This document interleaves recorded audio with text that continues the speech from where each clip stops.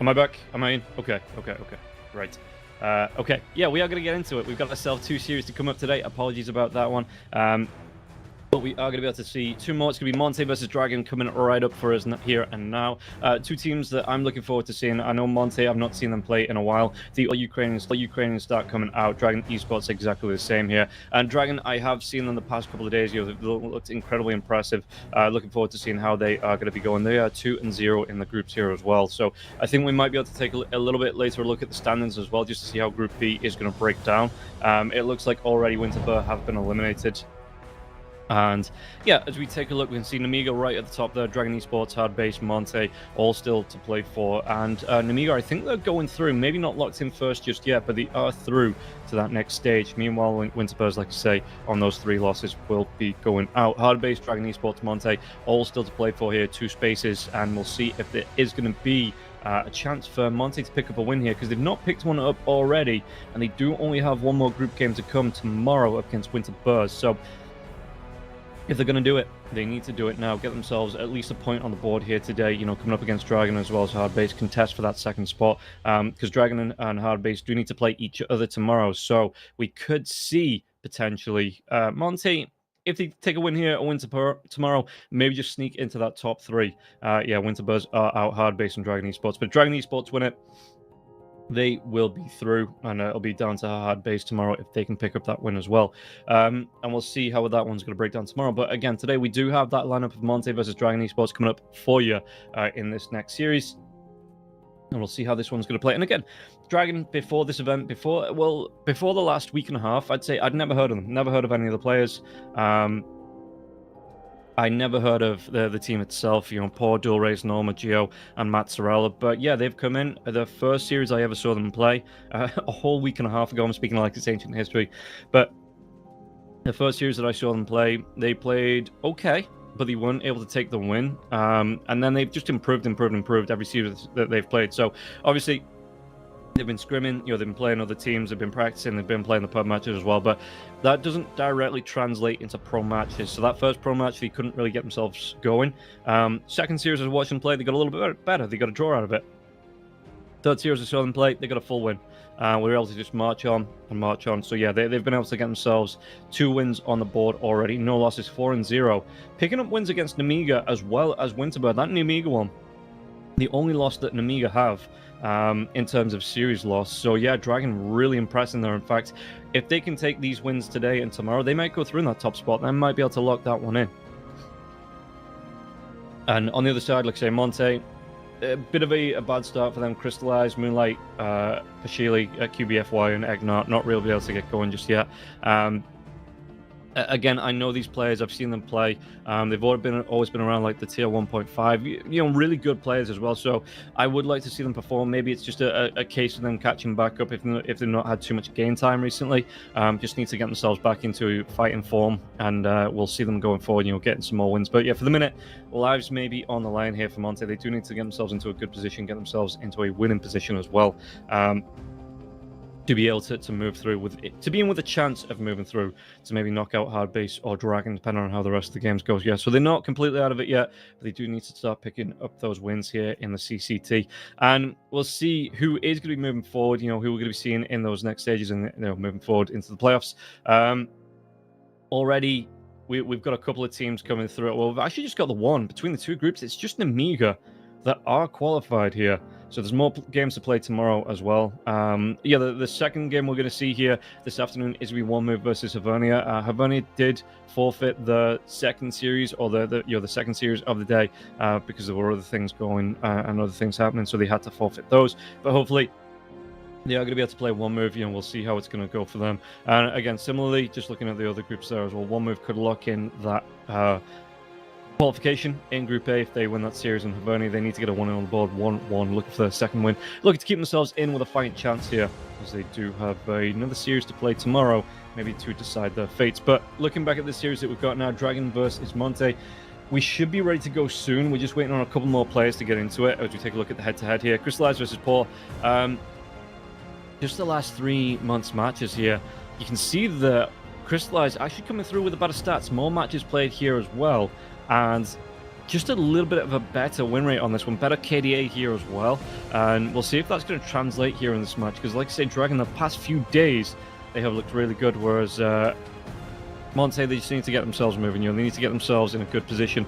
So we'll see if Crystallizes, if he's going to be able to live up to this head-to-head here up against Poor, or if Poor are going to be able to take, if he's going to be able to take this victory, and just improve that win rate just a little bit more, as I do think we're getting ready to get into this draft soon. Just wait for the coin flip now, as all the players are in the lobby, and yeah, again, looking at it, Dragon have been impressive, and Monte just need to... Who have they lost to already, Monte? They lost to Amiga, and they lost to Hard Base as well, and 2 hard opponents. I mean, there's no easy games in this group, it feels like, as we get ready to get into a good position. But yeah, there's no easy games in these groups on either side as well. All these teams fighting for the tournament lives effectively here, coming through these groups. And again, we do lose 2 of them moving through. Top 3 do go through from each group, and then we see that the bottom 2 drop out. So it's still all to play for Hibernia, for Monte, but they need to buck up their ideas here and now today and get themselves into a good position, get those wins, as like I say, other teams in better positions. Just better 1 move Sibe in Group A above Team Hibernia. And then on the other side, Group B, Namiga, Hard Base, Dragon, Esports, going to be in those top 3 spots so far. So again, groups are open, and we'll see how it's going to play. And just looking through what Dragon, especially up against the matchup against Amiga. So Dragon really like this Ursaba. So we'll see if Monte pick up on that one. Going to be banning that one out. The Broodmother coming out a couple of times here as well. The Invoker being played. Yeah, no, they really do love that Ursa, though, looking at what they've played so far. And we'll see if that's going to be something that does get banned out. Monte, on the other side, what have they played? Ursa themselves, it looks like a Lina or 2 in there as well. A Primal Beast Phoenix is coming through, so no big surprises on that one. What did they play up against the Hard Base team?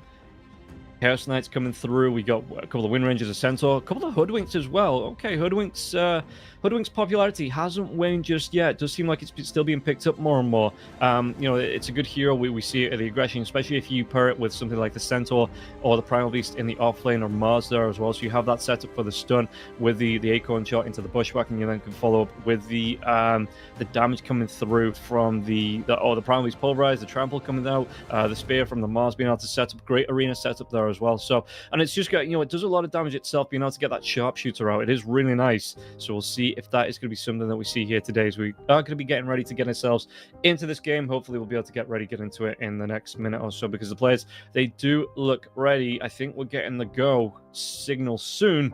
Yeah, everybody is signaling ready, so hopefully we won't be too far behind here, getting this one going and getting ourselves into this first best of 3. It is a best of 3, so we do have to have a winner. Like other events going on in the minute, where we do have 2-game series, and those, it is a all or nothing here for both of these teams.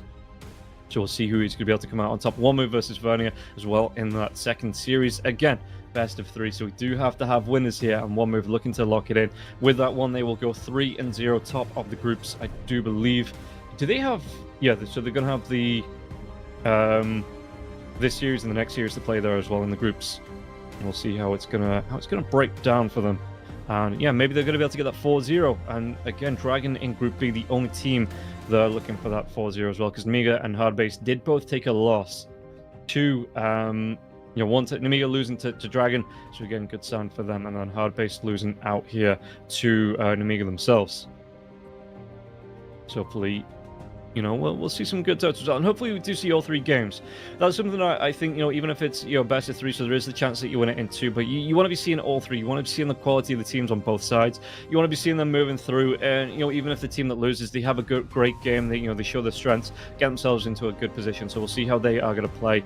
Both teams are going to play into this one again. And hopefully, whoever loses this one still gets a game to show off what they can do. How good they can play it here as well. As we do get ready to get into this draft, I do believe the draft is up, just started. Are we in a pause? We're not. So yeah, we're going to be ready to get ourselves into the game and get ourselves into this draft to see how it is going to break down here. No bans on the board just yet. We'll see how Monty want to play this one with the first bans. I mean, ban-wise, what are we looking at? Yeah, maybe we do look at the Broodmother here for Dragon. Maybe look at that The Primal Beast, though, they do like to pick it up themselves. Witch Doctor is still a threat, it feels like. Getting through a little bit more now, so not the unbeatable threat it was a few days ago, but does still feel like it is one of those that you have to keep an eye on. You can't just let through. Or, if you give it a good pairing, like the CK, something like the Sven or the Lifestealer here as well, yeah, it can run you down. So, you don't want to just be letting that through for free. You do want to get something big from it, so we'll see what they actually want to pick up. They actually ban out the IO here, Monte up against Dragon, so maybe a good IO player on the team. That IO Mercy combination is getting more and more popular. We're seeing that more and more here in this event, in other events too. Just in pro games as well, in high level games, does seem to be one of those combinations the teams do love as we get the bans coming out. So the Pang, we're going to be ban out Darkseer as well as the Storm Spirit, Darkseer. I mean, they all got a little bit of a nerf. But still, they still seem like they are going to be the cream of the crop of the current meta here, and at least until teams theory craft something better, get something else on the board that they like to pick up. So these teams for now could be banning the heroes out just to make sure that they aren't picked up for either side, because they are still pretty strong heroes. And Dragon, what do they want to be banning out? They take out the Tiny here, so Phoenix still available, Clockwork, CK, Dark Willow not really being picked up as much. Like I say, the Witch Doctor still popular as well, so we'll see if that one's going to get through.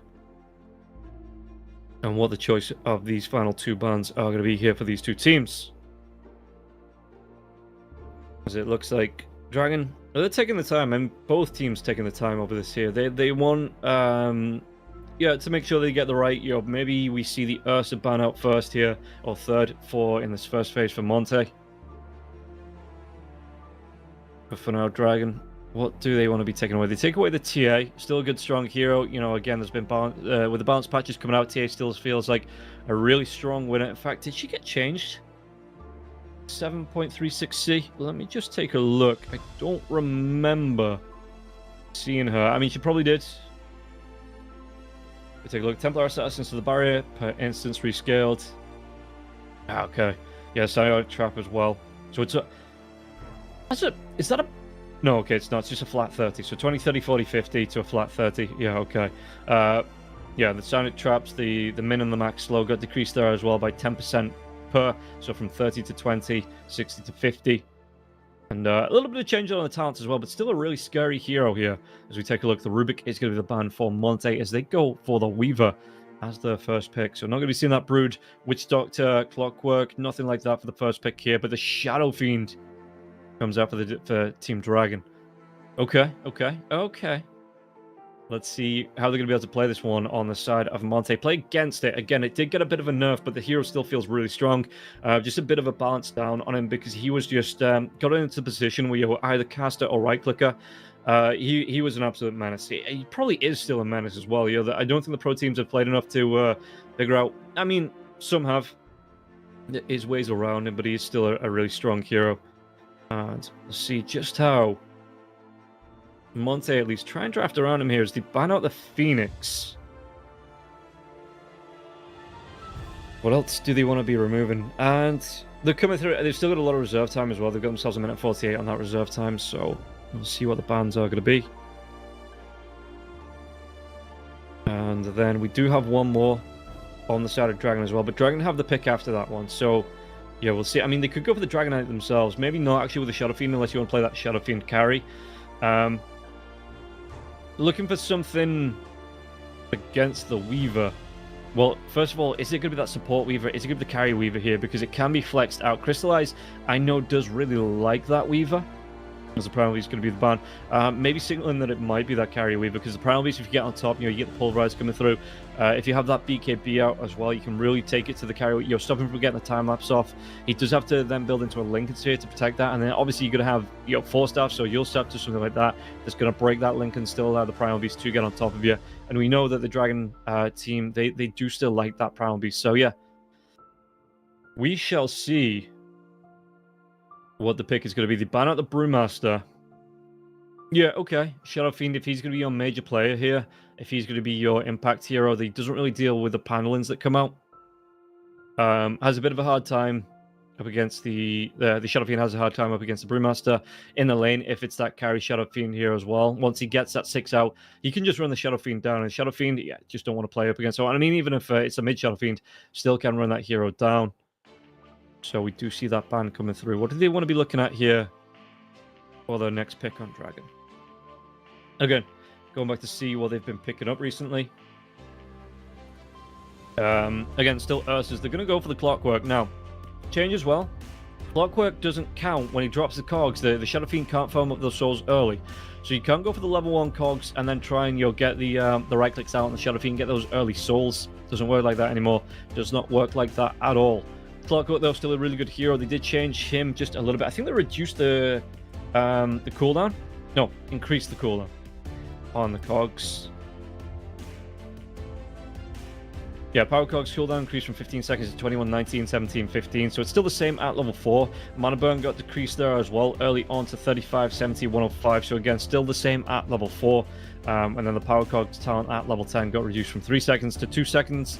Hookshot got buffed on the hookup, as we do see the Batrider coming out now. Applies the barrier on Clockwork himself, not just his allies, which kind of makes sense, right? If you're throwing that hookshot in to save your ally, you're putting yourself in danger because obviously your ally are in a dangerous position. So you want to keep yourself going.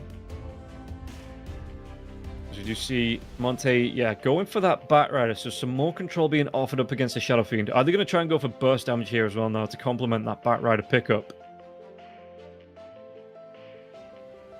There's Monte just taking the time, again, plenty of reserve time to come through. What have they got themselves in terms of picks? I mean, carry-wise, did we saw the ban on the Tiny, can play that carry. You know, we've not seen too many other carries being banned out. And again, could still be the Weaver. If they think the Weaver's going to be good enough, especially up against the Shadow Fiend, you get the minus armor with the Swarm. You are going to be able to do a lot of damage there. But they go for the Crystal Maiden. Probably now. Yeah, that's going to be your Batrider Crystal Maiden support. So yeah, it looks like the angle in here for that Weaver is the carry. Or at least there's a core role here. So what else would you want to be going for now as well? You're going to see potentially the Shadow Fiend mid. So you could pick up your mid lane or something like the Queen of Pain. A lot of burst damage OD here as well. Invoker, you know, they do like that hero coming out. Maybe even the Dragon Knight themselves, because the Dragon Knight, you know, it's winning a lot of lanes that it shouldn't be winning. And the Shadow Fiend might just be one of them. The Lina is another choice they could go for as well. High burst damage to come through. Zeus as a caster isn't bad. That right-click build for the Zeus is now dead. But yeah, as a caster, it's not too bad of a pickup. So, Dragon, how do they want to respond? Probably knowing now with the Weaver coming out, the Batrider on the Crystal Maiden, that this is going to be the safe lane Weaver. So, let's see, they do have the next two. They could look for answers in the off lane.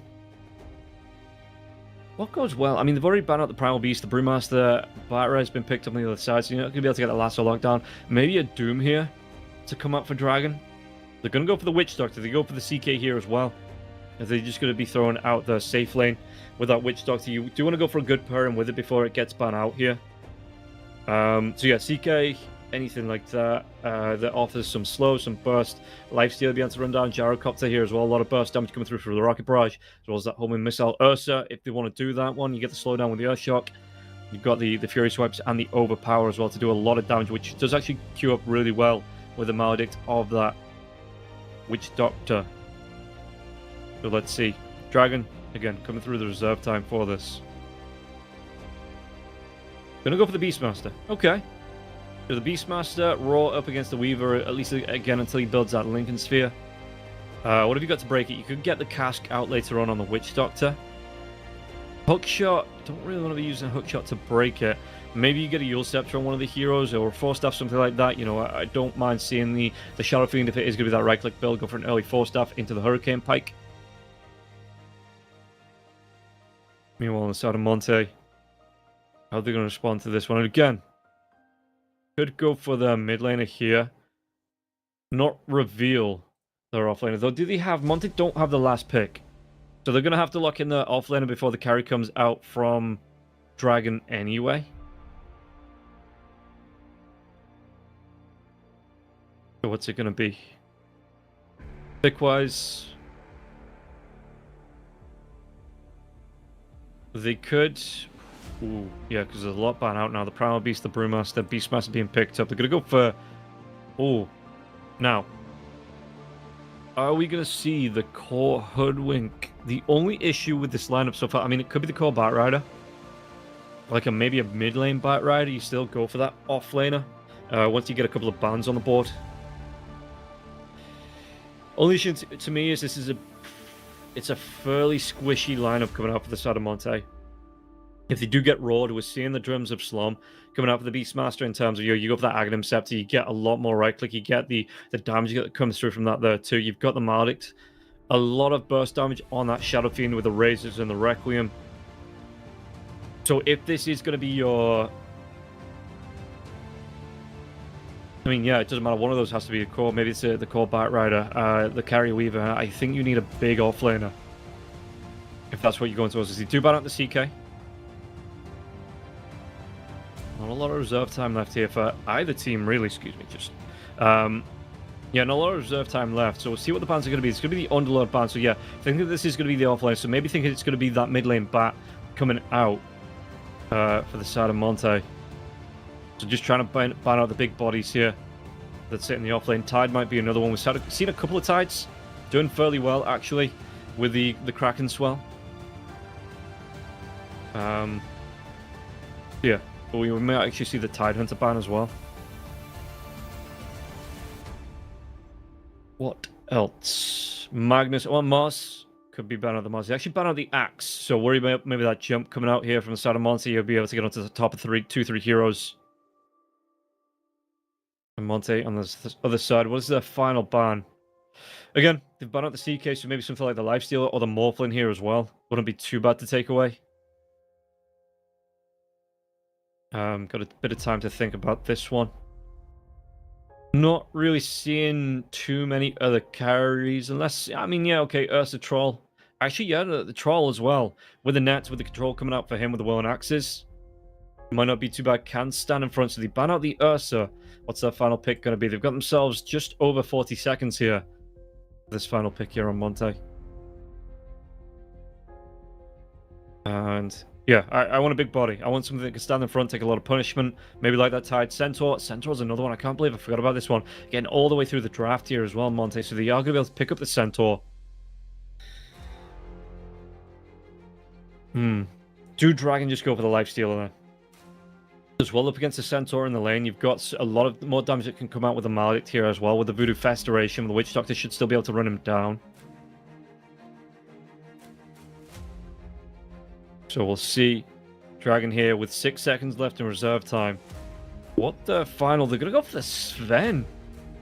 Okay, extra damage when the God Strength comes up. Big tanky boy himself. You know, he's going to have that farming capability with the Cleave, so he's not really ever going to get too far behind. In fact, he should be better than the Weaver in terms of farm, because the Weaver has to go for... we usually see the Falcon's Blade into the Maelstrom coming up for the Weaver, whereas the Sven just has it built in around level 3. You do get the Warcry, you get that stun coming out at level 1, and you just go fully into the Cleave. You'll be able to move himself into the jungle. Going to be going for the Wrath of God as well. Let me just take a look at the facets, because the Sven, this is the first Sven that I'm seeing. So it looks like Sven gains additional attack damage from strength, but has decreased base damage. How much decreased base damage? By 20. Okay, so he starts off with, what's that, 42 to 44 then, I guess?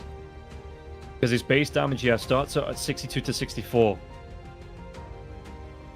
Yeah, he's going to be... I wonder if we just see straight Bracer coming out for him. As take a look at the rest of the facets coming through. Yeah, Wrath of God, Beast Mode, Voodoo Festeration, Expanded Armature, Shadowmire, everything I expect from Dragon. Me on the other side. Just going to step, Stoked, Frozen Expanse, Tree Bounce, Trick Stock, and the Horse Power. Tree Bounce, Trick Shot. Tree Bounce, Trick Shot. That'll be a good one for warm-ups, actually. You know, my vocal warm-ups, just Tree Bounce, Trick Shot, Tree Bounce, Trick Shot, Tree Bounce, Trick Shot. But Stoked, going to be the one here for the Batrider as well. Which, do you ever play... take a look at the Batrider. I don't know if you ever play the Arsonist. Sticky Napalm deals damage to structures. Building damage 35%. Yeah, I don't think you ever see that one. You're always going to see the move speed and spell amplification from the displacement. So the Flame Break as well as the Lasso. Yeah, I think you're always going to see that one. Getting ready to get into ourselves into game number 1 of this best of 3. Again, Dragon from out of nowhere, from the unknown, coming through as the favorites, it feels like, up against Monte. I do like the lineup a little bit better here as well as we get ready to get into this one. But Monte could be in for a, just be able to surprise Dragon because, again, you've got to look at this. Monte are fighting for their lives here. Dragon are fighting for that top spot, of course, but Monte are fighting for their absolute tournament lives. So we might see them just put that extra, that extra little bit of oomph in, get themselves into a good position. This game number 1. I think I'm leaning towards Dragon with their draft. I think the draft is just a little bit better. I think they got a lot of the stronger heroes, but Monte still strong heroes themselves. We'll see if it is going to step up. I just worry, especially with the cleave coming out from the Sven, that the lineup on the side of Monte is just a little bit squishy. It is a little bit. If you deal with that Centaur early on, there's not a lot that's going to be able to stand up for the Wrath, the damage output here for the side of Dragon. So we'll see how it is going to play. We do have a pause, which is why we're not straight into this game, so that's why you get to look at my lovely face for another few seconds. We get ready to get into it. You aren't missing out on anything, I promise. Item-wise, let's just take a quick look at the items before we do get into see if there's anything strange and unusual coming out here. Now, we're going to see the Centaur going for the triple bracer, well, double bracer to start off with, nothing but the gauntlets and the circlets. Sven, kind of a similar thing. What is his damage, actually? So, starting off with the 50 base, gauntlet, circlet, stats from the Iron Branch here as well. So yeah, 50 plus 12, so about his base damage 49 to 51, but the max being 50. So yeah, I mean the average being 50. So yeah, you see a bit of a drop off here. The stat's going to give him that damage, so he's not going to be too much short of what he would have been without the stats. And obviously, the longer this game goes on, the better it is going to be for the Sven, because obviously the more strength he's going to be building up. He's not really going to be too bothered about that early base damage loss of 20 once you have 15, 20 minutes into the game. No reason for the pause just yet, though it doesn't look like. So just waiting a little bit longer for this game to start. Okay, we've got the go. From the side of Dual Race. Yeah, Crystallize giving the go as well. Great, we're going to be able to get ourselves into game number 1 here between Dragon and Monte. See how this one's going to break down. And again, I do like the lineup for Dragon just a little bit better. But if they can play it right, I mean, the Weaver is going to be an absolute monster. Building up into the minus armor. You've got the right-click damage that's going to come through. Falcon's Blade right off the bat as well. Would like to see, with that Roar, with the Stormhammer coming out, just an early Lincolns, or maybe even the Lotus Orb coming out for the side of one of the support, maybe even the Centaur. Build that Lotus Orb out to protect your Weaver just early on.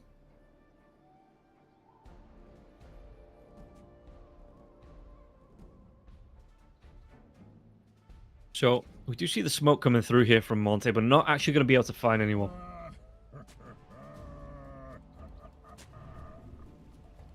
Yeah, they go back into the mid lane. The Crystal Maiden actually moving over to the far, going to be able to ward out. Okay, so this isn't an aggressive one. They're just looking to ward out the triangle here. Really stop the Beastmaster or the Svampir to get these stacks off. Once the supports start to go into this triangle around minute, maybe around level 4. Sorry, not level 4, about minute 3, minute 4. When the, GeoZZ's disconnected. Hopefully not too long a delay on that. Hopefully we'll be able to get ourselves back into this one quickly.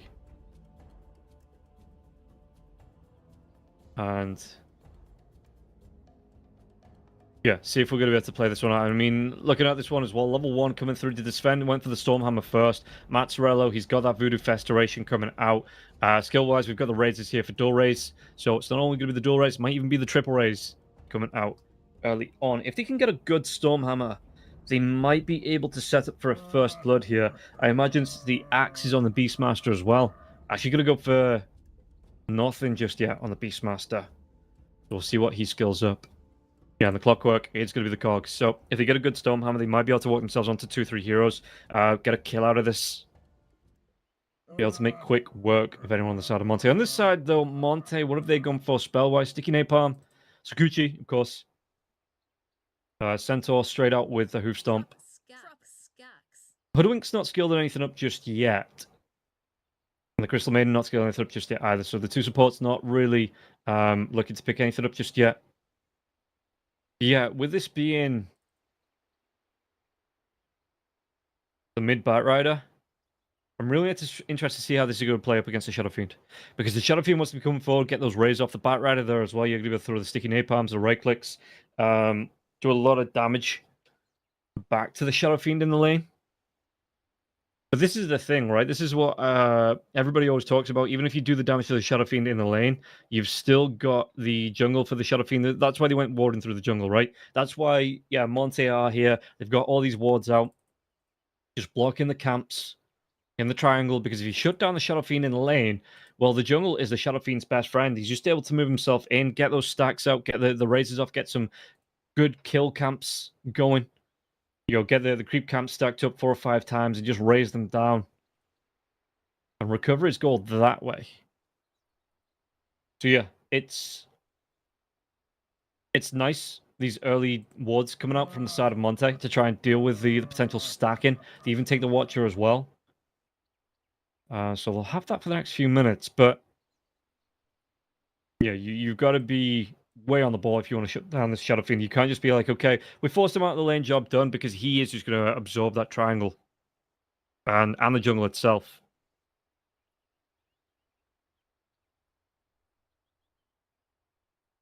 So we'll see. Because again, they've got the pause, so hopefully we won't be too far out.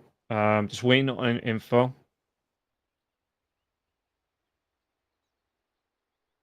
I think we're gonna look to go for a break. Maybe it might just be a few minutes. I know Dragon have had an issue in the past with power stuff like that. So yeah, we're gonna take a quick break. We're back with the game hopefully sometime soon.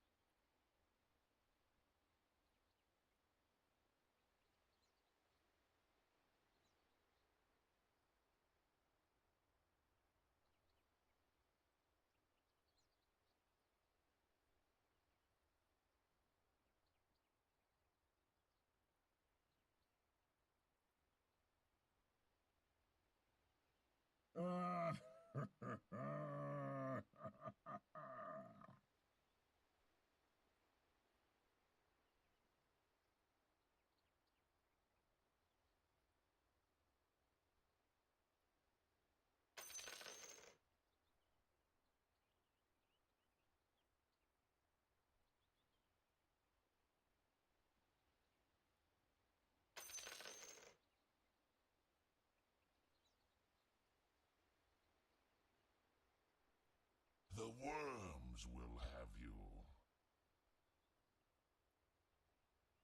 The worms will have you. Did you follow the moose as a baby?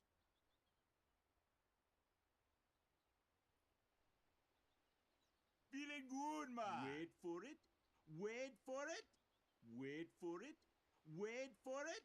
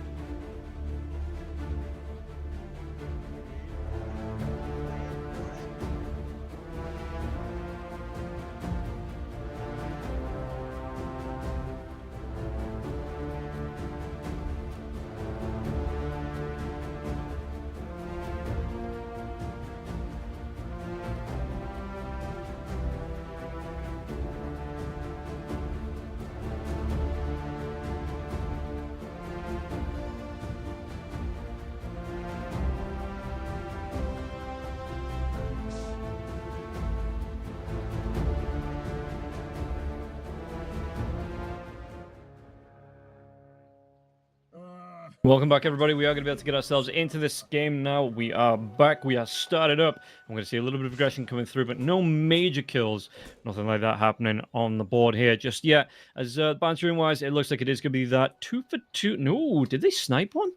They did. Crystal is going to be able to get 2. QBFY gets the other one there as well. So it's going to be 3 for 1 on the bounty runes. And yeah, no major kill, nothing like that happening for Dragon. They just weren't grouped up enough. Maybe, like I say, with that disconnect coming through, maybe just threw them off just a little bit. So we'll see how they're going to try and set up the clockwork. Going to be able to at least get one of the D wards, but there will be another that he's not actually going to be able to clean up here on his way through. You can see on the map that he takes away one of them. Meanwhile, bottom lane, Paul and Mazzarello coming up against the Centaur. Now, Mazzarello here, the self-heal for the Voodoo Festoration was reduced from 50% to 25%, I do believe, which is a big amount here, as Vladik actually going to be taking a lot of harass still, though. Mazzarello, does he want to try and run him down? Level 1, that Voodoo Festoration, going to be doing a lot of damage, but there's no Maledict, so he won't be able to follow up onto Vladik. Vladik should be able to walk himself away.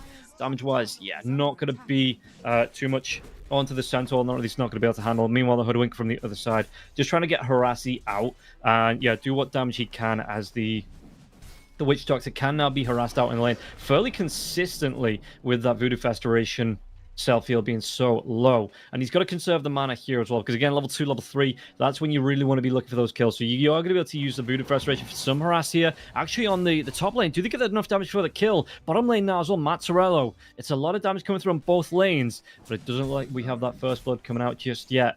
We're being teased. The observer's being tested as well to see where this aggression is going to come through, but as of yet, no kills. Yeah, looking at it, it's a little bit different because obviously Sven early on, he's not the most aggressive hero. Oh, the Witch Doctor's still getting low, an Acorn shot, something like that. A good bushwhack if this Hoodwink hits level 2 as well might just be the death of the Witch Doctor. The Witch Doctor has to be really careful. But yeah, we look at this. We've got a lot of aggression that can come through the Sven. Really not the biggest kill threat, I don't think, level 1 and level 2, even though the Stormhammer is going to be nice. Look at this one, wrap around coming through from the Hoodwink there as well, just to try and get on the Witch Doctor, try and get him to burn that mana, use that Voodoo Festoration to save himself and not do damage to your team or to you and your teammate. So this Hoodwink, I like the way he's playing this one. Level 2 now as well, the Acorn shot into the Bushwhack. Going to be a big amount of damage. In fact, it's going to be enough damage for the first blood. QBFY will be able to take down Mazzarello. And Mazzarello, yeah, with that self-heal being reduced here, and not a lot of mana left onto the Witch Doctor as well, he will go down.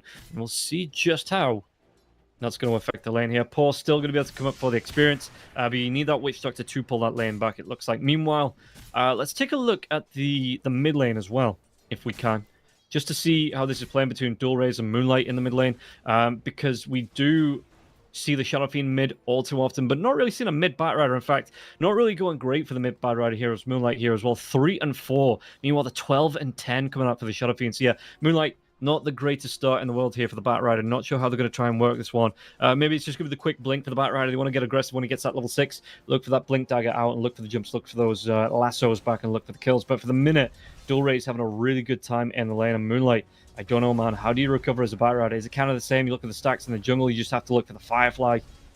Burn those stacks down and recover your gold. Recover your XP that way. Because at the minute, this Shadow Fiend, he's doing great on the attack, as well as the denies coming out here. Okay, it's going to be taking a couple of sticky napalms, so we'll see just how this Batrider is going to try and play with the aggression. But Dual Rays just has to back himself away a little bit. Wait for those stacks to fade off. And then he's going to be able to get right back in that Batrider's face. And yeah, again, look at the Batrider. 5 last hits to the 17 and the 11 denies of the Shadow Fiend here. Top lane, we're going to see the cogs coming out onto the Crystal Maiden now as well. Do they have enough damage to get this kill onto the CM? Trying to chase him down here. Eknar turns around with the Frostbite. In fact, with the Sakuchi, they're going to be able to get the kill onto the Beastmaster first. Eknar, though, still trying to run him down. That Barrier Assault will wear off. One more right click. He's not even going to be able to get it off. Eknar lives. Crystallize gets himself the double kill. As on the bottom lane, Mazzarello will be able to take down QBFY. Going to cost him all of his life. A lot of mana here too. Mazzarello, he has tangos, or he has a tango left. Yeah, it's a big commitment there from the Witch Doctor to get that kill. Onto the Hoodwink. And looking at it, 3 kills to start off with Monte. Yeah, This could still go great for them. Top lane, Geo's easy. Gonna get Frostbit. Crystal Nova coming out as well here for the Crystal Maiden. Just trying to do what Harassed can. Damage-wise, again, I'm kind of like, I still have a question mark next to the Batrider, but this Weaver can do a lot. You know, you've got the Freezing Field that's come out for the CM. Crystallize, though, taking a lot of damage here in this lane. Has to be careful. The ball stepping up. You have the Zakuchi, but no time lapse for another 2 levels. The axes do connect here, and Crystallize is going to be forced away from the creeps for it just a little bit. Last hits, though, he is top of the chart. You know, he's hitting those 32. The Beastmaster's 28, so he's having a fairly good time. He's got the 1 charges here as well. So going to be able to toggle off the Falcon's Blade. Just drop that one, get his health back. Just trying to do what he can with the... Okay, swapping out the branches. Back on the bottom lane here. Juicy ZZ is going to rotate. Stormhammer comes out. Can they get in the range? Oh, no, the Bushwhack! Eknot's down here now as well. GeoZZ, who are they looking for? And it looks like with that reduced range as well on that Voodoo Festeration, not going to be able to run down and do the damage to the Centaur, even through the Maledict here. QBFY going to step up. Do you want to try and go to Mozzarella? There's the Frostbite coming through, but the Cogs do get dropped here. Paul wants to get involved. The Warcry comes out. Mozzarella still going to stack around. He's still got that Voodoo Festeration going, and they're going to be able to get 2 from this one. Dulrez gets that amplified damage rune now as well. What's he going to be able to do here? QBFY going to be taking a lot of damage, but he will go down here. Mozzarella not able to finish off that Hoodwink. Maybe just trying to get that Bushwhack off. Take away the Lotus here as well. As Crystallize does get the kill into Norma in the top lane. Cogs coming through onto the kick, but the time-lapse does now have that level 6 and uses it to keep himself alive. Time-lapse just enough here for the Cog kick not to be able to get those kills. And looking at this, Dulrez going to be pushed back here. Lasso coming up, level 6. A really good flame break, but do they have enough to get the kill? The Requiem, no! He will go down. Voodoo Festeration, don't forget, doesn't heal teammates now. Mozzarella TP coming in from the Hoodwink as well. Can they get on top of them? The Cog's going to be dropped here. Maledict, it might be enough with the kick to get the kill onto Moonlight. If he ticks out one more... Ooh, no. Maybe just another tick on top of it would have been enough here, but the Batrider will still survive through. Really good start for Monte so far, early on with this aggression. See if they're going to be able to carry it on, keep it up. Yeah, the Beastmaster did the Weaver. Yeah, Crystallize even took that Wisdom Rune away, so QBFY is going to be able to get the other one here. Both Wisdom Runes going the way of Monte. So putting the early pressure onto Dragon, and Dragon crumbling a little bit here. 3-7. Only 2k net worth lead in, but 7.5 minutes in, 2k. That's a fairly decent amount to have. You know, that could be the difference between having you're being an early item up against the Sven. 7.5 minutes in. We're going to be able to take a look at the net worth there as well. And yeah, it is going to be 1,000 gold difference here between the Weaver and the Sven. And then just I mean, it's a little bit closer here. Oh, Norma once again. Sakuchi coming through. That Swarm did a lot of damage here, and Norma has to purge it off. QBFY, they do get the kill into Mazzarello as the Switch Doctor, maybe looking to make stacks through the jungle here for the Shadow Fiend, but will be hunted down. In fact, they're going to leave Crystallize alone in the top lane, and yeah, why not? The Weaver having a really good time here up against the Beastmaster, doing a lot of damage to the Beastmaster. Has to be careful stepping up. In fact, they're going to be able to go for the Sven. God's Strength is out now. Do they have enough with that Acorn shot coming through? Stormhammer's going to be coming out now as well, but they do. Eknot will get the credit for the kill. Paul's going to go down. Really good stuff for Monte. And hopefully going to be able to carry it on here again. I hope we have all 3 competitive games coming through. And again, Monte, the tournament lives in their hands. So this is what I was talking about. They need that extra little bit of oomph to step up, keep themselves in it at least until tomorrow. And they are making it work so far. QBFY should go down to the Maledict here, even with the 1 charges. Even the neutral's going to get involved. Did they get it denied? They do! QBFY goes down to the neutral creep camp as Vladik gets a kill onto Mazzarello. Mazzarello's thinking, if I go down, it's great. I'll be able to, I'll get a kill out of it anyway. But then cheeky neutrals here, and for all their work, Vladik could have farmed them up and take down those neutrals. Mid lane, how's Dulrez looking? 3.5 to the 3.4 of the Batrider, but has gone down once. No kills, no to his name. There's Norma just trying to do what he can with the Wild Axes to farm up, try and boost that net worth somewhat, get himself towards that Aghanim Scepter. Middle tower is under attack. And Geo's easy. I mean, yeah, Crystallized did steal that Wisdom Rune, so the support's still fairly low level on the side of Dragon. Just trying to get some farm up themselves. Everybody on Dragon thirsty for XP, it looks like. And for the most part, the ultimates are up. QBFY, they get another kill onto dual rates here. Eknot taking a lot of damage from that one, but won't go down. And again, this is all because, like I say, everybody on Dragon looking for their own farm, looking for their own XP here. So this is allowing Monte to group up to be able to rotate, get these kills. In fact, the Beastmaster might be next here on the top lane. Making a move, Scam comes out. Gucci, do they get this chase down here? Beastmaster, just throwing the wild axes through. Bottom lane, they might be able to get the kill onto the Centaur now. Centaur's going to pop that Stampede. Maledict, it isn't going to be up now, but there's going to be the TP coming in from Crystallize. Crystallize, he drops that Swarm. Maxwell's going to get really down low. One more right click, it's going to be committed. They get the kill on the Witch Doctor. This Witch Doctor, really squishy boy at the minute. Not even going to be able to get himself towards the Mana Boots. Dire's middle tower is under attack. So, Radiant's middle tower is under how attack. can Side Dragon play this one? Because again, it's a lot of damage coming through for the side of Monte. They've started this one off really well. They've got themselves a net worth advantage as well. Again, the difference between the Sven and the Weaver is about half of the net worth consistently. Thanks to those kills coming out for Crystallized. 4-0-0 here on the Weaver. Having a really good time.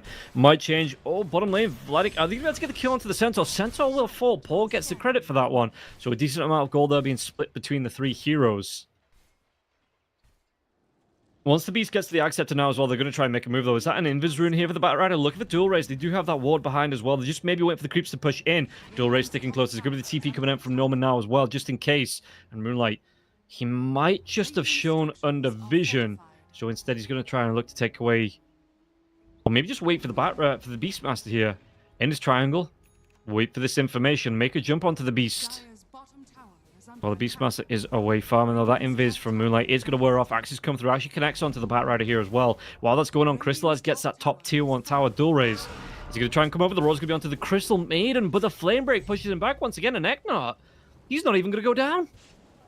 Moonlight, oh, the cogs, but the battery assault, as well as those cogs. Yeah, the Bushwhack's not going to connect. Maybe not needed to here. Crystallized backlines, trying to do what damage he can. Cancels off the salve here. Sakuchi, is it going to be off? Crystallized gets the kill. They might be able to go for more. Stampede comes through. Lasso lockdown onto the Shadow Fiend. The Shadow Fiend Crystallized with another double kill. Even uses the time lapse just to make sure he stays alive. Can't get ganked after the fact. And they're going to be able to go for this tier 1 tower here. Monte, they're hitting the pressure points. They're playing this one fast. They've got everything on board. Taking it away from Dragon. And Dragon just yet cannot respond. Guess it's my shout. And Moonlight, yep, they're getting cheeky through the Radiant Jungle here as well with the Firefly just taking away these camps. Farming up here, putting the pressure onto the side of Paw. And saying, yeah, you're not going to get the farm through the jungle here, Sven. You're going to have to stick in your little corridor. Stick on the lane here too, where you're going to be vulnerable to be ganked out because we're taking over your entire side of the map.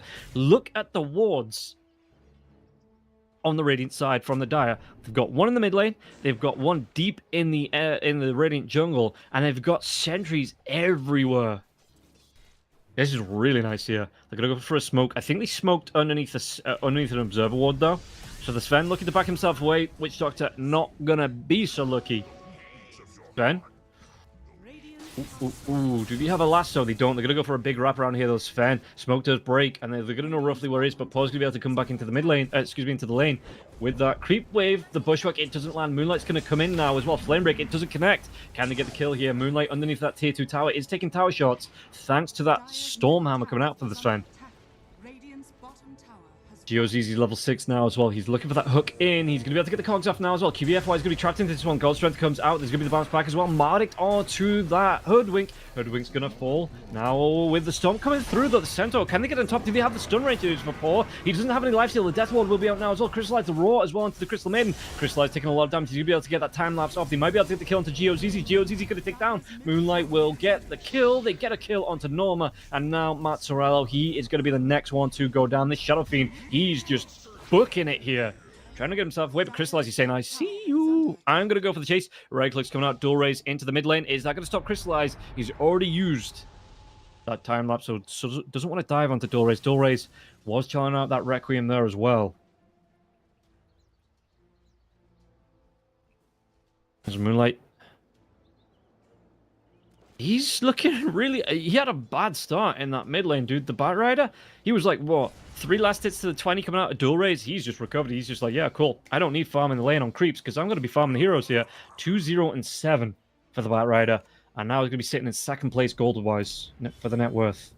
Blink Dagger, he's about halfway towards that now as well. Cog comes out, but Crystallized, he has the Gleipnir already. The hookshot to get away. That's never how you want to use the hookshot as the clockwork. That just feels so bad. I'm just going to call him the CW then. What is he? A teens American TV show channel? reference not a lot of people are going to get. Maybe, I think. I don't know. How niche is that? As, Ben. He's looking to farm up underneath the Guardian here, but he is being scouted out. Really nice ward still. In the lanes, look at all 3 lanes being warded out here from the side of Monte. They want to see every time you cross where you're crossing to, if you're in your jungle, if you're going to be farming on the lane. How many of them are here? Oh, Mazzarello. Doesn't want to run down Vladik. He has his teammates behind him here, but Vladik looks like he's going to be away. Yeah, Vladik. He's making a move out. Dire are scanning. Scan does come out. Beastmaster, does he want to go into this one? They're waiting on the high ground here. It's going to be the blink away now, but the bushwhack, it's going to connect. Do the follow-up? No sharpshooter here for the Hoodwink. Top tower Maybe not is sure what's under behind Norma. But not looking to overextend. Vladik. How's he looking? Blade Mill is out. Going towards that Eternal Shard. Stampede coming through, though. He's going to try and help his teammates out to try and get this kill. Can they get this lasso lockdown coming through here? Moonlight, there is the Maledict coming through with the Batrider. Gets the lasso. Actually opts for the Witch Talk to get it off with the Stormhammer coming through. Moonlight with that Maledict. He will go down. GeoCZ gets the kill. Can they get the kill, though? They could have been taking the Shadow Fiend in trade. Do they want to get more from this one? The cogs have been dropped, being kicked through now as well. Maledict, is it back up in a few seconds? 7 seconds away. They might be able to get a kill. GeoZZ with Vladik getting involved here. Mazzarello trying to run himself away, but they get the lockdown onto the Beastmaster. Crystallize, he gets the credit for the kill. Stormhammer now, but they get the Frostbite onto Sven. Sven, nowhere near that BKB. Actually opting for the Mask of Madness into the Blink Dagger. They get nearly everybody. Great fight here from Monty. And Dragon, again, they just cannot keep up with this pace. Early fights coming out. They picked up a fairly greedy lineup here. The Beastmaster wanted to go first. Item Ags, Sven. Yeah, Mask of Madness, Blink Dagger, Echo Saber, BKB. Shadow Fiend. Is he going? He's going to actually go for the Ashikaya here. So he's going to have that cast point reduction as well. Radiant's middle But again, tower is big, under attack. greedy heroes here. Maybe Dragon thinking they were going to be given more space and time than they were here from Monte. Monte, yeah, absolutely. They're just saying, cool, we've got our first set of items. Let's go, go, go, go, go. We have the power to get these kills. They're strong in this early game, and they're pulling it off. Block. Bushwhack. Does he want to throw it out? Actually connects onto the Clockwork here. He has the Pavis. The Pavice. But won't actually be able to. In fact, the cogs come out here for the Clockwork there as well. Trying to form that protective barrier. But yeah, I don't think I've seen Monte farm on their side of the map for a good few minutes. 5 minutes or so. They're saying, okay, this is our side. If you want to take the risk and cross over to the die here, Dragon, you go ahead. We are taking all of this Radiant side of the map. Up to you to try and stop us. Scanning. And you can see with no wards in the die part of the jungle at all. This is where, I mean, both sides, they know where this is the action's going down. Oh, the hook shot. Ho, ho, ho. Not going to be connected here now. So they might be able to go and crystallize. Crystallize, though. Did he have the time lapse? Might be able to get himself away. There could be the Requiem coming through now. So they get the kill onto Mazzarello anyway. Roar will be used. Vladik as well as crystallize. So they will fall. They do get the kill onto the Weaver as normal. Getting low here. Freezing field from Eknot. Can they get a range? Stormhammer coming through. They might be able to get the kills. Going to be the Force Staff away here. Eknot, Cog Kick coming out now as well. But the lockdown onto the Sven. Do they have the damage? Actually, the Bushwhack doesn't connect it. The Pavis. It's not going to be enough. Surely one more light click onto Poor. Poor is going to go down. He turns. Stormhammer comes up. Might be a bait. And no, he will still fall. Moonlight gets the kill. But GeoCZ is going to be able to get that immediate revenge. So a 4 trade going back the other way. They do lose 2 here on the side of Dragon, but that's going to be a great trade for Dragon. 4k net worth being picked up for the side of Dragon. Meanwhile, it's only 268, so it's a net loss overall here. I know it says 268 on the fight recap, but heroes, the big heroes, the cores, are going to be losing gold for being out of that fight early on. And the supports would have been the ones to recover it, to get that plus 268 bonus overall. Is that not? How's he looking? Seeks out the illusion room, but does not pick it up. He leaves it for... I mean, the Batrider's TPing. The Batrider could just bottle that one up if he wants to. Did he actually use it? Crystal Maiden picks it up, maybe scouts through the Radiant Jungle again. And the Beastmaster now does have the Aghanim Scepter up. So that's going to be the Drums of Shalom available here on the Beastmaster. Really nice skill, especially when you can get that roar off. Is the Weaver is going to go towards the Lincoln Sphere, though. The Weaver's going to be 870 gold away from that Lincoln's As yeah, you can just hear Norma playing those drums, getting his band practicing. Ben, how's it looking for Paul? It's looking okay. Echo Saber here as well. Again, Mask of Manners coming out, going towards the BKB. So he does want that early protection coming through here, Paul. The Echo Saber's nice. He's going to be able to split that one out though as well. Get that Ogre Axe coming through. Actually. He actually picks up the Ogre Axe first. That's what I was trying to say. Not, actually. He actually gets the Axe. So he's not actually going to be splitting up the Echo Saber. Gonna go Echo Saber, keep that one going to the BKB. Smoke coming through now, both sides. Looking for it. Scan coming out. Dire don't find anyone. Roshan is on the Radiant side here. I think look for this one. Stormhammer comes out. Maybe also starts out with QBFY. QBFY gonna be a good lockdown. Getting the kill off. Won't be able to bushwhack here. On the Hoodwink. So what can they do? Radiant are scanning. What can they do? Blink Dagger up for the Beastmaster now as well. Going towards his own BKB. Roshan gonna start to get involved onto this. Well, the Swarm coming through onto him. Just trying to scout him out. Make sure there was no one else inside here. But Vladik. Is there a hookshot? They take away the Watcher. Hookshot's down for 30 seconds now as well. Axes fly through Eknar. They might be the one to go on. It's going to be the Rocket Flood coming through now. The Cascade will connect. And yeah, Eknar's going to go down as well. Both supports have buybacks. They probably don't want to use it on the Hoodwink because he's back up in 8 seconds. The CM might be forced to yeah, Crystal Man going to buy back immediately. And this is going to be really nice. The Roshan attempt is going to force out this buyback here. A little bit of an advantage as the respawn comes out from the Hoodwink. Swarm comes through. Won't connect onto anybody here because even the Roshan out of the pit. Hookshot is back up in 1. They have this one now as well. Smoke coming through. You've got Maxwell on the high ground. Ooh, they're going to go for the back wrap here. Poor is showing Poor. They have the control. There's going to be the stomp coming through now as well. Roar's going to be there though on the back lines. Requiem. Do they have the control? The Batrider has that lasso coming through. So they get the kill onto the Beastmaster. They get the kill onto the Sven. Big wrap. And it's not going to be up here. Monty. They're going to be able to go for GeoZZ now as well. The Death Ward comes out with the BKB. The Moonlight hit keeps him going through the Requiem. Not even the time-lapse used here as well. That was a good initial gank for the side of Dragon. But they just position, they show Paul, they give an easy target for the lasso jump. He doesn't have that BKB. Mistakes were made here. And yeah, no, BKBs would have made a big difference here. We do have the Ashikaya out, so you have this 25% cast speed bonus coming through as well as the Spell Lifesteal for the Shadow Fiend. 12% Spell Amp as well, but yeah, this Roshan going to be picked up here by the Weaver. Makes sense. Kill raise. Yeah, everybody going for BKBs on the side of Dragon. They know they needed the amount of control coming through on the side of Monte. And again, this is what I was saying, that's all they need. If the the Centaur goes down, I've got CK on the brain. I've been grinding out some MMR.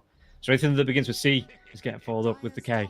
But yeah, the Centaur, this is what we're talking about, right? You need that one big body to make the jump. You do get a lot of damage from what you've got here. It's just a case of if the heroes get caught out on the side of Monte, they will be blown up fast. So it's up to Dragon to take the initiative. But at the minute, everything's going Monte's way. They're the ones that are dictating, they're leading the dance here. And Dragon, they just can't keep up. So maybe some dance lessons coming up in the near future. As Monte, how do they want to play this one? We've a top of the net worth. Oh, jump comes in. They may have to get the kill. Yeah, this Witch Doctor, he's going to be caught out once again. Masrel trying to do what he can. He has that Voodoo Switcheroo. So doing a little bit of damage to Vladik, but Vladik is out of the way, and the Maledict wasn't even popped on him. So yeah, Vladik won't go down there. Doesn't take enough damage to even be in lethal range. And again, these pickoffs coming through, that's all Monty need to do. Just wander around, find a pickoff, set up, get a little bit more farm. Put the Fear of God into Dragon. You get that kill, you put the fear into them. You get an objective like this because you can't contest 4v5, especially with an Aegis there. It's also technically 4v6. And Dragon just have to farm it out. They just have to, okay, we'll go for the next one, but we'll try and get our next set of items up here. BKB for the Shadow Fiend. He's got the Ogre Axe. He's about halfway towards the Mithril Hammer, if that's what he wants to go for next. How's QBFY looking? Is he looking for the jump on Norma? There is going to be 3-4 heroes here from the side of Dragon, so probably not going to be the one they make a move on. Crystallize coming up now. Glepnir comes out. Actually, look at this one. The damage coming through onto the Beastmaster. Beastmaster, he gets ripped apart. They had nothing to break that Link Sphere now as well. And again, the Clockwork has to use that hookshot defensively. Not what you want to be doing at all here on the Clockwork. In fact, Clockwork going to go for the TP behind that little cliff. Does he get him out? He does. Moonlight, he was trying to make a guess. But won't be able to follow up.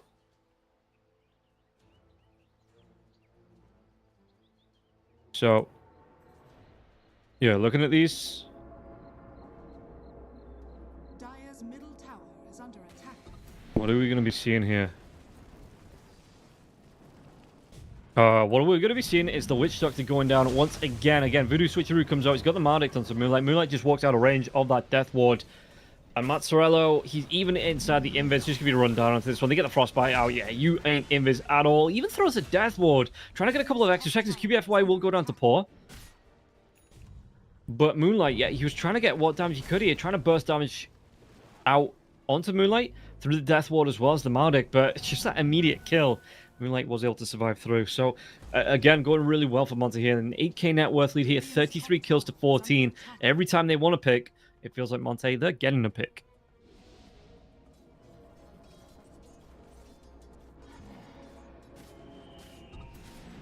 And Crystallize making the jump onto the Clockwork. Clockwork, he's going to go down. Really nice pick. Once again, again, Crystallize, this is the damage that the Weaver can do.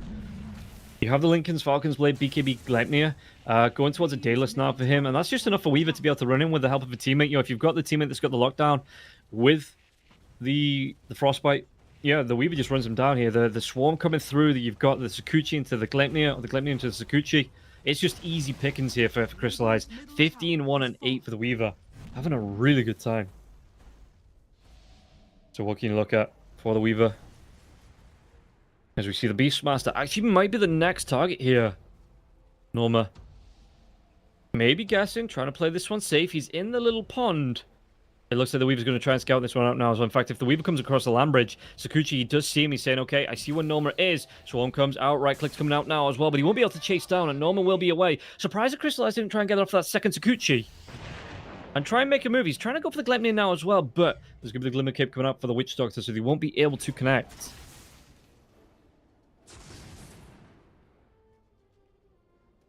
How's it looking here? 9k net worth lead here still. 34 kills, so a 20 kill lead coming out for Monte still. Weaver just leading the line. Moonlight might actually try and make a jump here, but do they want to get brave? Try and go. In fact, they might not need to. They're going to be able to go point blank blink onto the Beastmaster. Beastmaster lasso drive back as well. Freezing Field will be here. Norma goes down. Moonlight gets the credit for the kill. Do they want to go for more to this one? Mazzarello forced up onto the high ground for the Crystal Maiden hookshot. It won't be able to follow up. And the buyback immediately for the Beastmaster here as well. He still has that roar, which is good. But that is a buyback, so you don't want to be going down again here anytime soon for the Beastmaster. You don't. I mean, it might be nice if you go down in a fight, but you wipe the enemy team, because then you wipe that dieback respawn timer off. But yeah, if you just go down, if you just get jumped on, picked off again, it's gonna be a big problem here for your teammates. So he needs to pick. You know, he needs to be strategic when he picks his next death. You see the smoke coming through from the side of Dragon. Yeah, you can see them on the map there. We're just going to do a little bit of farming here before, so he doesn't reveal. Oh, we got a pause.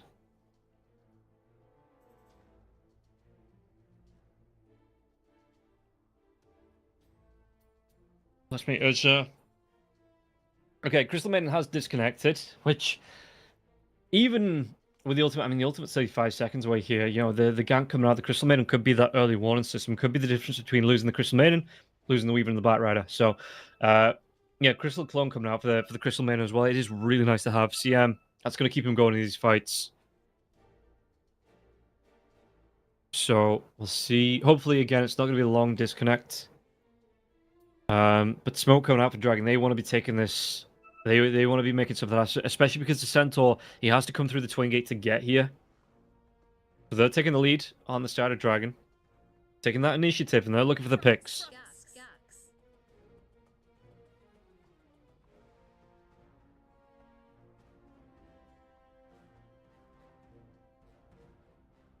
And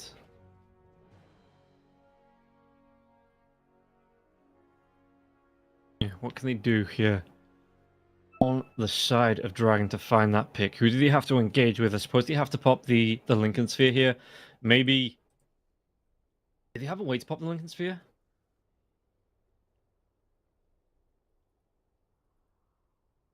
It's... I guess... I'm looking for... There's no 4-staff out. It's being built on the Witch Doctor, but it's not out just yet. Clockwork building one of his own, but again, still recipe gold away, so he's about 93 gold away from picking that one up on the Clockwork. They can't break that Lincoln Sphere very easily on the side of Dragon without having to use something fairly costly, a Stormhammer or a Roar. Is there a Yules? There's no Yules up on the Shadow Fiend either. Gonna go for a Lincoln Sphere of his own. Batrider has the BKB, so you have to point blank stun him. Maybe even a hook shot follow up with a Stormhammer to get that kill. You need to get him before that BKB goes off. And again, Lincoln Sphere being built by the Batrider too. Hopefully the Centaur is actually going to go for a Shiva's. And not going to be too far away from the Shiva's guard here on the Centaur. I would have thought it would have been like an early Lotus after the Eternal Shroud, but it's going to be Shiva's. Maybe that Eternal Shroud to come back, the Lotus to come back afterwards. But yeah, for the most part now, Centaur, Warrunner.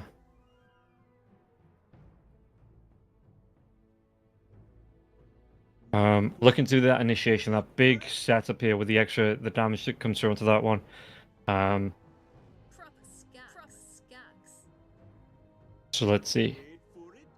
Wait for So hopefully, we're not going to be too far away from resuming after this pause.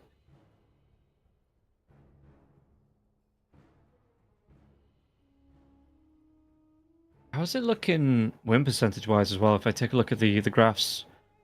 Oh, 91% in favor of Monte here on the win probability, 9% in favor of Dragons.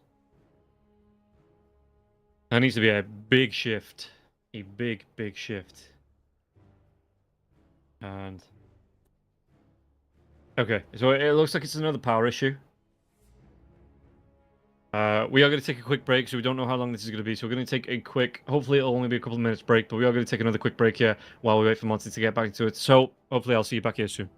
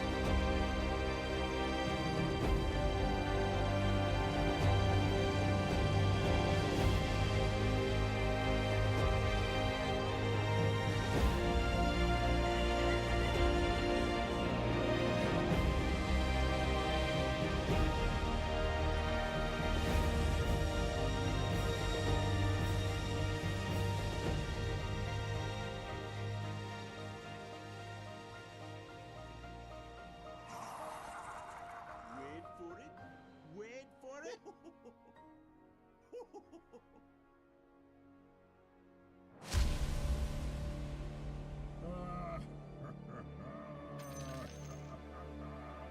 look stunned. You look stunned. That make a big mess.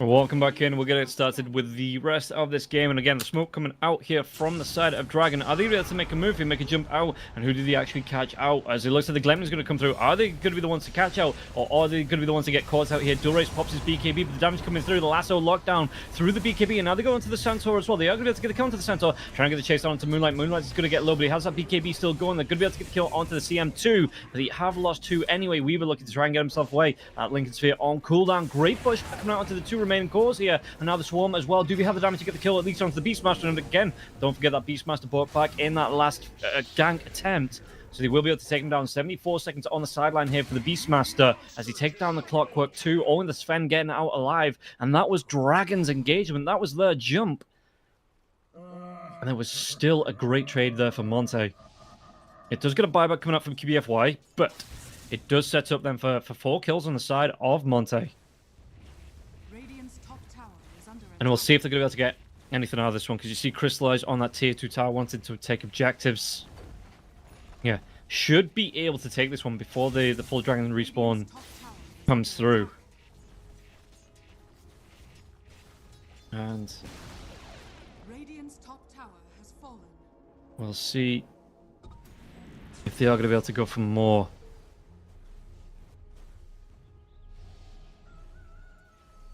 But yeah, Weaver just building damage-wise. He's already got the Chrysalis coming out for him here as well. Going towards that Daedalus. Just needs the recipe called here on Crystallize. It's not too far away at all here for him to be able to pick up the Daedalus. Having a really good time. Top of the net worth. Top of the kills as well, I'm pretty sure. 18 kills for this Weaver. And Moonlight pulling his weight here as well. In fact, everyone from the side of Monte having a really good game. And yeah, we'll see if Dragon, if they're going to be able to pull it back here, but they are losing objective after objective after objective, fight after fight after fight. So I wonder if they've even got it in them here to pull it out of the bag. Crystallize, buys up that recipe, has it flown into the secret shop. Just to buy up that Demon Edge now as well. Meanwhile, QBFY, how's he looking after his buyback? Going towards the Aeon Disc. Smoke coming through, actually. It's going to be another smoke. And again, scan coming through from the Dire. They might just tick into it. They do on the Witch Doctor. So they're going to have an idea of where they need to go here on the side of Monte. They're going to be able to catch out as well. Pour on the back lines. Moonlight, though, if he gets that jump in, he might be able to get on. Who's going to be able to get it? It's going to be the Beastmaster coming through. Hookshot trying to protect him, but it's not going to be up. The Beastmaster goes down again. No buyback. Requiem of Soul's going to be used here. Can they get the kill onto the center? At least they do. Both offlaners go down, but they take down the Shadow Fiend now as well. Paul trying to go for that TP out. Will be able to get himself away. Death Ward coming through from that Voodoo switch through, but you've got 4 heroes grouping up, just ready, waiting for you. And they get that kill out anyway.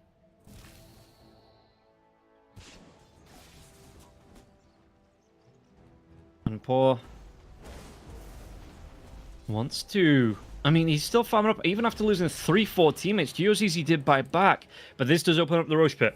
Crystallizing the Crystal Maiden, just to be the only one sticking around for it as Moonlight comes forward here, trying to do damage onto the buildings while having this catapult. Yo, it's a good way to just harass down, because Moonlight, yeah, he's got a decent amount of attack here as well with the Mage Slayer, with that BKB boost as well.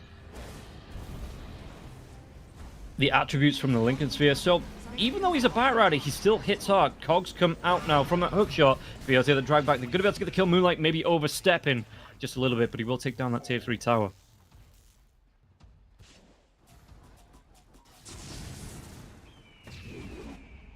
Norma. Again, how far away is Norma's buyback? Still 3 minutes. It just feels like he's the one being jumped to the very start of every fight.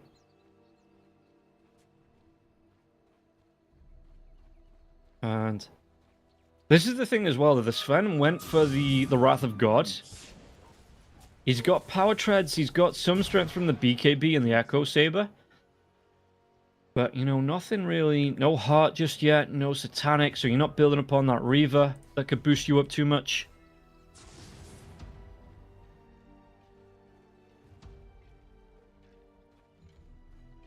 So, yeah, I wonder if he goes for that. Maybe even the Overwhelming Blink. Oh, they're going to catch out onto the Centaur now as well. Stampede will be used. Can they get him away? The hookshot will be here. Death Ward as well as that Maldic coming through. And Vlad actually might go down here to it.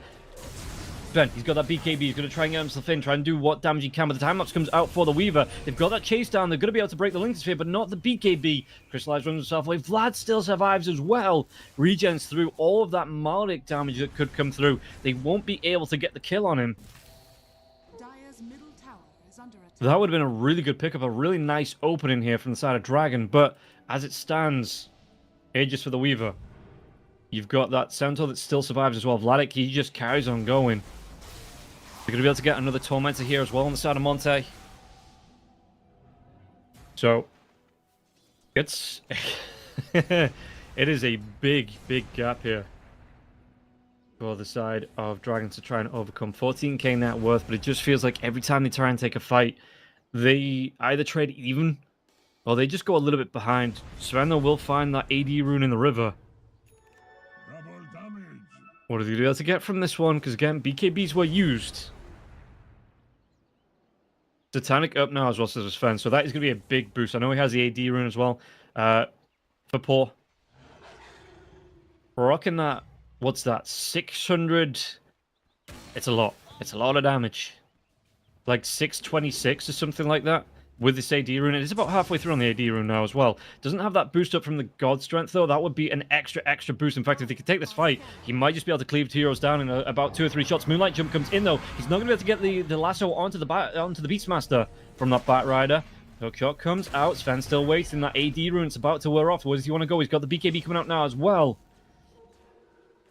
But the damage is going to go right back down. 279 coming out for the Sven. So, wasn't able to get anything with that AD rune.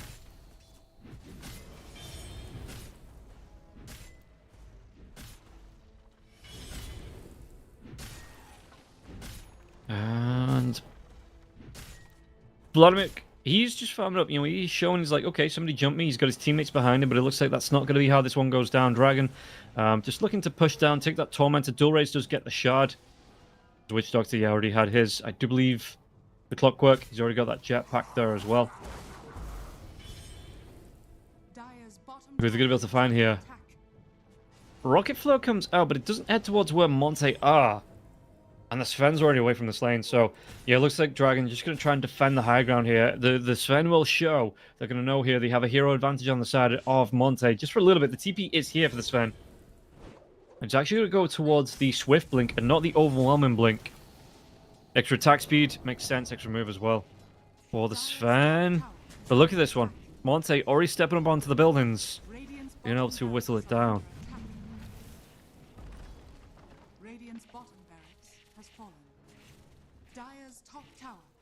The Roshan banner is out as well, so you have the protection coming through from these creeps as you do take down that lane of Rax. Or could have go for the Invis rune. I wouldn't have expected, because you were already taking that lane of Rax down anyway. I would have kept that like for the mid lane to take down another tier 3 tower, something like that. But that's where they want to spend it, and I suppose they are going to be able to commit, you know, secure those Rax out.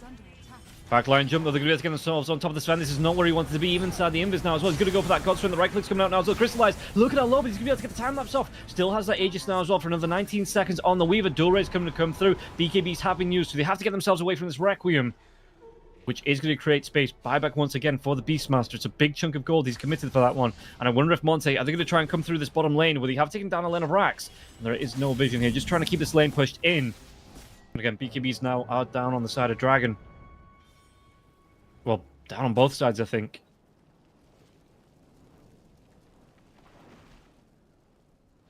But the God Strength, it has been used. 47 seconds here before this fan's going to have this one back up. Still looking to farm. He wants to go for that Swift Blink soon.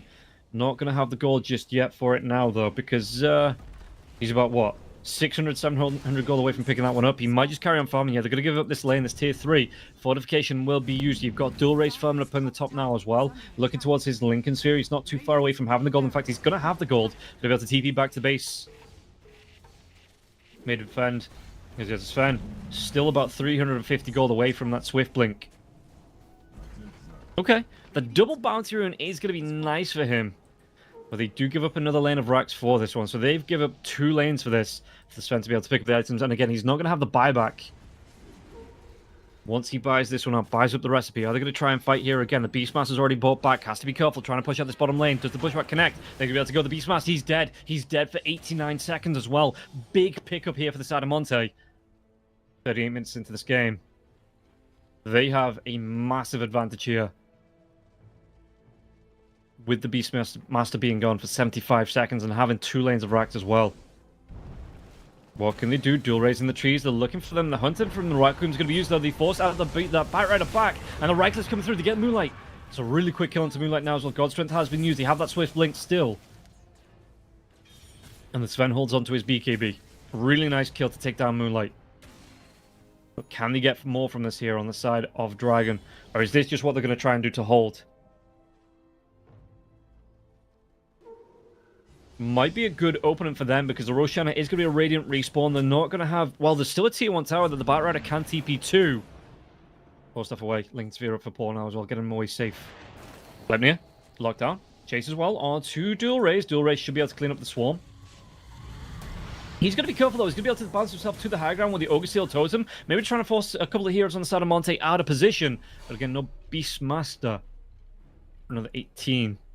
So not really wanting to make the jump 4v5. And...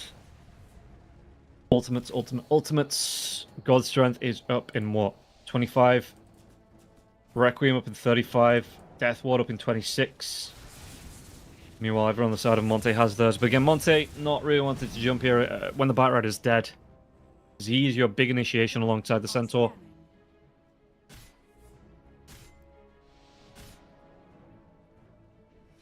This is the issue now as well. Giving up 2 lanes of Rex like this, Dragon are pinned back into their base. If they leave for any amount of time, Monte are going to know what's happening. So, if they go for this, it's going to be a longer, minute and a half on the Roshan respawn as well. So yeah, definitely going to be a daytime Roshan respawn. The teams obviously don't know how long this is going to be. So, it looks like Dragon are going to smoke out, maybe try and take a fight. If they can win this fight here, the respawn timers will be perfect on Monte. You know, if Monte die, the respawn timers are going to be perfect here for Dragon to take this Roshan. But again, they have to be careful because their base, using the Beastmaster's boars to push out the mid lane, keeping that pressure off, they might just lose a tier 3 and another lane of racks. They might just lose Mega Creeps here if they overcommit on the side of Dragon. So they at least want to take this tier 1 tower down. Yeah, they want to. If they take a fight and the buybacks come out, they want to make it a little bit harder for Monte to get back into this. But again, Monte, no. There's no one pushing out this mid lane. It's going to go onto the tier 4s now as the creeps do spawn. So they're going to be able to get aggressive onto this tier 3. Crystallize stepping up, trying to make quick work of this building now as well with the Bat Rider as well. Should be able to go onto this one. And yeah, they do a lot of damage here. As everybody on the side of Dragon has to come back from this one. They don't even get the tier 1 tower. That's their TPs down. They might have just baited here Monte. They're going to be able to make a beeline towards the Roshan pit. Is there another smoke for the side of Dragon? Trying to work their way across.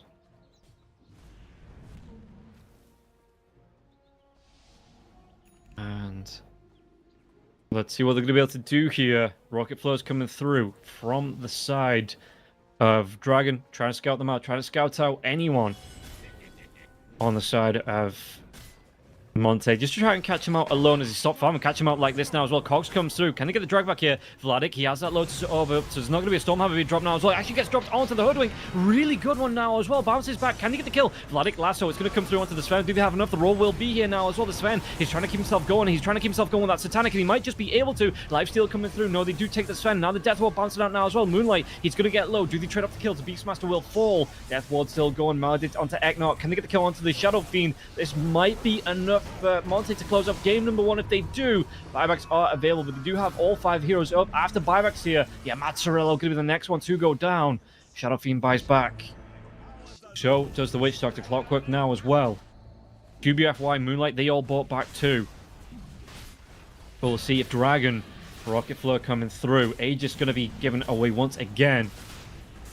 So that's going to be a Refresher Orb. A Refresher Shard, excuse me. Refresher Shard. Batrider with a double lasso. They've got the Roshan banner on the deck once again.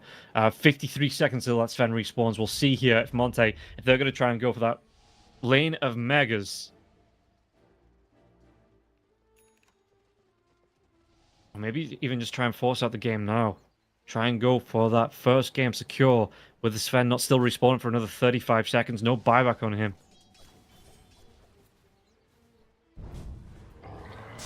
Oh, jump in, lasso, lockdown coming through. Witch Doctor Lepney is going to be here now as well. He tried to do what he can with the invis on the Glimmer Cape, but it doesn't matter if they get the kill. And we'll see just how, if at all, Dragons are going to be able to secure. And keep this bait, because, I mean, again, Mega Creep's coming out here.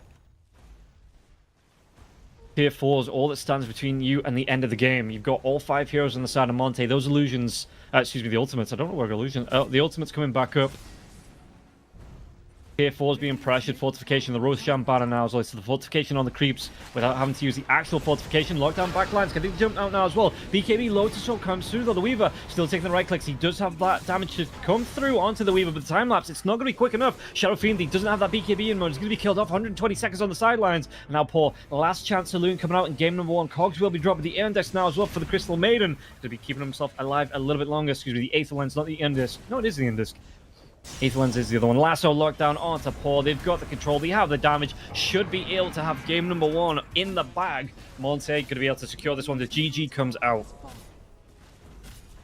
So 45 minutes. Well, probably about an hour with all those pauses. We are going to finally see Monte take game number 1.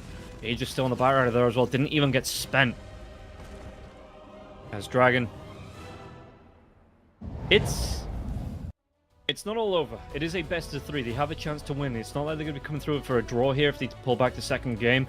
But Monte, they just look so good. The pressure they put on, the initiation they had, the speed of the game in the early game here from the side of Monte to make these kills happen. You see, look at the Weaver, 21-2-23. The Batrider here as well, 12-5-26. Meanwhile, only the Sven getting up into double-digit kills. You know, Hoodwink there as well, 12-7-20. They looked really good. In fact, is that I think Crystallize had more kills. Let me just do the math. Than nearly everyone. Yeah, I think Dragon Esports, they just 24 to the 21 of Crystallize. They just sneak ahead of the Weaver on his own in terms of kills. So that is gonna be it for game number 1. We do have 2 more, hopefully 2 more to come. It is a best of 3, so it's gonna be at least 1 more, hopefully the full 2. We'll see how it's gonna go after this break.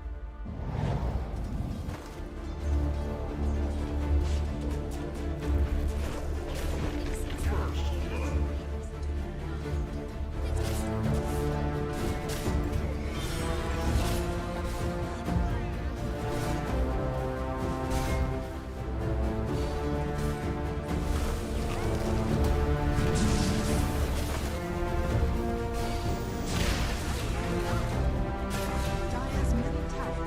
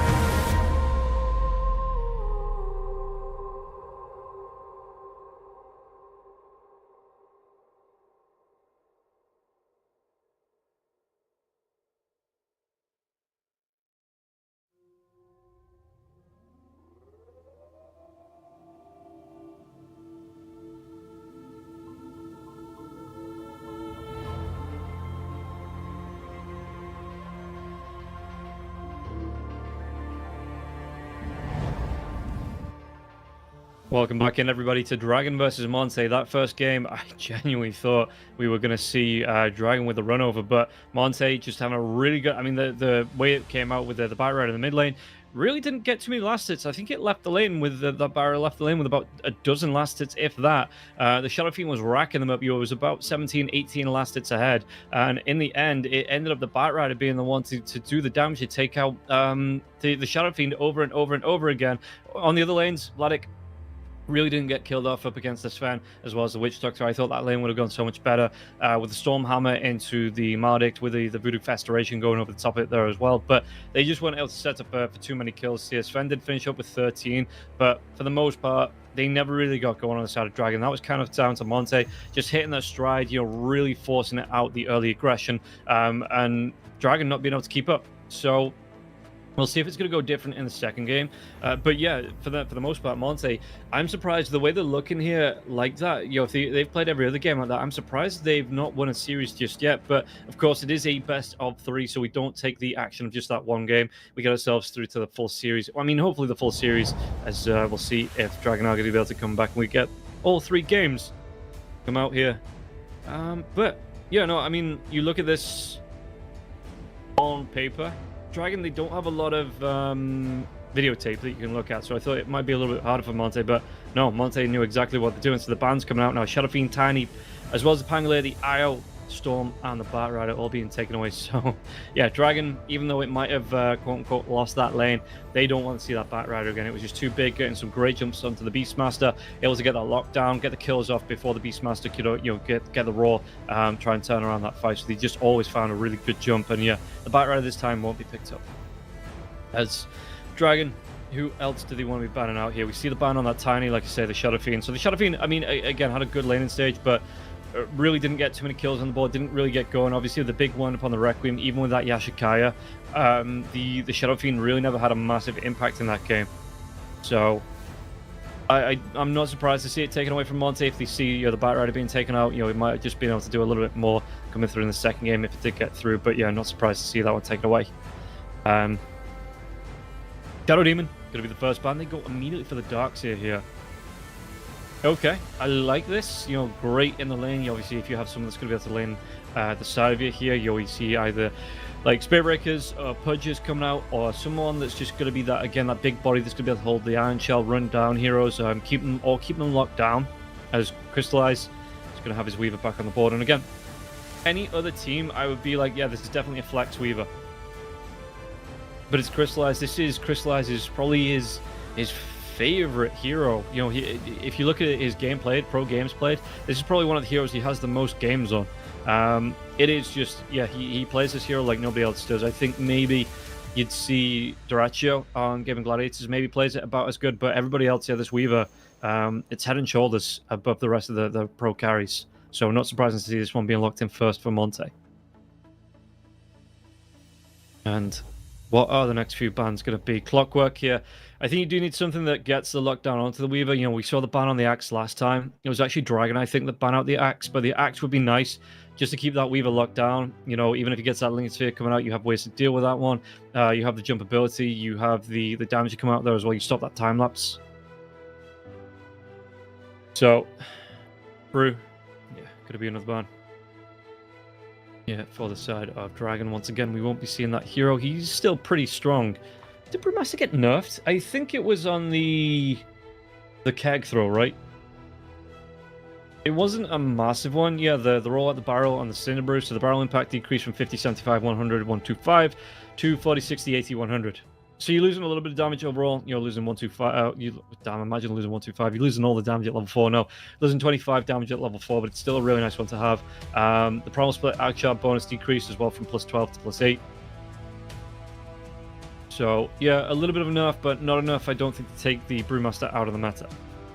Yeah, still gonna be picked up.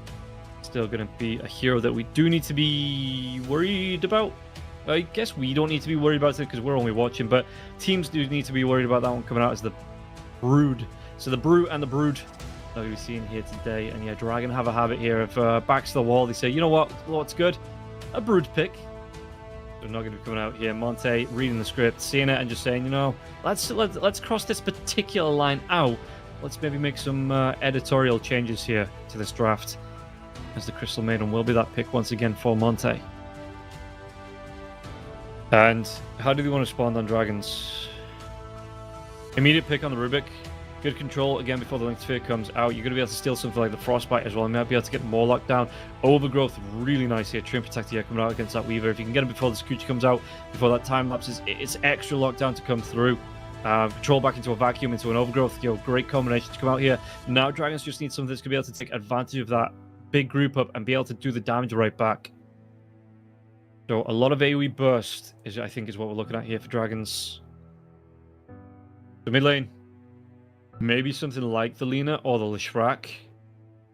Pango's already been banned outright, yeah, so we're not going to be seeing the Pango. Punk has dropped right off. Invoker might not be too bad. Keeper of the Light as well. With the Illuminate Solar Binds coming through. That could be really nice. Dragon Knight. I think you want a little bit more than what he offers mid lane wise. I mean, it's not bad in the lane. Doesn't really lose too many lanes. Zeus wouldn't actually be too bad either. So, yeah, just these bursty heroes to come out for the mid lane here. On the side of dragons, like the AoE burst. And then maybe you look like towards a Troll or an Ursa with the Battle Fury as well for carry. Luna's not really a hero. Morphlin might not be too bad, especially if, again, you can steal that Weaver's form come through with a Sakuchi of your own. Faceless has dropped off the face of the earth. AM isn't seeing too much play anymore. Gyrocopter might not be too bad with the flat cannons, the cooldowns as well. So there are options. You know, I'm just pretty much, I'm listing every hero that's popular here at the minute, but, you know, there are options to come through. For the side of dragons,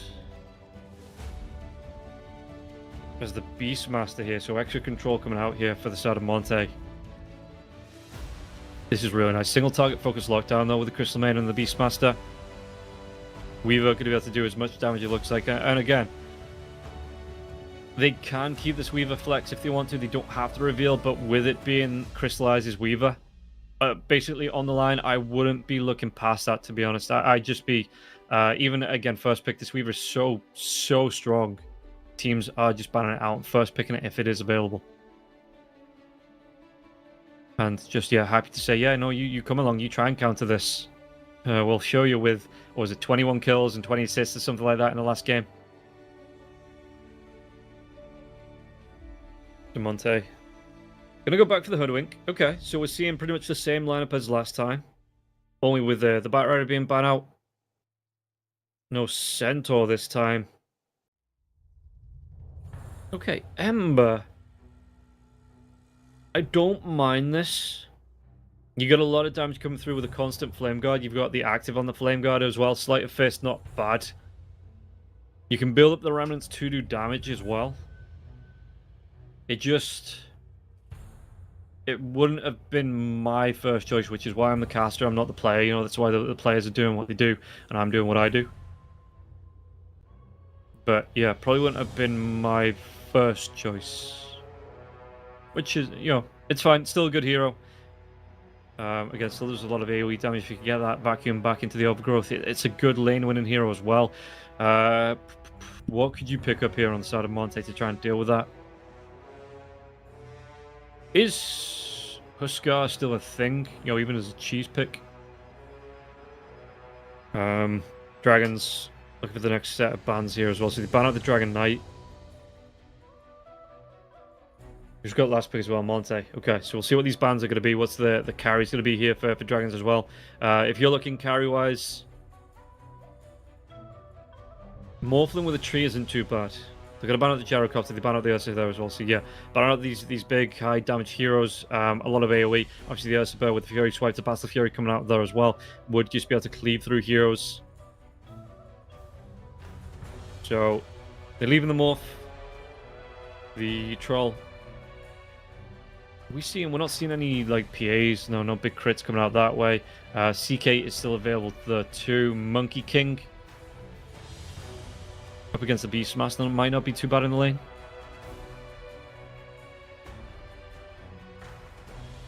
Yeah, they ban out the Huskar. They know the score. They know it's the cheese pick. It is on the line. What else are they going to go for here on the side of Dragons? It's going to be the Sven again. I don't know, man. Like, I didn't like that Sven last time. I get the idea, but it's just, again, greedy lineup. You want to get the Greaves out on the Darkseer. Accept or a Shard there too if you can. You want to be building up a whole lot on the Ember Spirit. The Sven, you're not going to get that time to do that one. Sven wants to build up, like I say, Echo Saber, Mask of Madness, Blink Dagger, BKB. Void Spirit comes out here for Monte here as well, which it does seem like this mid lane between the Ember and the Void, it's a bit of a skill issue between the two to see who comes out on top. But for the most part, Crystallize going to be on that Weaver again. I think they've got another great lineup here on the side of Monte that just gets aggressive early on. Maybe even a little bit better with that Beastmaster here as well. The Beast might want to build up into the Acceptor. But once that Roar comes out, you do have the teammates to try and look for those ganks. Maybe look to go through the Twin Gate, make some stuff happen. So yeah, I like Monty's lineup, and again, am I just dropping a Caster's Curse on them here coming into game number 2? Because I think this lineup, if they can pull the same aggression out, if they can hit the same timings, hit the same beats in this next game, I think Monte, they might be able to take this one 2-0. Wrath of God coming out once again for the Sven. Double impact here for the Ember Spirit. Sapling for the Treant Protector. Gonna be the arcane accumulation here for the Rubik. So once you cast spells, your AoE of other spells, they do grow. On the other side, yeah, no real shocks in terms of these facets. Skitter Step, Frozen Expanse, Beast Mode, Tree Bounce, Trick Shot once again, and the Sanctuary for the Void Spirit. So yeah, Monte, one game up here. Are they going to be able to close this one out in 2, or will we be falling through to a full 3-game series? We have to get ourselves into it to find out. And Dragon, they need to do so much better compared to that last game, because they just hit no times at all. There was a couple of good pickups went their way, but for the most part, Dragon, they were just put to the sword, it felt like. And yeah, Monte being these Dragon Slayers, we'll see if they're going to be able to again, just wipe off that spear and slay the dragon a second time as we get ourselves ready to get into game number 2 of Monte versus the Dragons. We'll see how it is going to go. I think with this lineup, we saw how well Crystallize played this one. I think I'm leaning towards Monte for game number 2, and we'll see again if it is me that drops those Caster Curses, or if it was just a bit of unluck coming through the Dragons in the first game as we get ready to get into game number 2. Yeah, who is it going to be? No smokes out so far for either side, so no early races for the wards. Ember does have that ward available to drop down in the mid lane, but yeah, no one's smoking out for anyone. No one trying to race towards that one, trying to get their ward down first, but trying to get an aggressive ward out.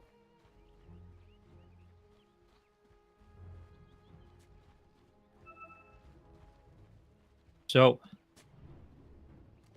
a little bit of a group up here for Monte as 4, but not actually making anything happen just yet. Not making any moves. If they do this, maybe they're just waiting a little bit. Maybe they're going to go about 20 seconds. They're going to make a move towards that rune spot. Yeah, looks like they're smoking up now. Trying to make sure that they have this full smoke duration. Because they don't want to give up runes, right? They don't want to say, okay, you know what, take 3 runes for free. We'll try and posture out with a Weaver. But for the most part, they would be able to, Dragons, to be able to pick up 3 of the 4. Sven's still moving down here. You see the Weaver. He's going to go for a safe lane rune. Norma going to be scared away. So maybe, though, on the bottom lane, can they go on to Matzerel? There's going to be the Crystal Nova coming out now as well. Acorn shot for the slowdown. They're looking for this chase. The boar's being summoned now as well. That Hawk, it is going to spin around. Can they close the gap? Matzerel through the trees. He is slowed down now. Chase, QBFY, trying to go for the right clicks now as well. Crystal Nova comes out once again. These boars chasing him down here. Matzerel, another Acorn shot. It might just be enough. The right clicks coming through. The Acorn, it bounces at QBFY. He gets the first blood on the board. Really well played here to know how many resources they needed to commit to get that first blood. And bounty rune wise here as well, it's going to be another 3, and the first blood going the way of Monte. Great start for them. So Paul, how's he going to try and play this one different now as well? Because he's going to be able to get even less aggressive with a Treant in the lane. No big amount of burst to come through on Mazzarello. And Mazzarello is going to be careful because he's going to be walking through these trees. And the Hoodwink is going to be able to get free bushwhacks off. On the other side though, Mazzarello's got a big swing on him.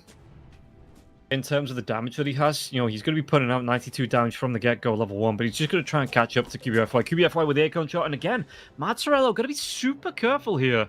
The Hoodwink playing away from the lane, so won't be getting any XP from this one, but he does force out the regen here from Mazzarello. What else can they get from this?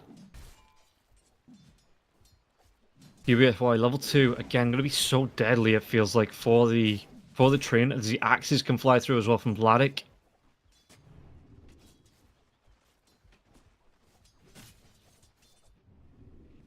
And top lane, now we're looking at Eknat, maybe trying to get a D-ward, but it's going to be behind the trees. I don't think that sentry reaches that far. No, in fact, Geo's easy going to be able to get the second D-ward off now as well, with that camp ward out. He can D-ward on his own if he wants to, just to be able to take down Eknat's ward. Yeah, Eknat's hanging around though, so it looks like, I mean, the Iron Shell into the telekinesis. Eknat can get himself away from this one, so Kuchi is going to be committed now as well. The damage, the swarm are going to be dropped at level 2. Geo's easy gets low. Mazzarello will get the kill on QBFY in the lane. Crystallize though, he drops Geo's easy. Real nice running now as well, and this camp still stays warded here, so Norma not going to be able to pull this lane back here. It goes all the way to the Weaver towards that tier 1 tower. As once again, Monte just starting off how they mean to go on. What can they do here on the side of Dragon? Damage-wise, I mean, it's nice that Mazzarello got the kill onto QBFY. Maybe just trying to chase him down. Has he got the Leech Seed up? Yeah, Leech Seed as well as the Nature's Grasp on Mazzarello. So, yeah, he's going to be able to get on top of QBFY that way, coming through the trees. And QBFY, if he doesn't get a good bushwhack off, will just be able to run him down, get that damage onto the Hoodwink. Meanwhile, the lane that we've not really talked about here, Doray's having a good time in the mid lane up against the Void Spirit here. Moonlight, but again, Moonlight actually doing a lot better than he did in that last game. I think at this point he was only on about 3 last hits here, and Doray's was on about 17, 18. So yeah, Doray's doing about the same, but Moonlight, he's going to be able to get a little bit more out of this lane so far. And we'll see once that level 6 hits for the Moonlight, where he's going to try and rotate with these Astral Steps, get himself in the Remnant dragbacks here as well, looking for those kills with his teammates.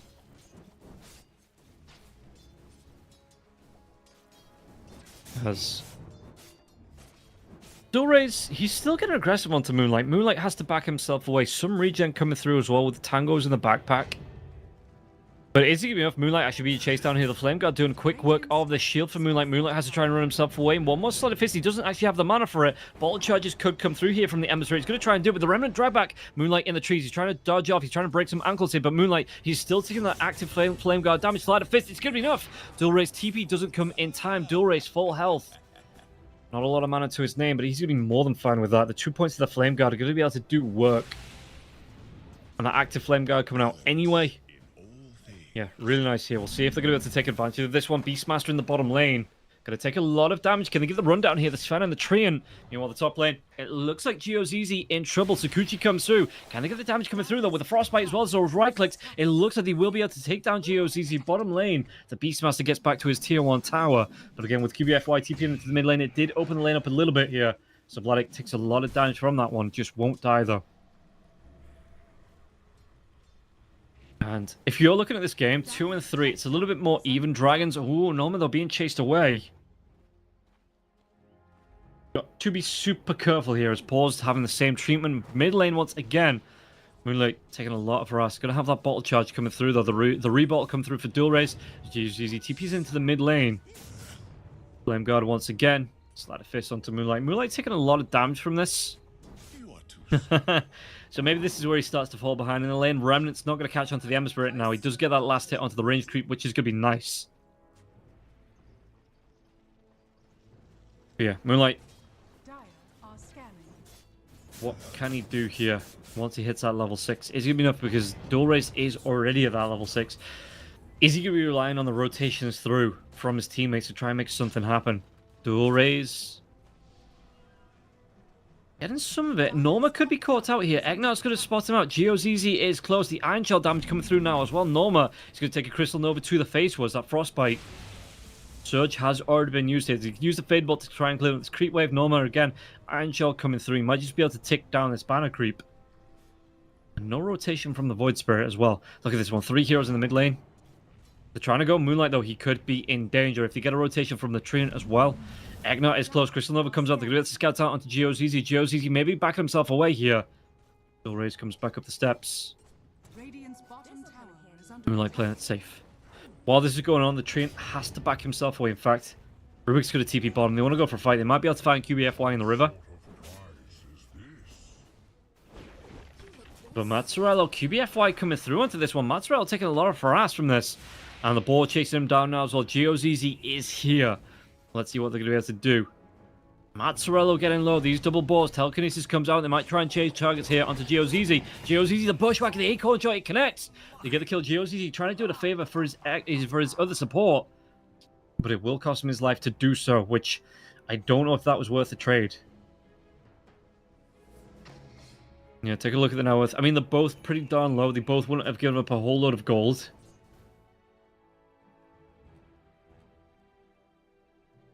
Moonlight in the mid lane up against Dual Rays.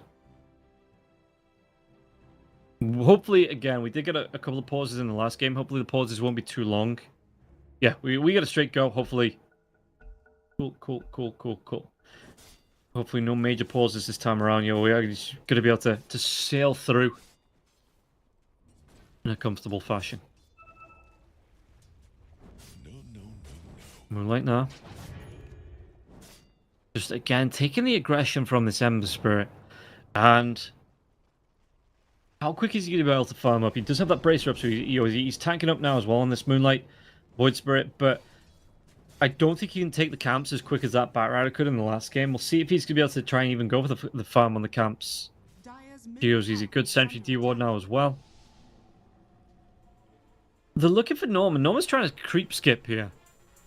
Literally skipping the wave. But yeah, Moonlight can't leave this lane for too long. Normally he's going to be able to farm with the Iron Shell, because the Ember Spirit is going to be able to, not the quickest tower taker on the Ember Spirit, but he is going to be able to force out this creep wave into that tier 1 tower in the mid lane. So Moonlight, he doesn't want to lose this tower very early on. So what can they do? Oh, the Remnant drive back here. GeoZZ, what's he going to be able to do? Level 4 onto GeoZZ. The jump comes in from Dual Rays now as well. Astral Step into the Dissimulate. Does he have teammates to back him up now as well? The Bushwhack comes through with that Frostbite. Do they have enough? The Roar even going to be committed here. They get enough to get the kill into the Ember Spirit. Moonlight, that's going to be really good for him. He's going to be able to catch up a little bit in the lane. It might even be able to cut out on the Rubik. Rubik, he steals that Watcher. Haste Rune picked up here as well. He has a TP scroll. Wouldn't be surprised to use it to go back to base with that on the Rubik. Yeah, she's going to find a nice quiet corner here. The Rubik TP back to base. Making sure he doesn't get caught out, give up another kill.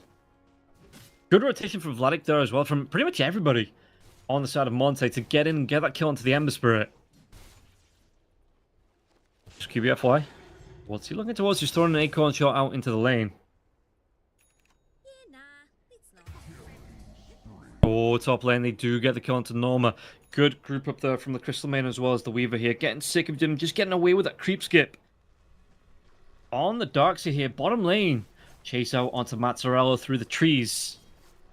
Hoodwink is close now as well. The axes come through from the Beastmaster. Let's see here, Mazzarello being chased down. Can they get this damage off here? Celestial Jet, if they're going to be able to get the kill. QBFY, he gets the credit for it. But Vladik with the axes, even Eknat coming through the Twin Gate. He'll just do a little bit of damage. Do you want to go for this tier 1 tower as well? Sven has to back himself away. Not sure who else is here. So going into the jungle for the stacks. But look at this one, Vladik. He's just going to be able to push this lane in. And yeah, poor. Just having to look for the farm in the jungle. But there's going to be the rotation for the Void Spirit here as well. Just to try and take away these stacks from the Sven. Let's see how much damage he's actually going to be able to do here. Ember Spirit rotates in. Moonlight, he might just be able to get himself away. He's got those bottle charges here as well. Not going to be too much at risk. Crystallize, though, top lane. Time-lapse has to run himself away from this one. Gets the kill as GeoZZ again. And the train not going to be able to do too much from this one. He might be able to get the kill with Norma. Onto Eknot, he does. But again, it's still the Weaver getting farm. It's the Weaver being unshutdownable. Is that a word? Unshutdownable? In the lane. Radiant's bottom tower has fallen. As Moonlight continues to farm. Dual Rays is trying to do what he can now. Net worth wise, this Ember Spirit is fairly far ahead. He's got that AD rune being popped as well on Dual Rays. He's fairly far ahead of the Void Spirit. So a lot more net worth in the bank, but we saw how that went in the last game. Net worth wasn't everything, especially if Monte can just continue and get 8 kills to 3 at 10 minutes in. They are just looking to set up it again. Put the Sven on the back foot. Oh, mid lane. Moonlight, do they want to go? Mazzarello, it's a lot of aggression coming through here, Mazzarello. Then he might just try and dissuade, but Moonlight not going to drop this Remnant onto the tree. Ember Spirit is close now as well. Mazzarello still only level 5. He won't be able to use that overgrowth to set up for his teammates to get a kill just yet. Which is, I suppose, why he's being given the solo XP here from Dores for a little bit. Just be able to get to that quick 6 or quicker 6 as GeoZZ walks himself up. Smoke breaks, Acorn into the bushwhack. They get the kill onto the Rubik. Yeah, really nicely played. Can they get many more from this one? Maybe trying to take down this tier 1 tower themselves. Don't really have the biggest tower taker though. Beast, going to be 500 gold away. This is going to be a really good timing actually for the Beastmaster on Vladik. Vladik on the Beastmaster for this Ag Scepter. 400 gold away. What's it going to be? 12.5 minutes by the time it's delivered. Crystallized looking for a Maelstrom once again here as well. Going to be really nice timings for him. Yeah, Monte hitting some great timings. And we'll see if they're going to be able to keep it up. Dores getting a little bit of protection in the mid lane. With the train standing behind him here, he's got to be careful though. They could be able to make a jump. If there's going to be a jump into the Remnant here, Moonlight might be able to go. Sleight of Fist comes out, and we see his Remnant. It does get the grab out now as well. The Crystal Maiden though can't close that gap. Not there in time. So Ember will be able to get himself away. There was no rotation from Vladik now as well. Or Moonlight, he actually might get it this time. Dual race, the freezing field comes through. They get the lockdown onto the Crystal Maiden there as well. The pause as Eknat will fall to Norma. Wall freshly dropped. Can they get the kill onto Moonlight? Moonlight, he's got that astral step away. Beastmaster did rotate in mid-raw. Crystallize wants to get involved now as well. Moonlight is getting low. We'll see just how he's going to be able to play this one. If he can get that astral step away to safety. Or whether he actually wants to astral step himself out. Just reset, maybe a quick bottle charge or two to heal up and get right back into it. Or, yeah, dissimulate out and then astral step yourself back in. Who's got the... Is it the Ember? The Ember's got the Mage Slayer now as well. And again, Dore's doing the same thing. He's going to heal up a little bit.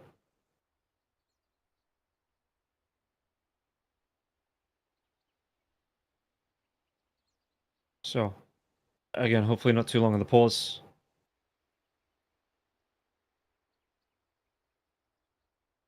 As Moonlight is low though. He doesn't have, he's actually gonna go straight Manta. And no one's going mech. Ags is being flown out by the Beastmaster, but it's not gonna be there in time. So he's not gonna get this Drums and Flam buff from this Raw. He's just using it solely to defend his teammate. Who is blood grenaded here as well.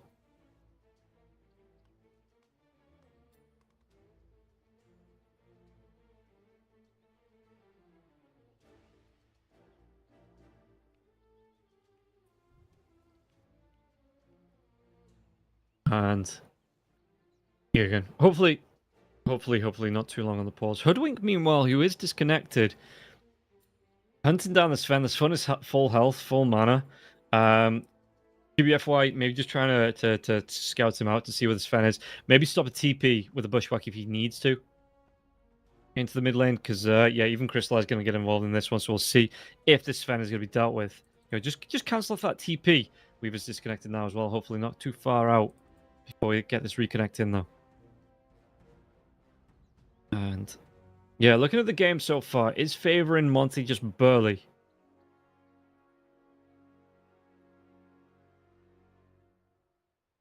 I'll see just how it is going to play. Ooh, maybe a little bit of nose, yeah.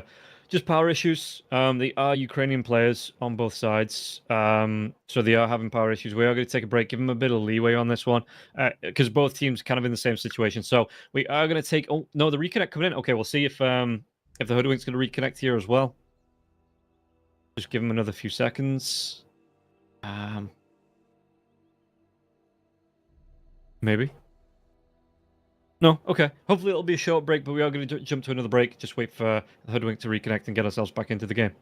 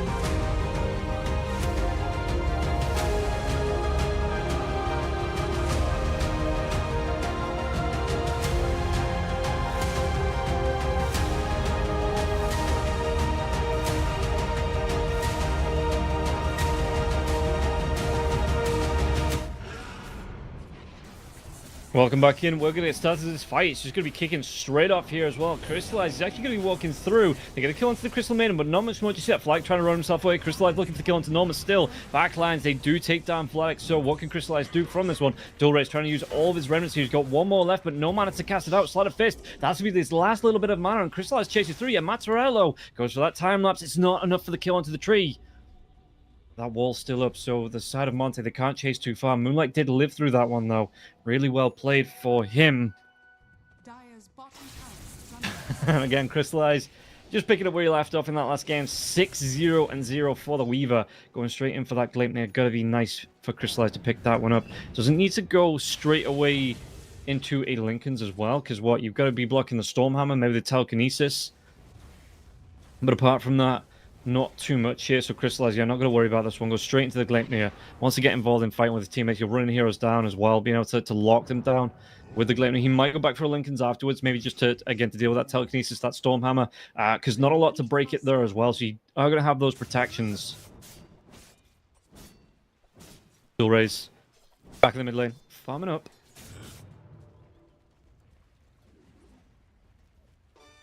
How's he looking here for him? Mage Slayer coming out, wants to go towards a Maelstrom of his own.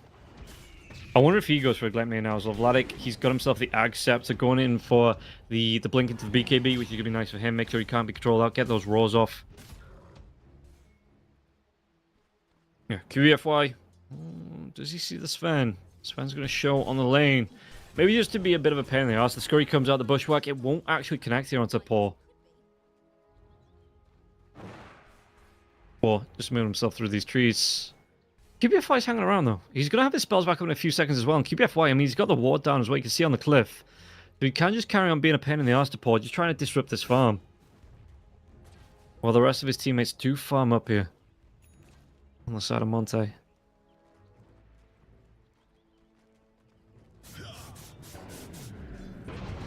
The Simulate comes through. Oh, Searing Chains, though, on to Moonlight. Moonlight is going to be able to drop that Remnant. Backup is going to be coming through here. It looks like Dulray's just going to back himself away. Yeah, doesn't want to overcommit. Doesn't have teammates nearby. The Rubik was coming in, but coming in being the operative Fraser wasn't actually in himself. So,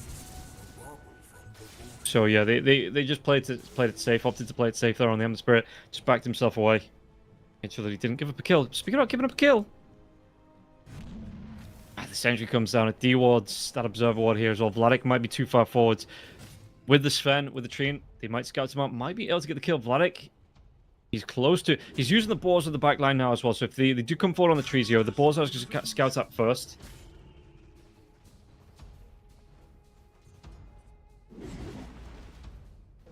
But yeah, Beastmaster, not too far away. Not too far away at all from that Blink Dagger. Ag Scepter already being up now as well. Again, it was coming out in that last fight. It was just a little bit too late to be delivered for that fight, but he will have it this time. And let's see here. Can they go on Geo's Easy? Sharpshooter won't be on the mark. Geo's Easy couldn't try and dance around this one. Crystallis gets a kill onto Dulray's while this is going on. And Moonlight takes down Geo's Easy. Really good couple of kills here. Once again, Monte just saying, okay, we've got our first set of items. We're going to look to get aggressive. Radiant structures are fortified. And just carry on going.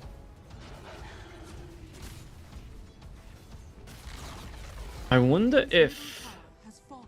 Dragon, if they have an actual game plan on board, if they're just like, we were comfortable with Sven in the last game, you know, we want to run it back, we thought it maybe was good enough, maybe there was a couple of issues, but with a different lineup we can make it work, but they might be able to go, they're going to be able to take away the stack. This is going to be big, and Paul's not going to be happy with that, not at all.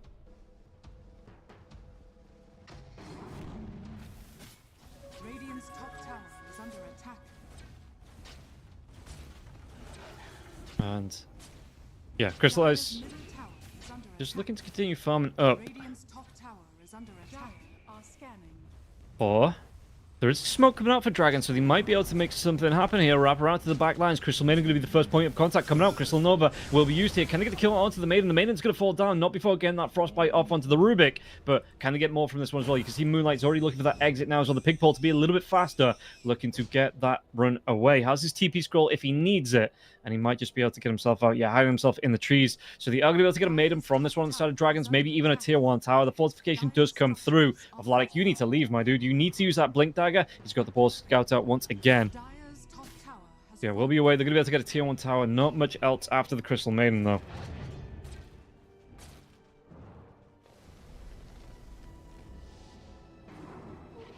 Let's jump in. Dulre's not going to be caught by the Remnant, but the Gleipnir will be here. Do they have enough to get this kill onto him? With the Bushwhack coming through the silence, excuse me, the stun, the lockdown, it's still not enough.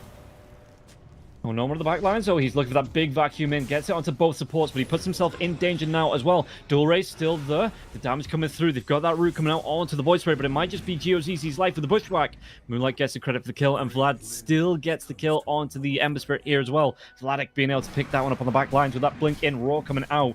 Extra burst damage as well with the axes. Really well played for the Beastmaster. All wrapped up for takeaway. And Moonlight, how's he looking? I think he's actually got the full Manta flying out to him on the courier. Yeah, the recipe is there. Do they want to go for this Roshan take? Well, they've got, I mean, the Beastmaster's going to be coming through. He's got that Drums of Shalon self-heal to come out now as well. The Freezing Field even going to be committed to this one with that Swarm. They are going to make quick work of this Roshan. And while this is going on, Dragon's just not pushing out any lane. Still looking to farm through the jungle. Vladik, he is going to be given that Aegis, which makes sense with the mobility of the Void Spirit. You know, Void Spirits, he's only died once. Weaver, time-lapse coming out for him. And the Beastmaster being the one to try and throw himself in before this BKB comes up. That Rose coming up in another 13 seconds. I can see another fight. In fact, I can definitely see another fight as we've got 3 heroes for the side of Monty grouped up once again.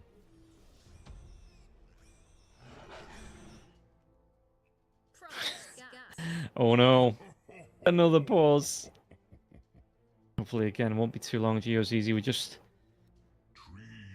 we're a little bit unlucky.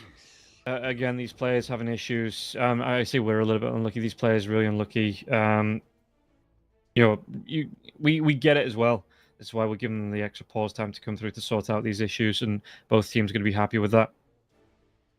Because, you know, it happens. There are reasons for it. It happens. And we just have to be accepting of it. Quick look through. Well, we do have the pause though, itemized, just to see if there's anything tasty coming out. Crystallized, yeah, Falcon's Blade has that Gleipnir. Is that a Manta Style being queued up? It is a Manta Style being queued up for the Weaver. Okay, so I guess to deal with things like the lockdown, maybe trying to get off a quick Manta Style before he gets hit by that Stormhammer there as well, if he's got the quickest fingers. Vladik going towards his BKB, not going to be too far away for that. For the Beastmaster, QBFY, what's he got? 4 staff. But not going to be a second Gleipnir for the Hoodwink. Actually wants to go in towards that 4 staff. Egnot doing the same. Moonlight already has that Manta Style up. And on the other side, how's Paul looking? He's got that Echo Saber going towards the same kind of with the BKB, so he's going to pick up the second Ograx. BKB out for him. He's not going to be splitting up that Ograx. Did I miss a patch? Can you not see? You can still split up the Echo Saber, right? So yeah, we are going to take a quick break, and again, hopefully we're going to be back in the game. But for now, while the game is paused, yeah, we'll jump to a break. We'll be back after this.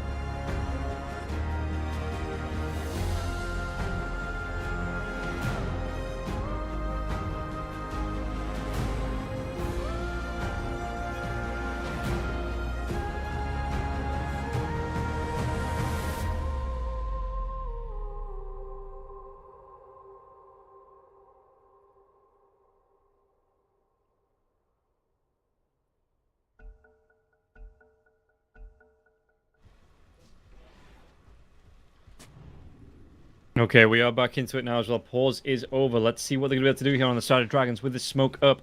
4 heroes just waiting now as well, as it looks like we've got the invis on Mazzarello, but it looks like Monte, they're just going to back themselves away. They're going to play it safe. Yeah, not overcommit here. And again, they've got a lead to protect, so they're just going to be playing it when they have the information. When they have no information, I wonder if they actually saw them with the Watcher on that smoke there as well. Yeah, when they have no information, just going to try and play it safe, play away. Obviously, Crystallize looking for his next set of items now as well. It's going to be that Manta style to come out at some point. Just looking for the Yasha gold. 80 gold away from that. So again, doesn't want to overcommit. The Tormentor is up. But Dragon's no longer making a move towards... They're actually maybe going to go back for their own Tormentor here. So maybe Monty... They're going to be able to take this one. Yeah.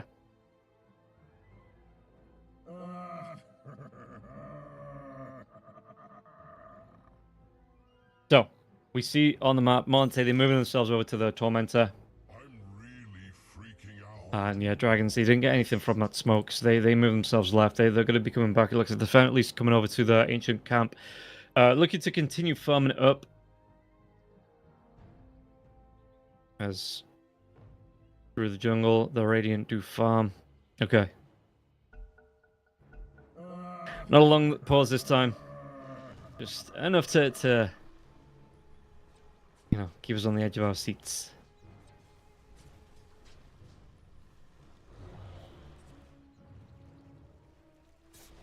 UFY. Trying to scout out. Not actually going to be coming in with any wards, so it's not like he's actually trying to get some long-term information. Maybe just trying to scout through, pick up the any runes, you know, protect that rune as well coming out in the river.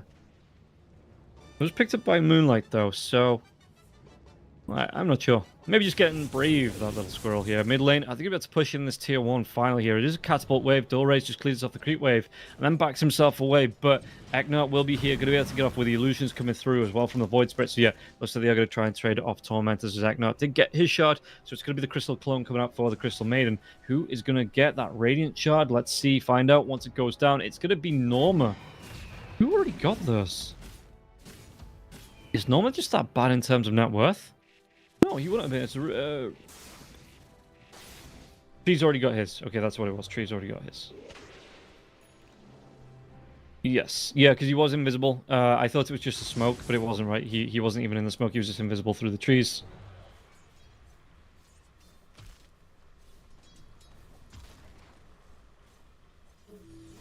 To restore the void within.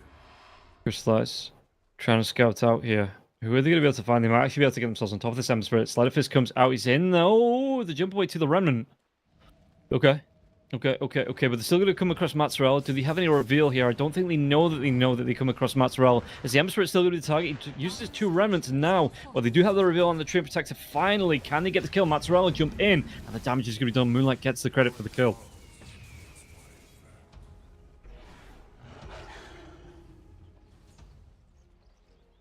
Crystallize looking to step out on the creep wave now as well. With this, Vladik, you know, he's got the 2 boars. I mean, the wolves, technically. Fortification is to be used. Yeah, he can keep up that pressure. The catapult wave will be cleared off, but he has that Drums of Slum still ticking here on Vladik. Oh, did they get the kill on Geozizi? It's going to be the jump-in wall. It does get dropped now as well. Backlines, they get the kill onto Geozizi, but Crystal Maiden's going to be the target for this one. Moonlight, do they want to come back in? It looks like they might want to, with all the spells being used. They've got that roar up. Can they close the gap? Search here for the Darkseer. Looking to cut him off. He's got that trail coming through as well in such a tight space. It looks like no one wants to chase here onto Norma. So the Sven. Actually, poor Crystallize, is he still going? He might be able to. Swarm comes through. There is. The Gleipnir connects. And poor, no BKB, so the roar's going to be activated now. Can they get the damage? They're going to be able to take down that Sven. Poor, he thought he was being cute, hiding himself in the trees, but he doesn't get away far enough. Crystallize sees him, and they run him down.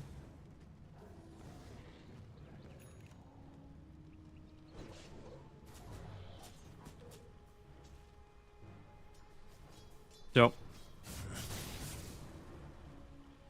Dragons through the mid lane. They finally got that tier 1 tower that's going to open up the map for them just a little bit more.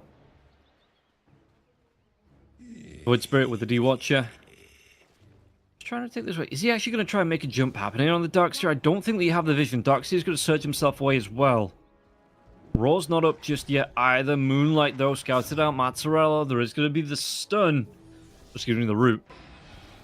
Moonlight, search. Are they going to try and go onto this one now as well? They've got that Gleipnir coming through. They've got the control onto the Rubik. The Rubik will go down. Moonlight jumps in. Crystallize gets the kill. They might now be able to put pressure onto this tier 2. Take this one away. And Dragons, once again, under pressure, under immense pressure, coming out from the side of Monte, who are just able to step up, kick down the buildings, and find these fights, find the objectives here. And again, every time that Dragons makes a move, it feels like Monte, they're coming out at least even from these.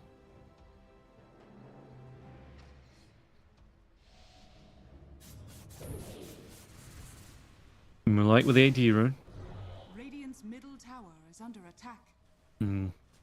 Yeah, poor. Not sure where safe. Just playing it back. He's back behind the tier 2, just in case anything happens. But kind of similar to the last game, right? This map is just being closed in and in and in. Eknut, Crystal Clone comes out. Vacuum's going to be here. Actually get the Frostbite onto the Crystal Maiden Illusion now as well. Frostbite is actually going to drop the Freezing Field, and Eknut will still go down. Dual Race gets that kill. Backlines Rose come through. But the BKB he is for the Sven. Can they go for more onto this one now as well? The Rubik might just be able to survive through, get himself away. Moonlight, though, he's going to be the next target. The Simulate comes through. Onto the low ground, but the Rubik is here. One more right click. The Stormhammer, it's enough. 3 heroes dead. And Crystallize, he backed himself out early. He knew that fight was going wrong. He needs to be farming up into the damage, so he wants that Crystallis. Oh, does he want to go, though? Was that Swarm into the Gleipnir? Did he have the control? No, the BKB. At least forcing out the BKB on Dual Race. That is quite nice. Dire's To middle tower be getting it is out under early like that there as well. But no kill. No kill for the Weaver as he takes down that Watcher once again. Dire's middle tower is under attack. Mazzarello. Actually, if he'd have walked through the trees just a little bit further, would have been able to get the root onto the Weaver. Maybe able to get the kill. Well, no, maybe not. Because what, you're looking on Searing Chains then for the lockdown. He's still going to be able to Sakuchi time-lapse. So instead, the train opts to take back, or at least blind the Watcher.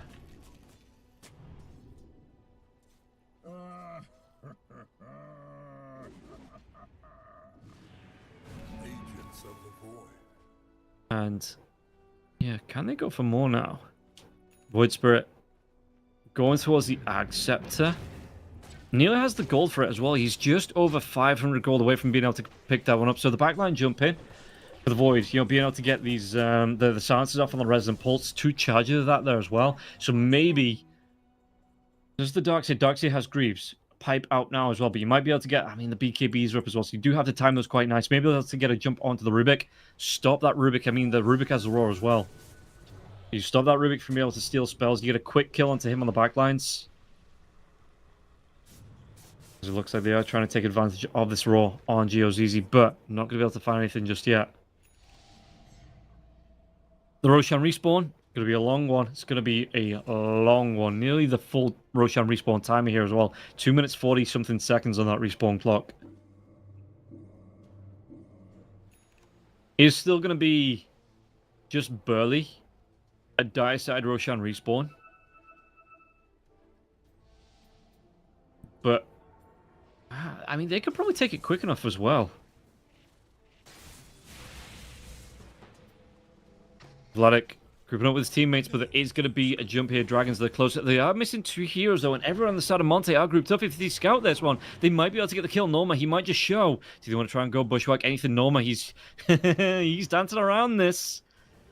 Or they're going to be able to go on to Norma. Norma's trying to back himself with Surge. He's going to try and... Yeah, he moved himself away from the bushwhack. The Ember Spirit isn't here. He has a TP tower. A tower to TP2, excuse me. As the Roar comes out. But again, the wall's been dropped. QBFY on top of this one now as well. The Sharpshooter gets him down the cliff. But the damage, they've already got the kill onto Eknut. Can they get the kill onto Vladik? Vladik trying to run himself away from this one. Or trying to chase him down. A couple of right clicks might just be able to do this job. They will be able to get the kill onto... And Poor gets the credit for it there as well. Vladik will fall.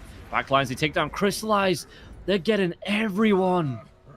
And again, maybe just an overextension. Monte, they have this game in the grasp, but just aren't able to get the lockdown quick enough to get these kills. And a good response from Dragons means they pull this game right back. 6k net worth lead in their favor.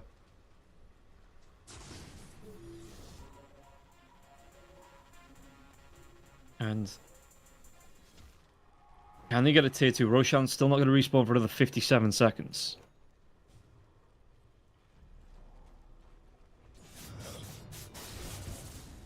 Dire's Coming through onto the tier 2 tower.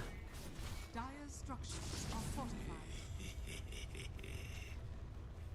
It looks like, I mean, Monte, do they have to just try and get the fights between the BKBs? I think that's what they need to do here.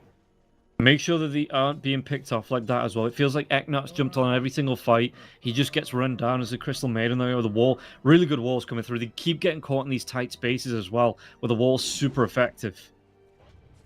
So Monte, they need to take the initiative in these fights, but they need to be very aware of where they're taking these fights as well. As Roshan going to be 13 seconds away from respawning. Yeah, it doesn't matter if it's 13 or 30 seconds away, which would have been the max timer. Dragon's going to wait around for this respawn. They're going to hold this area of the map. Just be able to take Roshan as he respawns, and Monte not going to contest this. They have all of their ultimates up, but they need items now. They need to get themselves back in the driver's seat net worth-wise. So they just give up this Aegis. They're going to be giving up, I think it's the cheese as well. Yeah, cheese as well. Trying to push down these lanes. And this is kind of the issue. It's a similar draft as the last game in terms of the hero archetypes, where you have these two supports that are very squishy. You have this mid laner who's having a good impact, but if he gets caught out, silenced up, it's easy kills. Beastmaster as well. You know, it's quite nice if he gets these roars off. He's going to have the Shivas soon as well.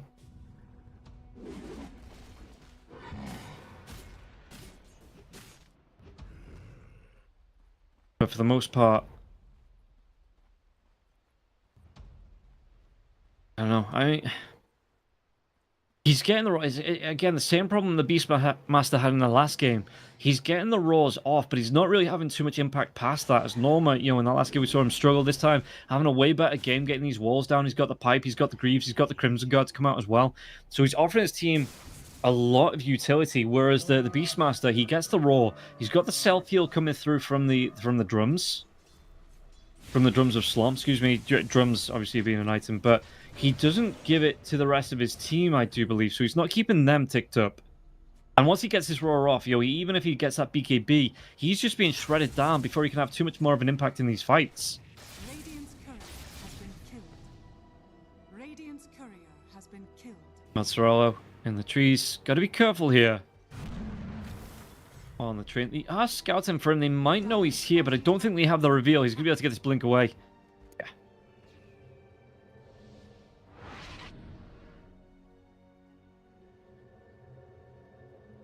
Crystallize. Just going to TP2. Do they actually want to go for... It's going to be the Nullifier on the Weaver. So what's he trying to get rid of? Trying to get rid of the Flame Guard. Pipes. Sven's paused the game. Just needs a second.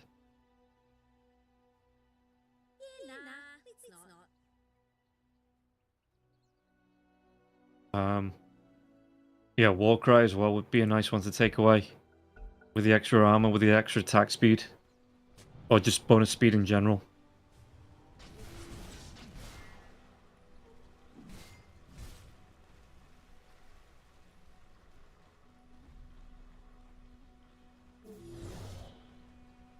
Crystallize.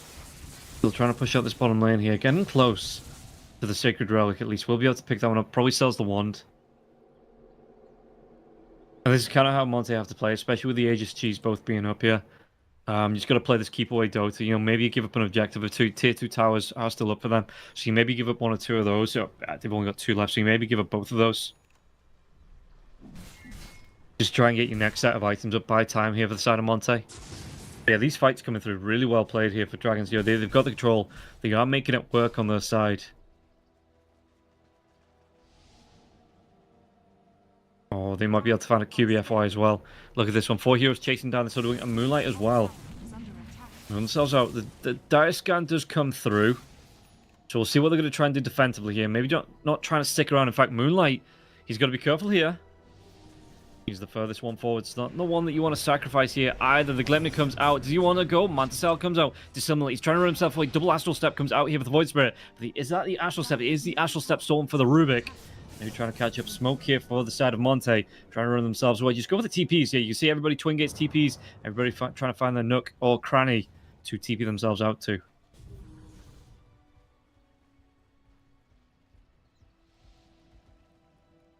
Dire's middle tower is under attack. QBFY. Middle tower has has fallen. Both Moonlight as well here. On the other side, they might be able to get the jump onto the Rubik. The Bushwhack comes through. This is going to be really nice for them. Just a little bonus as well. And the gold that it gives out, but Moonlight, he has to go away for the TP. No, the Stormhammer! He doesn't have any protection. He doesn't have a link to it. He doesn't have... Why did he... Okay. TP's out under... It's a direct vision. There's going to be the engage here. Paw, they get the kill. QBFY will fall here as well. And yeah, 2 heroes dead on the side of Monte. The push coming in, Paw. Trying to go for these tier 3s. Crystallize still farming up, trying to go towards that. But that Daedalus is going to be so far away for the Weaver. It's going to be nowhere near close. Paul continuing to farm up now as well. Top of the net worth. Okay. Vladik, he's got the TP away. Got his Hawk circling there as well, so he had a little bit of safety. But yeah, no, the Void to TP out like that, instead of trying to back himself up, find a safe space to TP away. You use that Manta style, ring yourself away. You just TP's on the spot. And the Sven, of course, can close the gap. Stormhammer comes through and you don't have a Lincoln Sphere. You don't have a BKB active at that time. So the Sven just cleaves you down.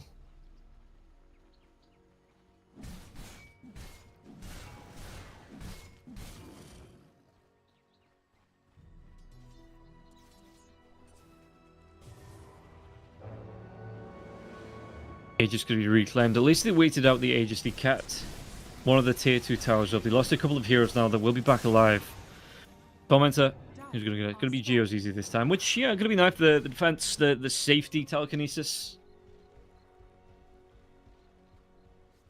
As QBFY gets his Wisdom Rune at least.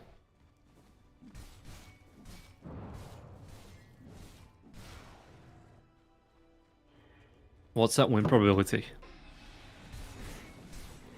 Win probability 76% in the favor of Dragons. Oh, they might be able to get more from this now as well. They are separated out on the side of Monte. Got to be careful of this group up coming through from Dragons. Matzerell making a beeline over to that mid lane. Blink Dagger as well. I think they saw him here as well. Moonlight backs himself away. So they want to try and go. They're going to be able to get the jump onto the Crystal Maiden. Crystal Maiden, yeah, they have the control. But even the Crystal Clone going to be enough to keep that Crystal Maiden alive. And again, it feels like Monte playing the game that Dragons had to in the last game from the series, where they were just trying to play keep away. They were trying to make sure they were limited the exposure of the pickoffs. Just trying to farm up the best they can while giving up objectives. And Dore's coming forward. Bushwhack maybe trying to bait out a BKB from either hero. But look at this. They just want to go. They take down the tier 3 and then just have the ways to back themselves out.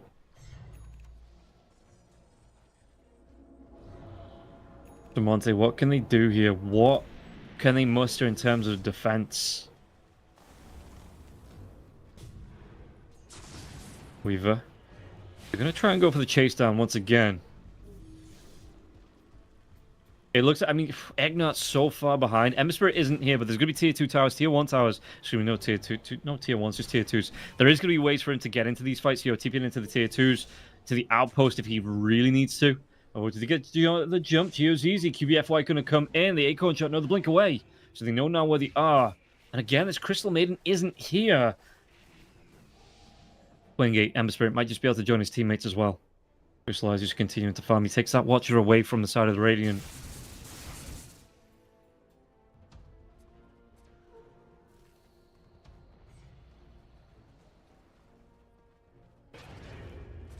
Crystallize coming through. But yeah, he's going to back himself. He's just farming himself out through this jungle as he gets himself out here. Vladik farming out as well. You can see that all 3 cores. I mean, it's still an 11k net worth lead here for the Dragons. So the Dragons having a really good time. Roshan respawn potentially in 13 seconds here as well. Going to be that nighttime Roshan respawn. They want to make quick work of this Tormentor here, maybe Monte, before Dragons can push this lane out towards the tier 2. Yeah, so they come in. Tormentor will go down. QBFY gets the shard. So is that the boomerang up? I always forget what the boomerang, the Ag Scepter and the Ag Shard is. Yeah, the Hunter's boomerang comes out. It's the decoy for the Ag Scepter. Stormhammer comes out. Bushwhack here onto the Rubik. Rubik is going to get low. Pulled back by the Remnant. They might be able to get this kill onto him, but the jump on the backlines now as well. They do take down Geo's easy, but the stun comes through. Eknar going to be traded off the wall once again. Overgrowth comes out. They might be able to get the kill onto the Beastmaster. Beastmaster with that BKB still going. They take down QBFY. Neither of these supports have buyback potential here now as well. The Beastmaster does. They might be able to get the kill onto Dulrace. Dulrace now as well, but the Sleight of Fist comes out. Void trying to stand his ground. Moonlight jumping himself back. Crystallize here as well. Gem on the deck. So again, even when the fight started out, Monte, they just could not get that kill quick enough onto GeoZZ. The rest of his team do respond. They take down 3. They might be able to go for a lane, maybe even 2 lanes of Rex from this. Boom comes in, Paw. Oh, Gleipnir will be here, notified now as well. They jump in, they're trying to get the kill, but the Lotus Orb is out onto Paw, trying to protect him as well, and Moonlight has to back himself away. The Crimson Guard does get used from the Darks here as well to offer that protection. There's still the cheese on the Darks here as well. Could pass it over to that Sven if the Sven gets low. But yeah, they are going to lose 1 lane of rocks. Tier 3 tower in the bottom lane still stands.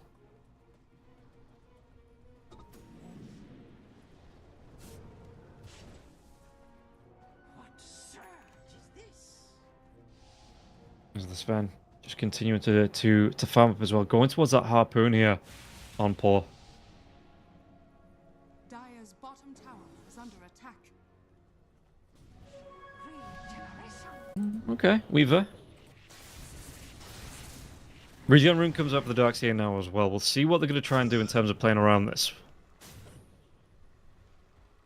Because they've not given it completely up just yet. I mean, Monte, they are losing. It's a 17k net worth. If they, Roshan respawn as well, if they can take this Roshan before Dragons can get to it, they'd have to start making their way over now. You know, these tier 2 towers, the only thing they even take the outpost away, surely. No, because they've not taken the tier 2. Or have they? Oh yeah, they have. You can steal this outpost. Make it really hard for Dragons to TP too, but Roshan, it's going to be a daytime Roshan. Radiant's middle tower has fallen. And it is going to be attempted here by Dragons. No response from the side of Monte. They were moving themselves through. Didn't get themselves over quick enough, though. So can they take a tier 2 tower on the top lane? Is this the what they're going to be buying here by giving away this free Roshan? They're not even going for that. The creep wave's nowhere nearby. They give away this Roshan for free. They don't even sell it. So Aegis on the Sven once again. Yeah, look at this one. They're going to force the TP back from Eknat. Trying to defend this high ground here. While Crystallize trying to do his best. He does have the double catapults with him. So could be able to do a lot of damage to this tier 2. Maybe even take it down. He will be able to get that one. Doesn't get the credit for it. Looks like the catapults do get the credit. But again, got to defend this base now with the Aegis pushing in. With a cheese. With the Roshan banner. Dire's bottom tower is under attack.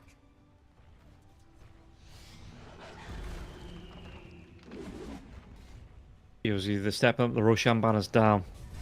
These 2 catapults are protected to jump in now as well. Do they have enough to take down Sven once? He's going to get low. Roar comes through as well. They do get him. Can they get him twice? His teammates behind him now as well. That wall's been dropped. Great vacuum back in. Forced half away. QBF is trying to get himself away. The BKB for the Beastmaster once again now as well. Locked down though from that overgrowth. They have a lot of control. They have the damage. They have the kill. Beastmaster has to buy back. He has to buy back. They have to win this fight. They get the kill onto QBFY in the backlines now as well. Oh, that Gleipnir onto 4 heroes. Ember Spirit's going to be able to get in the middle of this one. With that Flame Guard going, they're going to be able to kill Crystal Maiden and buys back. But that's going to be the dieback on the Beastmaster. They take down the Void Spirit. They're going to win this game. They are absolutely going to lock this game out here with that one last fight. GG's called. 48 minutes, 48, I'm getting a little bit ahead of myself. 42 minutes in, 27 to 23 and a 30k net worth lead here. For the side of Dragons, they take game number 2. This is what I wanted.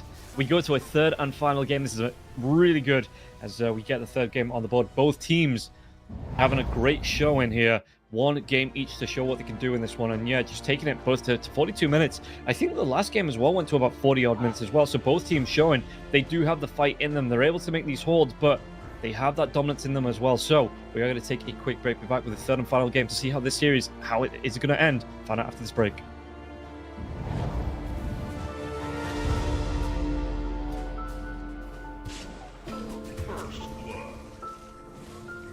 First blood.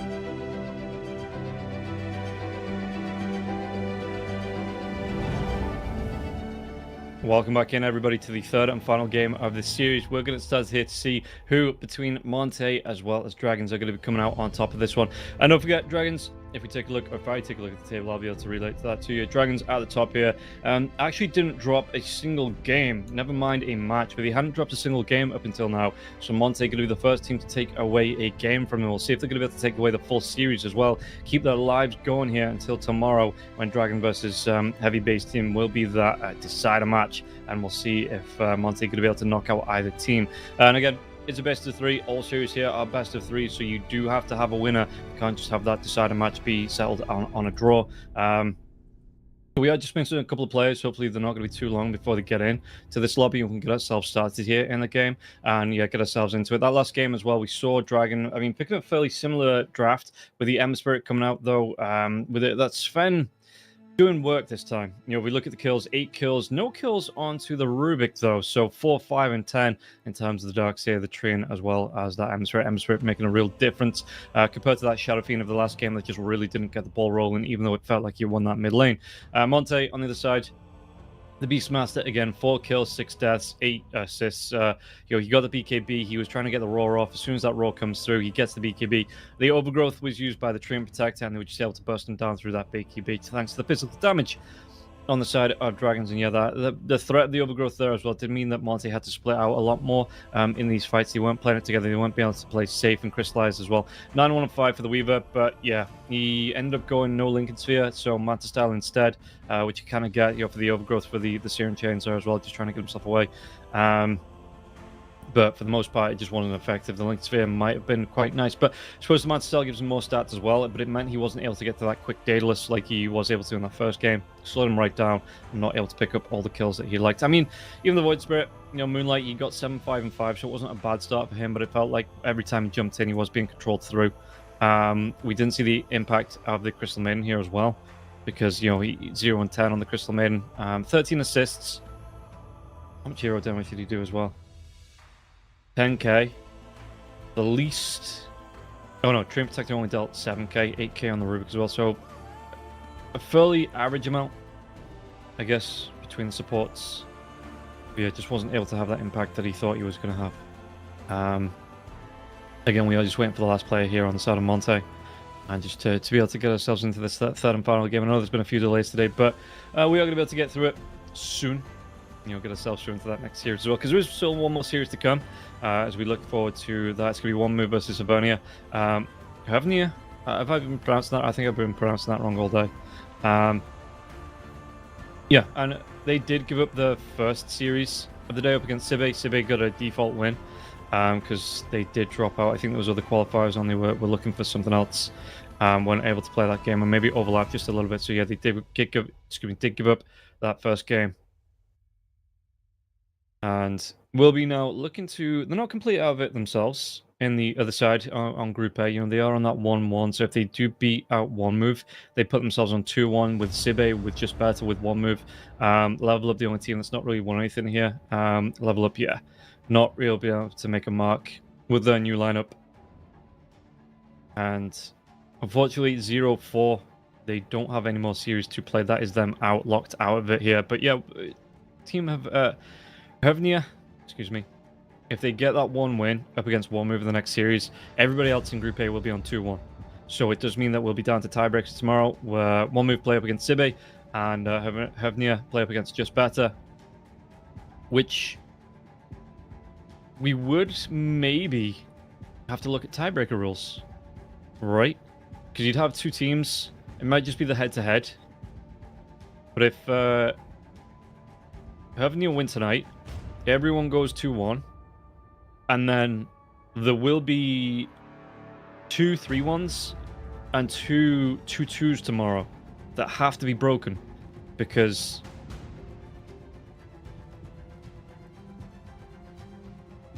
yeah, no, no, actually, because One Move and Sibe, yeah, and Hevnia and Better. And just, yeah, because Level Up have played their last one. So that is going to be interesting when we get to that next series, how it is going to break down. And we'll see how that one's going to go. But at first, I think we are going to be able to get ourselves into the draft soon of this this final game of this first series. I say first, we already had one come up this morning. We had a bit of a bigger break, like you say, because Hermia gave up the second series of the day. So it was a bit of a long break. So technically, it's my first series. Technically, it's the first series of this particular stream, just not the first series of the day. To get ourselves ready to get into the game. So, looking through, we already see the ban on the IO on that Weaver here as well. The bar already being taken away from the side of Dragons, so we're not going to be seeing that for Moonlight once again. What else? Pango ban coming through. As on the other side, we could see that Shadow Fiend ban once again. We saw... What was it in the last game? Let's take a look at what was actually banned out in that last game.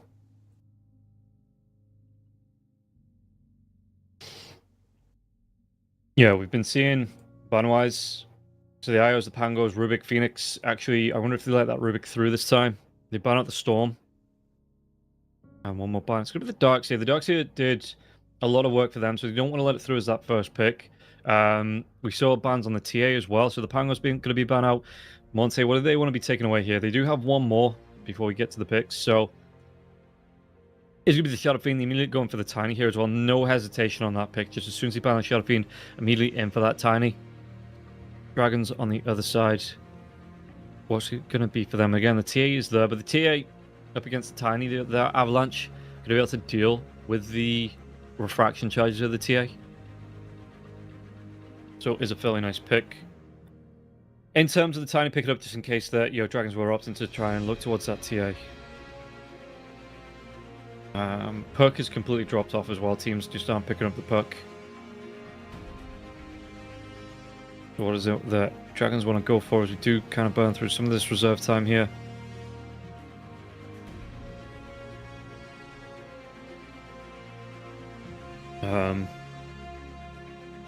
Yeah, it's... Again, they are taking the time. The Dragon Knight's available. Beastmaster... Not a win on the board just yet between these two teams here for the Beastmaster today, but Dragon are determined to make it happen here, picking it up again and again. It kind of suffers the same thing. You spend so long getting towards the Accept that its first item 4.2k gold, where other offlaners, they're going to be able to get a Blade Mail and a Blink Dagger from that, look to get aggressive. The Beastmaster just looks to, the Darkseer gets the Greaves out for that. He gets the Mechanism, he gets the Mana Boots, looks to chase down. The fact that the Beastmaster, when the game speed is so snappy, it's so quick, the Beastmaster has to stop and say, okay, I'm going to do nothing but farm with this Ag Scepter up for the next, I don't know, like 7-8 minutes, get into it. We've seen it like 10 minutes as well. Because he does want his boots, potentially Mana Boots to come out for him as well, to be able to spam those axes off cooldown. I don't know, dude. I think the Beastmaster, his time has come and gone in terms of how the hero plays, because he just has to delay so much. And while you are delaying, the other team is just like, cool, we're going to hit all these early timings, and we're going to run you down. We're going to make you fight 3v5, 4v5. This Beastmaster, he's going to be a non-threat. It doesn't take him... he's not a quick tower taker anymore because he doesn't go for the Helm of the Overlord. Sure, he's going to have the 2 boards to try and do work, but we spend a wave clear. We send a hero up here to spend a couple of spells to wave clear, and then we go right back to fighting you. As I ramble, the picks do go on. The Crystal Maiden coming out, the Brood Mother as well as the Invoker being banned out, Brewmaster for the 3rd and final time, and the Siege being taken away as well. So Monte, how are they going to respond? Okay, Phoenix. You have that Tiny out, which could be second support, could be core. In terms of being that off lane and maybe even the mid lane to come through the Avalanche. We've seen a couple of Tiny carries as well. And, we'll see how that one's going to play. But for the most part, I think you need a little bit more. You need like a Mars, or you need an Enigma, or you need something that's going to be able to sit in front of this egg and just deny the space. But not only that, keep the Heroes of Dragons locked down while that egg goes to pop. So that's what I say, Mars or Enigma, Arena, and the Black Hole. Do really good spells. Axe as well. You can get that call off. But I think you're doing Aura Magnus, with the RP. Not the RRP, not the RRRP. Just that straight up RP for the control. Yeah, you do need... I think you need that lockdown for the Supernova to be effective. To get the most out of this Fiery Bird. So, what's the pick going to be here on Monte? And again, I wouldn't be too disappointed if this was a position 4 tiny. Like I say, we get that Mars to come out. Maybe even like a position 5 tiny. You pick up the Morphlin here for Monte. Not going to go for that Weaver right off the bat. The Weaver is still an option. I mean, even the tiny 5 with the Weaver in the lane as well. Might not be too bad. You toss him back underneath the tower. You get the Swarm off. You chase him down with the Sakuchi as well. So yeah, I wouldn't hate that. And then you can run that Mars Phoenix in the off lane. There's a lot of damage, a lot of control on the spear into the Sunray. But Monte, really taking the time. Thinking about this next pick, where do you want to go with it?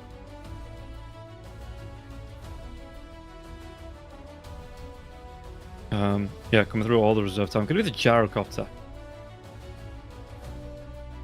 They can't block pick the Mars here either on the side of Dragons, because I think you still go for the Mars here on the side of Monte, but they can't block pick it because they've already gone for the Beastmaster unless they want to run something like the mid Mars, which I don't know, dude. I think that time again has been and gone.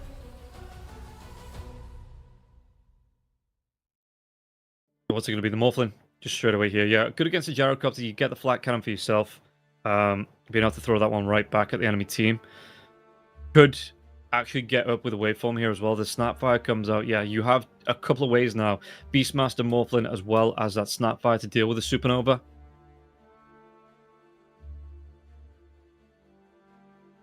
But Monte, how do they want to respond?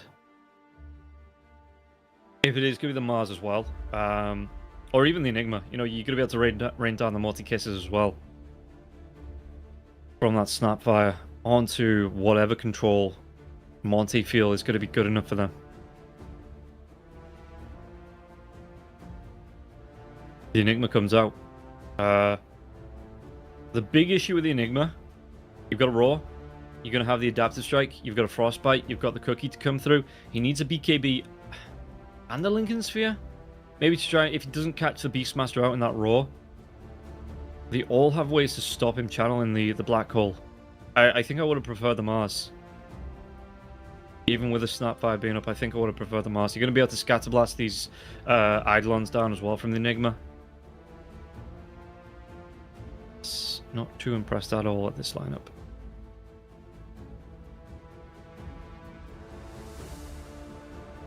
So, Dragon. A minute and a half coming out on the reserve time here to think about these next couple of bans. What are you looking at? You're looking at a mid lane ban.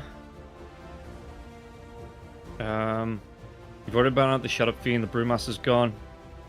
Brood Mother is gone. You've banned that out yourselves. You've banned out the Ember Spirit here as well. Unless you want to do something funky like run this tiny mid and they're looking for another support, maybe like, I don't know, do you kind of risk it on the Silencer here to try and get this Black Hole off? Or actually, no, because they've already got... Never mind. Yeah, the Primal Beast ban would have been another good one. Camp front line, you know, from either the off lane or the mid lane with the Pulverize. You could try and follow it with the Black Hole from that one. Maybe you run this as the Enigma 4 if you pick up that Primal Beast. But yeah, it's still a little bit up in the air. They've got a minute and 4 seconds left on this reserve time here for the side of Dragons for these bans, so taking the time, not really rushing the thought process to see what, you know, it's going to make them the safest to be banned away here.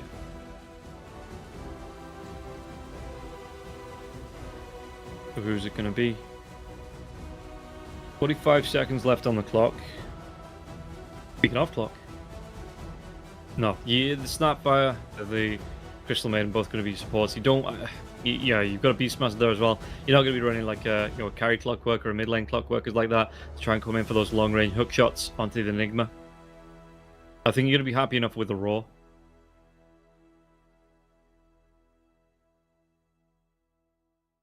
And yeah, Monte. Okay, going to be the Dragonite ban.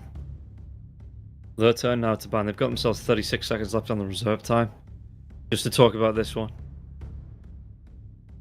You're going Dragonite, or if you, excuse me, you're banning the Dragonite. Are you potentially considering the puck? Winner of silence.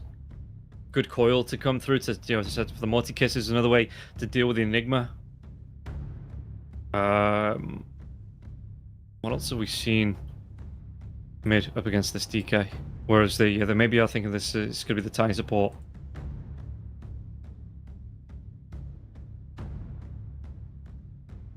Whereas Monte, they ban out the Wind Ranger. I would like to see, again, just some more protection. I think they might go for a mid lane here on Monte, run that tiny as the 4 or the 5 with the gyrocopter. The Enigma, because that's what a 4 does. You run with your offlaner. But, yeah, no, especially because you don't have the final pick as well. You have ways to deal with the black hole on that side. It's going to be another Void Spirit. Yeah, I don't know, dude. They've all got locked down on the side of dragons. I don't think that Void Spirit last game was any... it wasn't super impressive either. So what are we looking at here for the side of dragons? Again, a potential mid coming out. Maybe, because you don't want to go Queen of Pain, there's going to be ways away with Dissimulate as well as the Astral Step away. They ban out that Dragon Knight, the M Spirit's gone, Wind Ranger's gone as well, Primal Beast is gone. Do you go for like a Lena here? Just a little bit more burst damage. Again, a good egg hitter to come out as well with the right clicks. It's still available. Dragons, they could think about it here. 18 seconds left reserve time-wise. Sniper not really seeing gameplay anymore. Huskar would be... No Huskars. They're going to go for the Lesh. Yeah, okay. Magic damage deals with the barriers that the Void Spirit's going to be able to get from the Dissimulate. Even though it's Dissimulate. As we get ready to get ourselves into this one. Yeah, I don't mind the picks from Monte. I think if they can get fast enough as well. But again, the Resonant Pulse barrier, it's not going to be effective up against the Lesh. They can rely on egg hitters in terms of the Snapfire, the Morphin being able to close that gap as well. Even the Beastmaster to a point, with the Inner Beast being boosted up as well. So yeah, we'll see. Snapfire actually going to go for the Ricochet. No, right? You want the other one, the ranged Scatterblast, which I definitely remember the name of, as I'm not checking out the full bore. Come through, makes the Scatterblast narrower. No, he's actually going to go for the Ricochet. Okay. We'll see if that one locks in, or if he changes his mind right before the game kicks in. On the other side, Crash Landing for the Tiny, Dying Light here for the Phoenix, Afterburner for the Gyrocopter, yeah, Inverted Horizon, Sanctuary. So no major changes, no major differences here, and it's going to be the Ebb on the Morphlin, the Chronoptic Nourishment on the Lesh, Frozen Expanse once again for the Crystal Mania, Beast Mode on the Beastmaster. No major changes coming through on those facets. It is the full ball. He did change his mind last second here on GeoZZ, so we are going to get the full ball to come through on the Scatterblast. Yeah, those are the facets you expect as well. So yeah, no major differences. No major issues here as we get ourselves into game number 3. And again, looking at it, Phoenix, I would have liked a little bit more protection. Maybe the Mars over the Enigma. The Enigma, they have ways. Everybody has ways before that BKB comes out. And even when the BKB comes out, you're going to have that roar to come through with the Beastmasters. You have to catch that Beastmaster in the black hole. And we've seen Enigmas, they don't even go for that first item BKB, Blink Dagger kind of combo anymore. It is like Pipes to come out, Greaves to come out, Auras, Vlad's there as well. And yeah, so it's going to be a long ways down the line before he gets that protection on the Enigma to be able to get that black hole off safely. So we'll see how that one is going to play. We'll get ourselves ready to get into this next game here. And yeah, it's going to be the third and final game coming up between these two teams. Again, both games have been long so far, past that 40-minute mark here. 44 minutes on the first one, 42 minutes on the second one. I know we've had some issues with pauses as well, which is added to the delays. But you're going to be able to finally get into game number 3 to see how this one's going to break down. And as we get into it, smokes are out, but again, no one making a beeline. The ward's already down from the Leshrac. No one making a beeline for that first blood to get aggressive. They are split up between the two lines here on these two teams.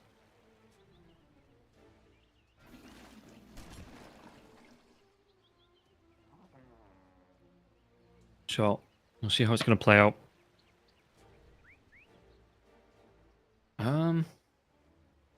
any first blood potential. Gyrocopter's away from the rest of his team. So if he does get caught out, he's making a big move. Where's he going with this as well?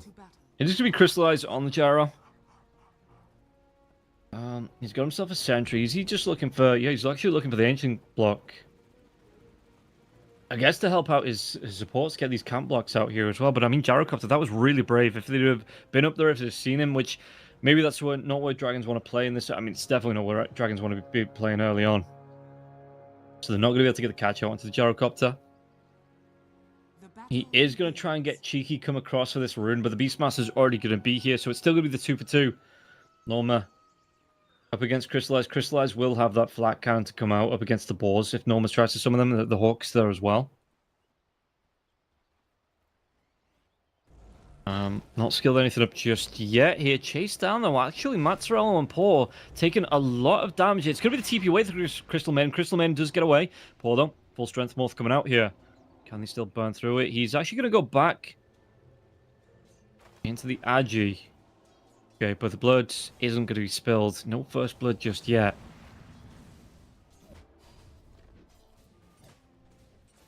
There's Mazzarello. How's he looking? Blood grenades out. I don't know how... I suppose if you go for the early waveforms, we have seen Morphlins do that. You'll go for that early waveform. They just clean up the islands that come through, any ads that come through as well. Adaptive Strike comes out a little bit later on as the Morphlin. We do get another pause. A pause for pause. So hopefully not going to be too long here. On whatever the issue is, because there's no disconnects. So hopefully it's just like a quick Discord issue, a quick mouse issue, headset issue, something like that. Voice Comp Club. Yeah, effectively Discord. I assume.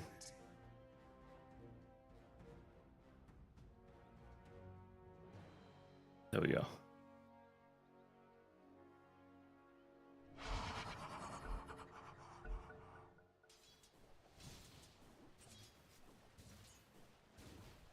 So, Paw back in it now as well. And again, my big wonder is how this mid lane's going to play. Because for 2 lanes... Oh, the Avalanche does come out. Only connects just barely onto Paw here. Yeah, Dual Race is having a good time once again. But it's going to be the Vortex... Not the Vortex. The Remnant drag back. Wrong hero, wrong Spirit Brother there with the Vortex. So yeah, you've got the Remnant drag back as well. Dual Race taking a lot of harass coming out, but he's going to be able to keep up a lot of these last hits. He's going to go for the Lightning Bolt as well as the Split Earth. No Diabolic Edict to start. Split Earth going to miss there though as well. So Moonlight, if you know where he's coming up in that... Oh, Remnant once again. So Dual Race taking a lot of harass coming out, and this time Moonlight might just be able to get his revenge a little bit, because that Ember Spirit in the last game did take it to Moonlight, but again, that Lightning Bolt bounces through the Diabolic Edict when it starts to come out. The Edict's going to do work against Moonlight as well. That barrier for Moonlight, even through the Resonant Pulse, it is an all damage barrier now, but it gets chipped away so quickly with this Lash. Just be able to put up so much magic damage. In fact, the mid lane now as well. One more Lightning Bolt. It's not going to be the Dual Race. He was at risk of being taken down by the tower. So Moonlight with the bottle will be able to regen up. Gets himself a water in here as well. Yeah, it is an all damage barrier now, and not just a physical damage barrier for Moonlight, but Lash just makes quick work of that. It just disappears so quickly.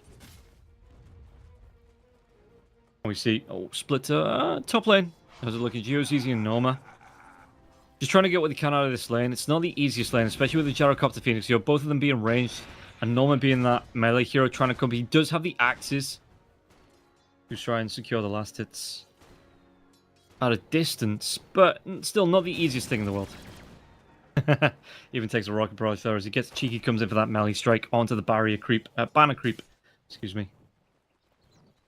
Geozizi looking for the pulls, looking to set up this Beastmaster already. This is a thing though, like I said, he doesn't go for the Helm of the Dominator more, no Helm of the Overlord, so he's going to have to just use those axes purely to get the kills. The boars there as well to farm up these camps, because he won't have that Helm of the Overlord creep, the Helm of the Dominator creep to tank it for him anymore.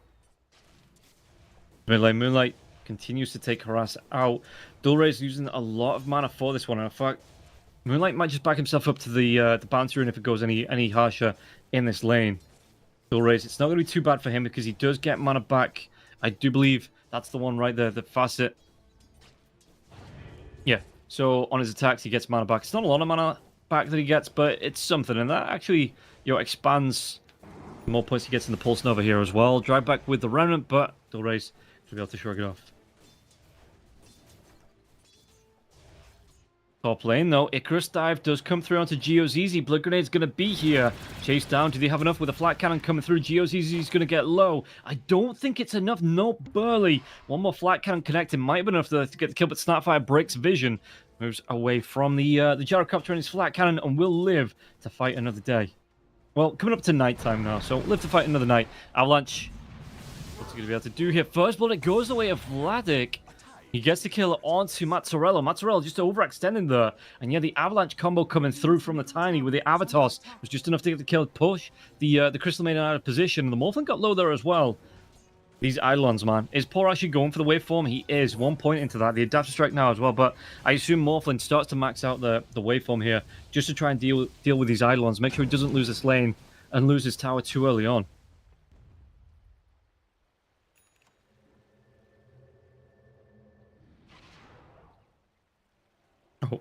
Are they going to be able to make a move? QBFY does have the vision now as well. Avalanche comes through once again with the Malefice coming through. Is Crystal Maiden going to be in trouble? The Crystal Nova does come through, but Mazzarello. Nearly call him Marshmallow. But all these Eidolons taking him down here. Poor. He has to go for that Strength Morph. No follow-up from QBFY. And Mazzarello, he only just TP'd back into this lane. This is going to be the walk of shame. No boots on the Crystal Maiden either. Poor. Playing low. What are you going to be able to do? Axes come through onto the Phoenix. Blood Grenade into the Cookie. That's a blast there as well, but look at this one. Gyrocopter is just going to stand up, defend the little bird. So not the Canary in the coal mine here on this Phoenix. No, no. The Hawk on the Hunters. What's the glove that they have? Is it just a glove? Did he just call it a glove? I should really know these things before I try and make similes out of them.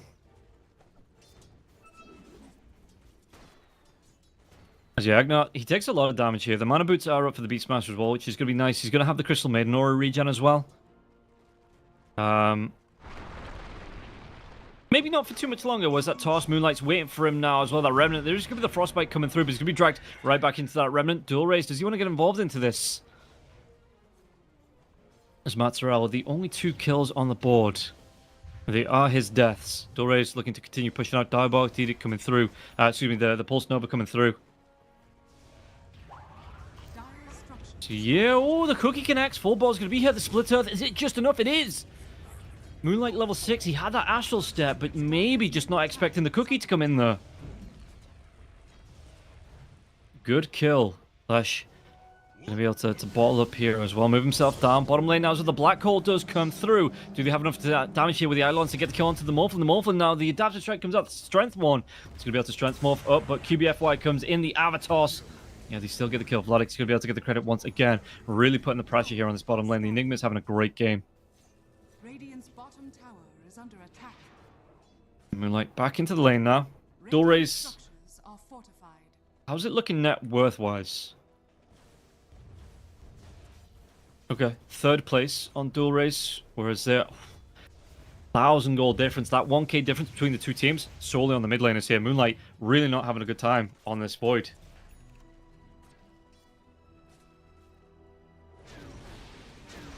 See just what else they're going to be able to do here. GeoZZ going to try and go for the rotation here. Try and stop the aggression coming out. But I think Norma's dead. One more right click and Crystallize going to be able to pick it up. GeoZZ trying to do what he can with the Scatter Blast. You know, long and thin now on that Scatter Blast with the Facet as they get another kill onto Poor. This is just going from bad to worse to awful now. And yeah, Mazzarello, he's going to go down too. QBFY and the Enigma on the lane. Just having a great time. Vladik being able to put this pressure up. Nothing the Dragons can do for, because they're not rotating supports into to support that Morphlin, because the other lanes are being pressured out as well. Only the Lesh really having a good game, and in fact it might go for a little bit worse for him now. Dual Race, they're going to try and get this jump. The Remnant pull back now as well into the homing missile. They do, they have the damage, they get the kill. GeoZZ Cookie comes out, but it's actually going to be the Cookie in the wrong direction here. GeoZZ is going to go down. Oof. That Cookie misdirect. He was trying to throw it forward onto the Gyrocopter, onto the Void Spirit, but the creep turns around and the Cookie, it comes right back onto GeoZZ. Norma Trying to get these ancient camps farm up here, but the gyrocopter might be able to move himself in with a flat cannon. Yes, the Phoenix going to come in now as well to give a little bit of the net worth over to Moonlight. This is going to be Moonlight recovering up against the Lesh in the mid lane here. Chase is going to come down, but they can't catch up. Enigma, he's taking that tier 1 tower on the bottom lane as well. The Morphling going to be forced into the corridor of farm. And yeah, 8-1 here. 4k net worth lead for Monty. They're having a really good time, but they were having a really good time in the last game too. They were having a really good time in the first game too, which they won. But they had a really good time early on in that second game, but they just weren't able to capitalize. And then they lost a couple of fights. They lost like it was like a 14k net worth swing, I think, in their favor, to a 6k net worth swing to Dragons, and then Dragons just kept building it up and up. So we'll see what they're going to be able to do on the side of Monty. How they're going to try and play it. If they are going to be able to keep this net worth difference up, keep it growing. You're looking for the kills here as the Morphin is continuing to farm, but they might be able to make a jump. Tiny, can he close that gap onto the Lash? Was that Avalanche? They get the kill onto Geo's easy. No Blink Dagger up for the Tiny now as well. I mean, he's going to go for Mana Boots here on him, so it's not even going to be like a quick blink. Oh, dual raise though. It's going to jump in now as well from Moonlight. They get a Remnant pullback and the Avatars combo onto 2. Moonlight will be able to get the kill onto Mazzarello. Eknat takes down dual raise. That Supernova doing a hell of a lot of work. Radiant's middle tower is under Can't attack. kill it if you're already dead.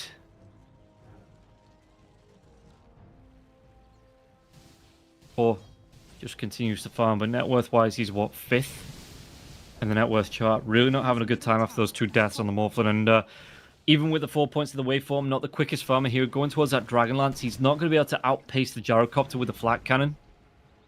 Especially once that Gyro gets the Ags up, gets that Chrysalis up as well.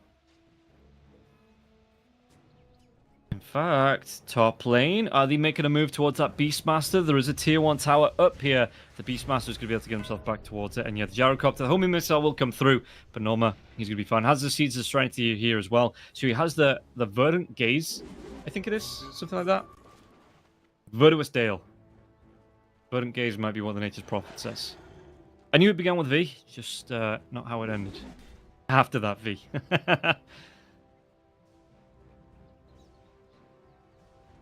But I was mostly right.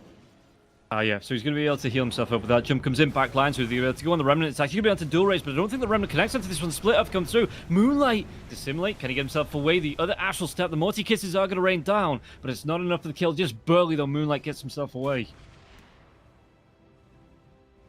As there is a lot of pressure being put onto Mazzarello, as well as dual raise. They didn't get off scot-free from that one. The Gyrocopter wasn't here.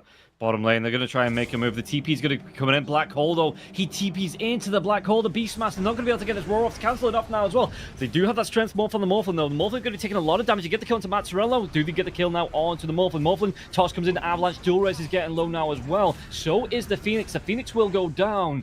No Supernova available for him, but they take down 2 cores. Beastmaster at least going to be able to outrun his fate, it looks like, but do they still get the kill? They take down the Snapfire all while this is going on. The aggression happening onto this tier 2 tower.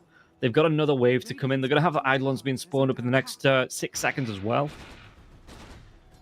Really good fights coming out from inside of Monte. They did lose both supports. We're going to be more than happy with that. Radiant's top tower is under attack.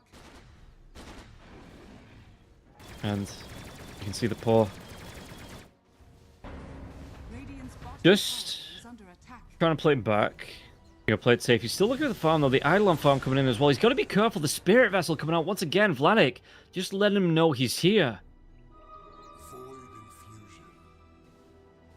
How far away? Tiny is going to make a move towards that Blink Dagger now as well. I wouldn't be surprised if we see the Void Spirit. It's actually going to go towards a Mage Slayer. I thought it might be a quick Ag Scepter to come out to get the silence out on the Morphlin. Waveform, Vladik. Oh, do they want to go? Freezing Field comes out, but the Avalanche are going to be immediately cancelling this one off, and they might be able to go poor. Taking a lot of damage. So is Vladik, though. Vladik hitting himself away. The Cookie comes out from that stolen Eidolon here. They get the kill. It's not the stolen one. It's actually the form being taken away, right? Yeah, poor. Stole the Morphlin, stole the Enigma's form from his morph. So they do finally get the kill. Onto that 6-1 and 4 Radiant's Enigma. middle tower is under attack. Crystallize. He's got the Chrysalis up. Going towards that Ag Scepter. 13.5 minutes in here for the Gyrocopter. What are they looking at? They're going to try and protect it. It looks like protect this spawn on the Wizard Rune. Make sure that Monty don't get it for free. You know, Crystallize doesn't try and sneak it. While this is going on, the wall goes down. They might be able to see. Do they want to try and make a move on to GeoZZ? GeoZZ. It's going to be jumping. Remnant comes through now as well. Do they have enough for the kill? Cookie's going to come out underneath the tier 2 tower here. Moonlight, does he want to dive? Got to be careful because the Gyrocopter's going to be coming in on the other side now. So they are sandwiched in. GeoZZ, another dive comes through. He's going to be taking too much damage. Moonlight, he gets the credit for the solo kill. I mean, it was a solo kill there as well. He did all the work. Norma. Remnant comes out. He's going to be dragged back. They know this one's going to be the Icarus dive coming in now as well. Into that avalanche. And Norma, do they have the control? Toss forward as well. Norma trying to get through that barrier, but the cooldown comes through. Crystallize. He gets the kill. Radiant's top tower is under They didn't attack. even protect that Wizard Rune there as well. Crystallize will be able to pick it up. The tier 2 tower in the top lane starting to be whittled away. And what can they do from this? Lesh, you can see him at the very top of the map, so not even on his part of the map. Doesn't feel safe. Found up in his part of the map. Gyro, going to be 1,200 away from his Ag Scepter. How's Eknart looking? Eknart going towards, I think that's the 4-staff being delivered. It is. Oh, no, it's a Yule Scepter. Yule Scepter just completes. He's got himself the regen boots as well. How's Paul looking? Paul is looking... Paul ain't looking rich. There's a word to describe what Paul's looking, and it might Dire be are scanning. something along the lines of his name. Just got him out. They know where he is. They're going to be able to go for another black hole here if they get this jump out. He's already used the waveform here. TP in the trees, but Moonlight, does he chase in? He doesn't find the vision. Haze Rune, Avalanche won't connect there as well. The Midnight Pulse tree clears off those trees just a little bit too late. Oh, GeoZZ. Yule Scepter for the setup now. Can he get himself away? The cookie does come through. He's got the cookie to the high ground, but still, the heroes will chase. Be able to get this one out 18-4. And a 7k net worth lead advantage coming out for the side of Monte. Dire's middle tower is under attack. Paul. Gotta be careful. Moonlight, Remnant, won't connect. Paul goes the other way. He zigs. When Moonlight thought he was going to zag, he steals that. But he steals a Voice Spirit form. Jump back in. Black Hole, does he come out this time? He's going to be able to get the waveform away once again. Icarus dive comes through. Yule Scepter will be here. Can they set up for this one? The Sunray, even on the edge of that one. Paul going to be taking a lot of damage, trying to get the waveform away once again. The Remnant won't connect again, but toss in. That will connect. That is a Radiant's no middle disjoint tower is under spell. attack. As he take down Paul. Really nicely played. Going towards that Manta style on him. That might have been a good one to come into play, but he won't be able to get it off here. Mid lane Snapfire once again. Got to be careful here because, again, Tiny, he's looking to close that gap. Looking to build on the momentum he has to buy up that Blink Dagger in the next 600 gold, 700 gold. UBFY. Okay. A little bit later. About 700, 800. Don't think I've seen him pick up a tree once. Has he even got tree? He's not even gone for the tree grab on the time. He's purely in for this burst here. Avalanche coming through. These sets up. They're going to be able to get another kill. Crystal Maiden should go down. Will go down. Even though the Crystal Clone is there, Moonlight will get the credit for the kill.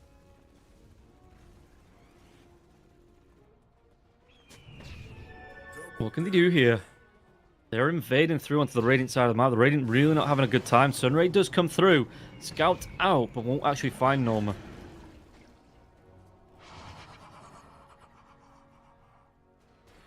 And this tier 2 tower, the Titan's going to try and push it in as well. Just clearing off that wave, getting what net worth he can to make him closer and closer to that Blink Dagger. 200 gold away. Radiant's bottom tower is under attack. Yeah, Eidolon's going to be able to make quick work. QBFY does get the credit for the tower kill, which, again, nice. Being able to pick that one up, that's going to be his tower, his Blink Dagger gold from that tower. Could be having that one flown into him.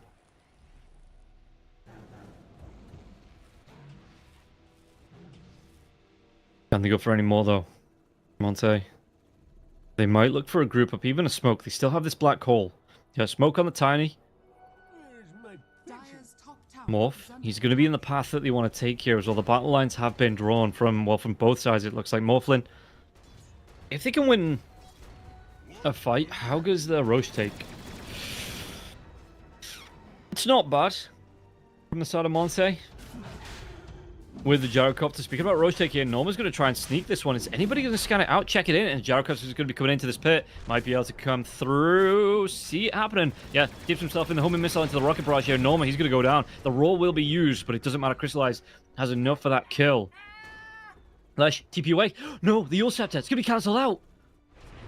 Lesh is straight up controlled and straight up dead, it looks like here. Yes! Yes, Sereno. Monte having a really good time. In fact, they're going to say, you know what, thank you very much for starting this, Roshan. We'll take it from here. Vladik rotates himself in. He's going to have these Eidolons coming out. Crystallize, just trying to do the damage with the Accept, with this Chrysalis out now as well, going towards his BKB. So not a full Daedalus just yet for Crystallize. We'll see how it's going to play for him.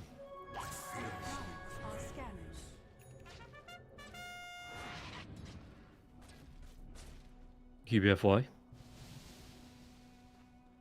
They are looking for the wrap with this Blink Dagger now as well. And again, being 11k ahead, 4 kills to 22. Dire's bottom tower is under attack. I think they'll be able to find here. I mean, like, just trying to push in this mid lane now as well. And again, this is kind of the time that you're hitting because this Morphlin, he's going to be, what, 3k behind the Gyrocopter. And, yeah, his farm priority, it's still top, but it's not as quick as the Gyrocopter now as well. Norma, he comes in with a roar onto the Phoenix. The Phoenix, does he want to try and just immediately drop that Supernova? Yosef is going to be here now as well. He might just be forced to go for it. It's going to be the toss up into the Storm form here from that Tiny onto the Morphin. They take down both supports. And is this how it starts? The last game, Dragon, they got a good couple of picks. They slowed down the net worth game. They took a couple of objectives. Dire's middle tower And they were finally able to swing it back in their favor. is under attack. It looks like, yeah, they are going to be able to take this tier 1 tower. No objections into taking those objectives coming out from the side of Monte. And again, you have this Aegis up. You had a lot of time on your back here now as well that I would like to see them look for. They have a black hole. Go with the black hole play. Just look to get the catch out onto the beast. In fact, they're going to find the Snapfire. Snapfire going to be at major risk. There's going to be the tiny jump in now as well. The toss back onto the Enigma. Should be able to get this kill. The Snapfire is going to go down. Geo's easy. Yeah, just way out of position here as the Jara just continues to push out this top lane. And they could go for that tier 2 tower. They still have this Aegis up. They have no Snapfire on the other side for another 24 seconds. So, big window to come out here. Radiant's middle tower is under attack. For the side of Monte. Do they even want to sneak? They might even try and take away this Tormentor. That's just spawned. Take away as much as you can. Go for the tier 2 tower first, and then, yeah, go for this high ground. Go for this Tormentor. Take it away from the side of the Radiant. Take whatever advantage you can from them. Which that is exactly what they do. QBFY. Like I say, it is the rule. If there is a support Batrider, if there's a support Tiny in the game, they're the ones that are going to get that first shard. It is just... It's foretold here. As what else is foretold? Is it going to be the Crystal Maiden Death? It is Moonlight. He gets the credit for that kill. Solo there as well. And yeah, I don't know what Masterel was doing that far up. Maybe trying to push out the lanes because they'd advertised Monte that they were on that top lane. But the CM just stuck around a little bit too long without the information.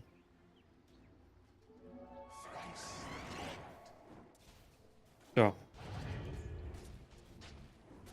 what can they do? Do they have enough to push in with this Aegis? Maybe make another fight happen. In fact, they're going to be able to go for the Snapfire once again. The Snapfire. Ball stuff comes through. Just snap. This time we'll be out of danger. But yeah, they have this Aegis. It's going to be a bit of a pain in the ass to get to the high ground, especially with the Beastmaster, the Snapfire, the Lesh coming through. But yeah, Monte, we'll see if they're going to be able to make this work. They might just try and dive again. Crystal Plum comes out, gets the stun onto the creeps. Pipe will be popped though. From the protection, 2 crystallize as well as those creeps. Toss comes in as well. The Eidolons, can they get through this tier 3? They might just be able to. The creep wave though, it is being skipped out. Backdoor protection, it doesn't matter. They get the kill onto the tower anyway. So, they're going to wait now. The top lane is pushing in as well. They might be able to get another tier 3 from this. As the backdoor protection is going to be on. They're going to get a lane of racks. Yeah, and Dragon's not going to be able to stop it. Fortification will be used. Oh, early. There's going to be the toss back now as well into the Snapfire. Can they get this quick kill? Snapfire is just going to disappear. Freezing Field comes up, but Mazzarello, he's not going to be able to latch onto anybody because there was no stuns to keep him locked down inside that Freezing Field. They all just move away on the side of Monte. They're going to go for more here now as well. Jump in. Moonlight. Just onto that tier 3 once again. Again, not the quickest building takers in the world. Especially when the Lesh is doing stuff like this. You're dropping them with the shard, dropping that split earth out.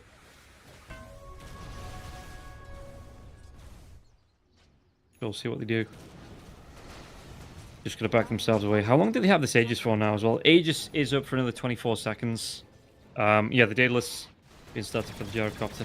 Bottom lane, he's going to be able to farm these illusions out as well. Keep that tier 2 tower from being too pressured. How's he looking though, Gyro? Scanning.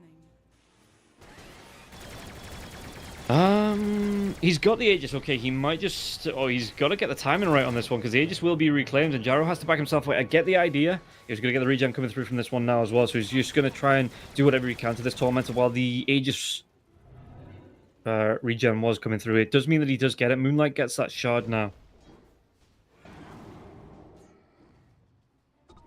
And again. Phoenix already picked up the shard, right? No, not yet. Okay, so it is actually going to be skipping over the Phoenix here in the net worth table, going towards Moonlight, who was just behind the Enigma. Doing a lot of farming up here, Enigma as well. Blink Dagger going towards that BKB. They found the Crystal Maiden. Mozzarella just way too far out of position. Way too far out of position there. Is under attack. And let's see. Can they go for any more here? They have the... oh, they're going to be able to make a jump onto... Did they get the kill? They might be able to get the lockdown. They do. Paul goes down. Into your future. No shard for him. So couldn't get the attribute shift off when he was stunned. And yeah, just some good information coming out with that cliff ward here for the side of Monte. Being able to get the kill. He's dead for 38 seconds. Can they go for any more? Is under attack.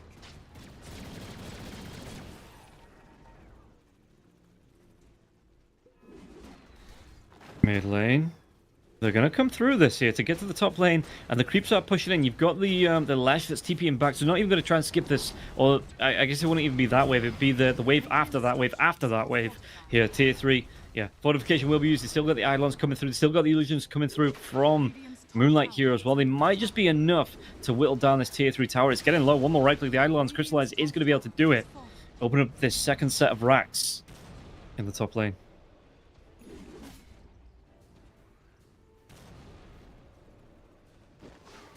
QBFY. Trying to do what he can.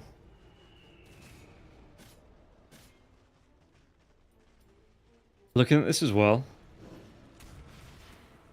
Monty, they aren't scared about putting pressure onto all 3 lanes. Yeah, they're just keeping these pushed in. They're just making sure that Dragons have to second guess themselves. Okay, if we push out the top lane, we're going to lose the bottom lane. If we push out the bottom lane, we're going to take pressure in the mid lane, thanks to the super creeps pushing. So they are going to go for a smoke. Bottom tower is under We'll see attack. where they're going to be able to go with this play. Black Tree up for the Morphlin Dragon Lance as well. Not a full Hurricane Pike. I should go back for the Kanda before that here on par. Jump in those smoke breaks. Well, they're going to be able to do the roar. No, he's not even going to be able to get the roar off straight away now as well. They are going to be able to get the damage out onto him, but the Moonlight is going to be tossed back here. Moonlight might be able to get out safe. Do they want to try and drop this Supernova? Supernova's available. That's going to be a great black hole now as well. Clean up on absolutely everybody. They take down 4. They're going to be able to take down 5. Morphlin is missing again. They're just GG. They know they can't fight this one with only 2 heroes down, and Dragons, they're out. Well, they're not out, but they're out of this game.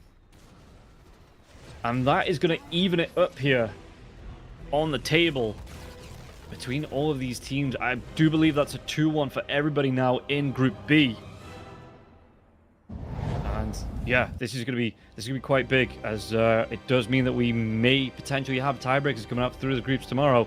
That's going to be if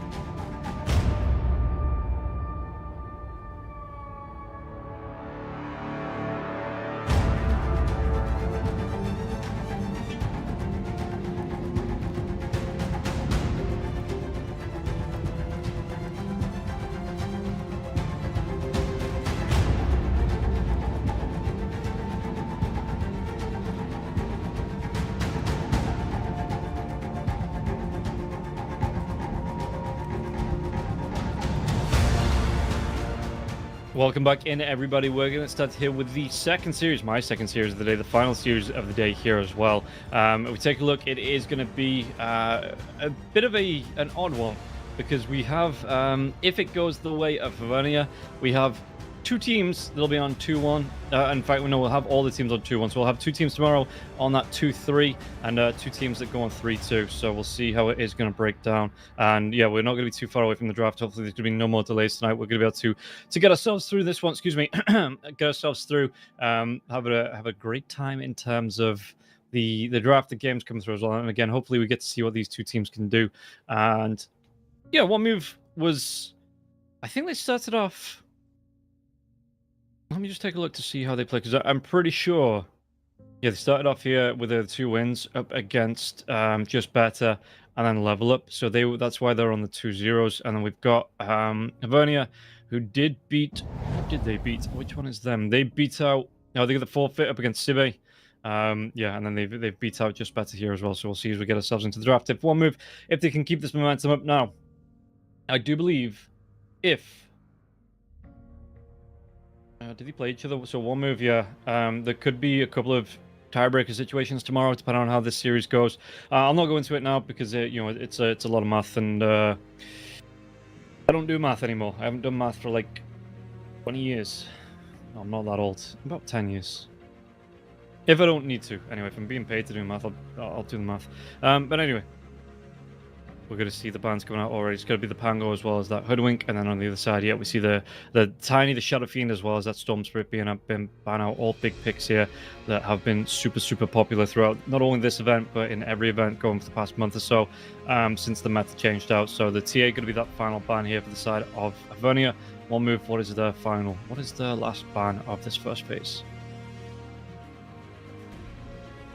As getting into it. What do they want to take away the IO? So the Witch Doctor, the Weaver, Phoenix, Clockwork, and the Weaver could be the first pick here for one move. Brood, straight out the gate here for Vernia. They're brave. That is very brave being your first pick, because yeah, you've ban out the Shadow Fiend, you've ban out the TA, Tiny there as well, but there's still going to be more and more heroes. We've already seen the Sven today. You're going to have heroes that could be able to go on top of you. You might even see like an Orchid builder come out early on. I mean, we might see this Brood build an Orchid themselves. But yeah, something like an Ember Spirit to come out for the side of one move a little bit later on. I suppose you do have the next couple of bans here as well. So if you wanted to, you could take out the Ember. There's too many here, like the Zeus or something like that. But yeah, the Brood locked in. Game number 1. Pick number 1 for Vernia. And we'll see how the response comes from one move. I mean, they're going to have plenty of practice from this one. They could go for something like the Doom as well. Going to be having get the Scorched Earth to run down the Spiderlings and use the Doom to run down the hero itself. There are still plenty of answers, so we'll see what the bans are going to be here. Just waiting on that one more ban for one move. After they take away the Rubik.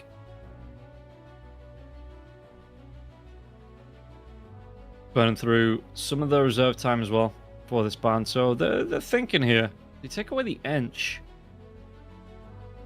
So what are you looking...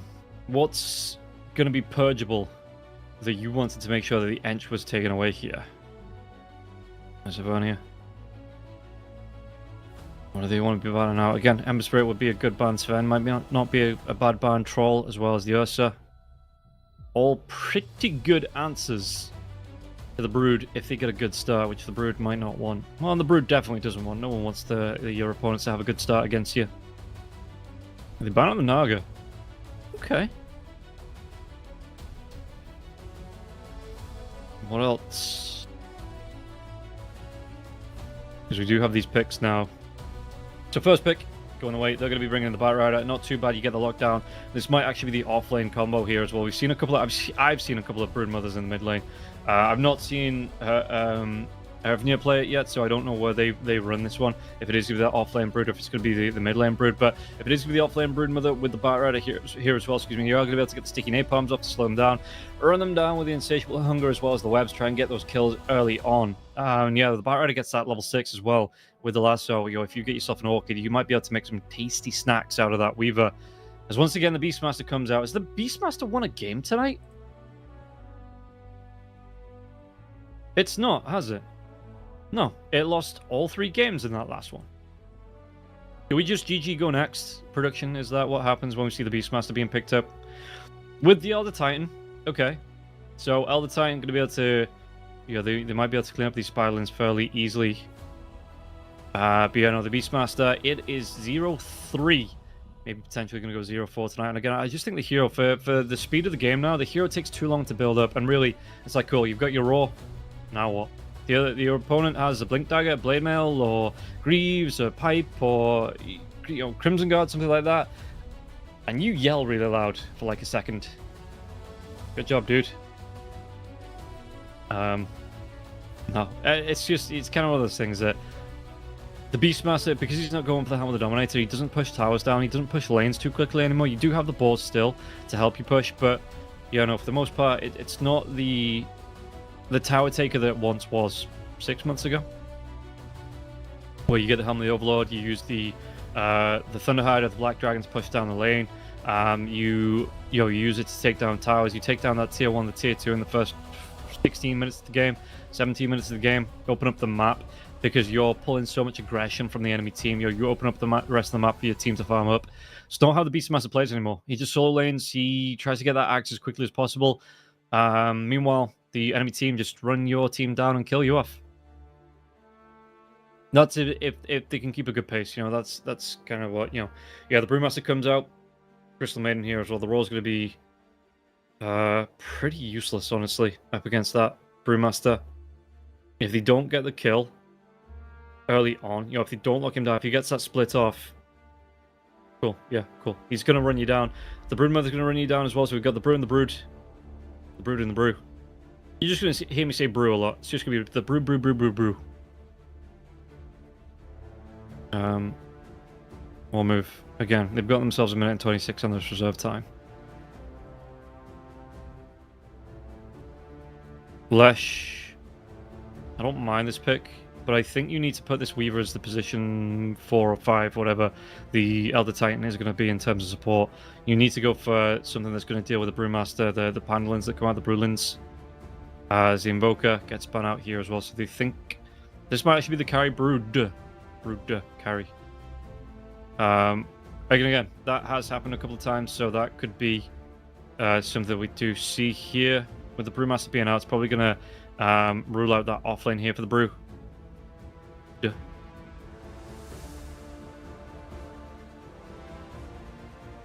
Do you put that as the carry? Go something like the DK mid to come up against the Lesh. Again, Tower Pusher does well in the lane, I think, up against the Lesh now, especially with that Corrosive Breath. Meanwhile, yeah, I'd ban out Troll and Ursa here. The Cleaves just being able to rip through not only the Brewmother, the Spiderlings, but the Brewmaster in the split as well. Although the Troll might not actually be that bad, because you're going to single target focus down one of them. If you can play it right, you can get him to kite one, you can get him to kite all of them. You throw out the Cyclone before he gets that PKP going. The Phoenix is with the final ban though, so they are thinking this is with the carry Weaver.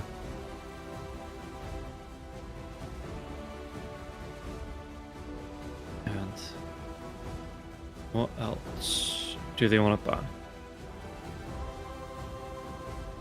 ban?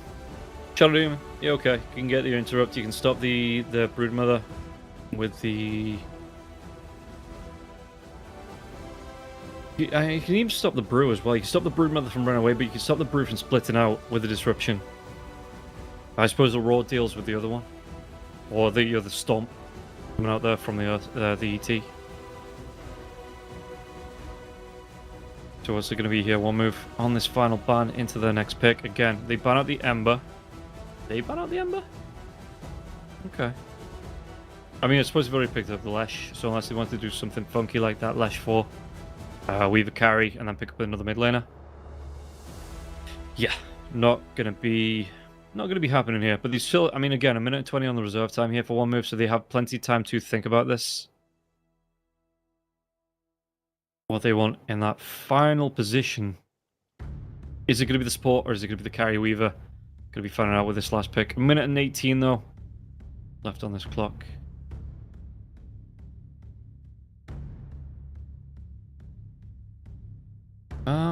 Anything I'd like to see? Yeah, no, I mean, you need to, even with what you've got, you still need a way to deal with, like, the brilliance, especially when you get that plus health as well. So, yeah, Sven, Ursa, Chaos Knight, if you can get this out, because the Chaos Knight Orchid, it's not going to be a quick BKB at all, even if it is a BKB at any point for the Brew. But yeah, no, with the Phoenix and the Shadow Demon Bind, yeah, maybe it is going to be that Carrier Weaver. We'll see how impactful that's going to be.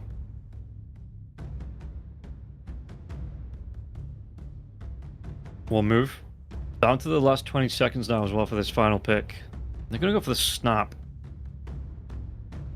Okay, so what are you going to try and do? You're going to try and bully down the Brewmaster. You've got the full bore for the Spylins. They go for the Void Spirit immediately, so it is going to be the Carrier Brood Mother. I think I'm going to be doing that a lot. Yeah, the Brood, just to be able to, or the Brood Mother. Because I can't say BM because we got a Beastmaster, the Brewmaster, the Brood Mother. You know, so no BMs going along here. Hopefully no BMs in the games between the players as well as we get ready to get into it. And yeah, looking again.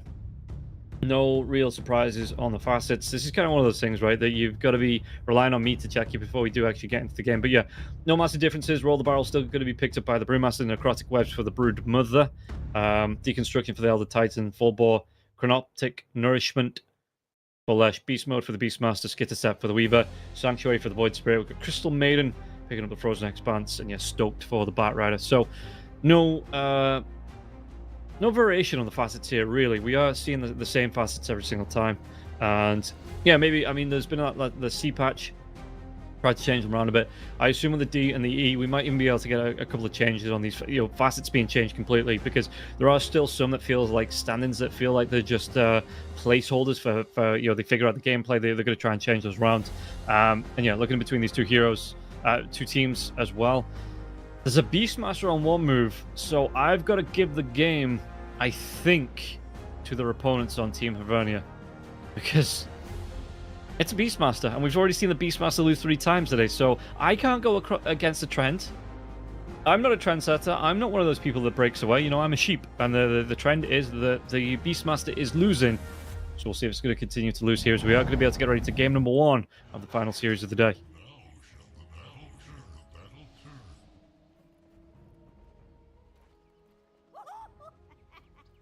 And yeah, just moving through themselves. Ward goes down here from the Weaver, who's going to be able to get up there with the smoke, as well as the Scucci. Gets to the other side. Web goes down. I don't think the smoke break, though. They are pinging it out. They're pinging out the web. They might be saying, okay, web's down. There's going to be something around here, too. And again, I've not seen Hafnir play. Hopefully this pause won't be too long. Hopefully, this is the only pause. We chill. We get ready. We go again.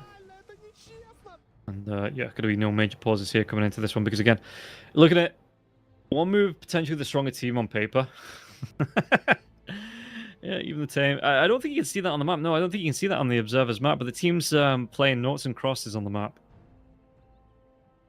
between themselves here on the side of one move. Just waiting for this Broodmother, I guess, to sort out whatever the issue is.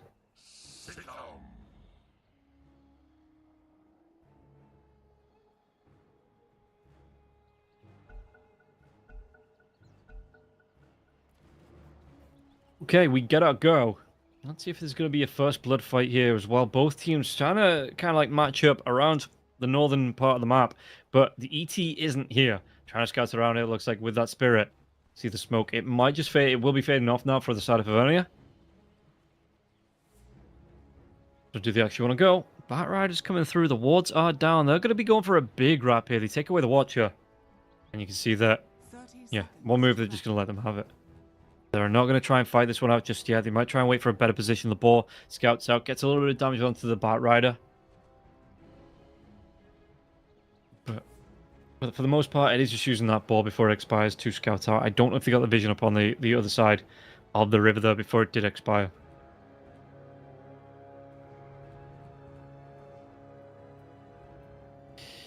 Okay, let's see. The battle Web's going to go down. Triple S coming through. Arbum's going to be... Dr. Bum's going to be here now as well. So they do get these bounties as well. Chase down. It looks like they might be able to get 3 on the side of one move. Scatter Blast coming back. Going to slow down Flacco. Triple S, do they want to chase onto this one now as well? It's going to go for the TP. Nothing to interrupt. No cookie. Nothing like that. A lot of harass. But it's just a CM TP in towards the tier 1. Yeah, and WoW does get himself that with the bounty rune. So, Flacco.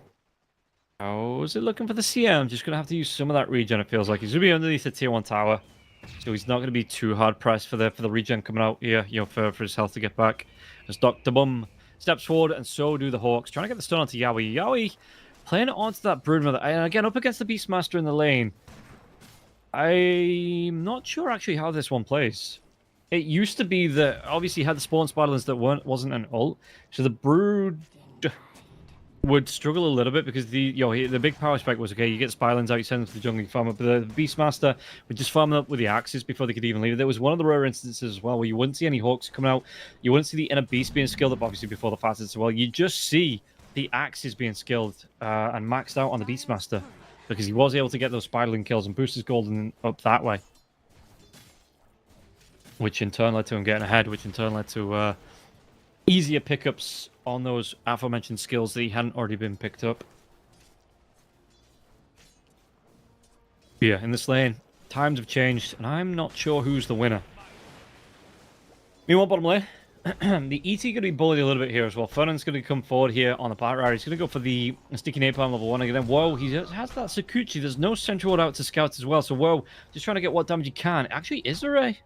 There's not, right? There's no sentry, there's no dire sentry, no. I think that was just the fading of the Sakuchi. Fernand's taking a little bit of damage, but the first blood, it's going to be Dr. Bum's way. Takes down UI. This Broodmother, apparently, it doesn't go the Broodmother's way in the lane.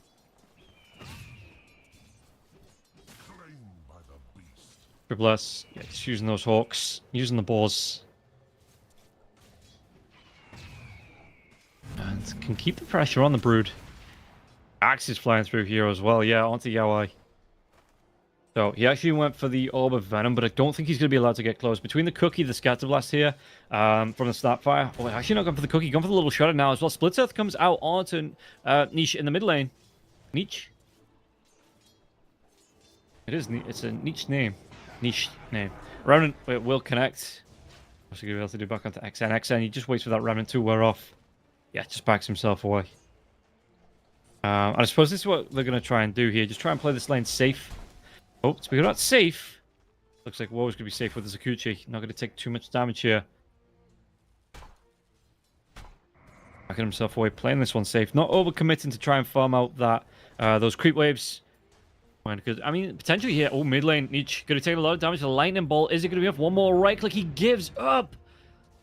Oh, he's taking tower shots here as well to dissimulate. It is going to force XM back here. So the Void, with both heroes being low, might just be able to get himself back into this lane. Not a lot of mana left in the bottom lane, though. Nah, no, it doesn't matter. Looks like it's going to be the back away. Yeah, you've got the Woe with the Sakuchi out as well.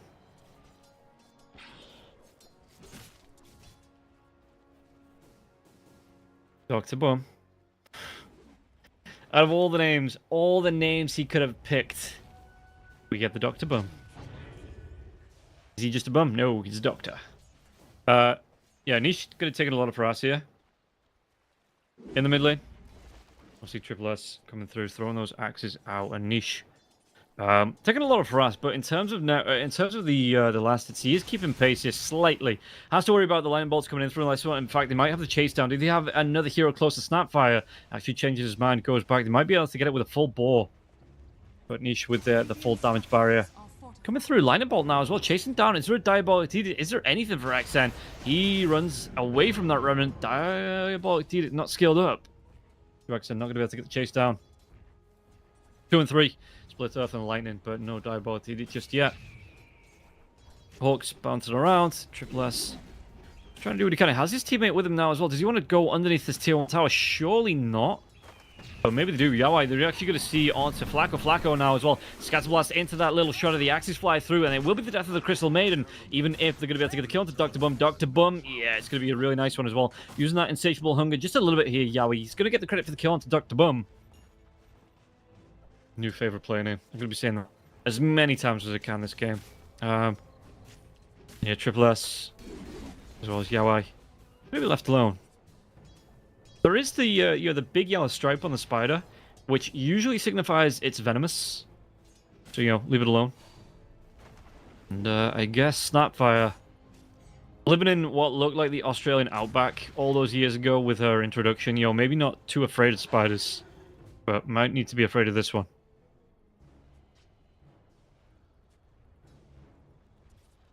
So how are we looking overall? A slight advantage for one move in terms of net worth. Flamebreak comes back here as well, with Lesh just going to be able to prance away from that danger. Yeah, no Remnant drag back here as well from the Void Spirit, so Lesh is going to be able to get back on the other side. Vernia. It's... again, it's just Niche taking a lot of harass. Well... Bodhi.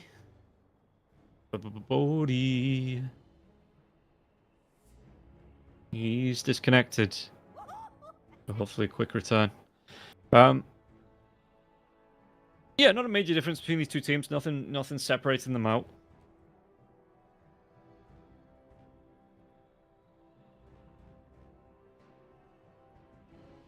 And where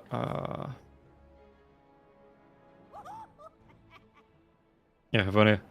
Also Ukrainian, so we do have to be aware of what's going on and maybe having some issues. We are going to give them some... They do have extra time. I mean, I think that the teams overall, as long as they can resolve the issues, aren't going to be penalized here as we do get the pause out, and hopefully, we are going to be able to get a quick reconnect in. Well, the Brewmaster, just get ourselves back into it. How's the game going so far? 6 minutes in. Any items that could be surprising, mystifying, bamboozling? Nope. A couple of braces out, one for Babodi. Niche has one there as well. On the other side, Mana Boots out for Triple S already, so he's going to be able to spam those axes. Full ball is going to be spanned out for Dr. Bum as well, with the Ring of Bassi. Might be going towards his own Mana Boots, so they're going to have the double Mana Boots in the lane. Yeah, it's going to be the double Mana Boots in this off lane here for Dr. Bum, as well as Triple S. Which means that the axes will fly wild. The scatter blasts will be scattered far. The little shredders will shred appropriately.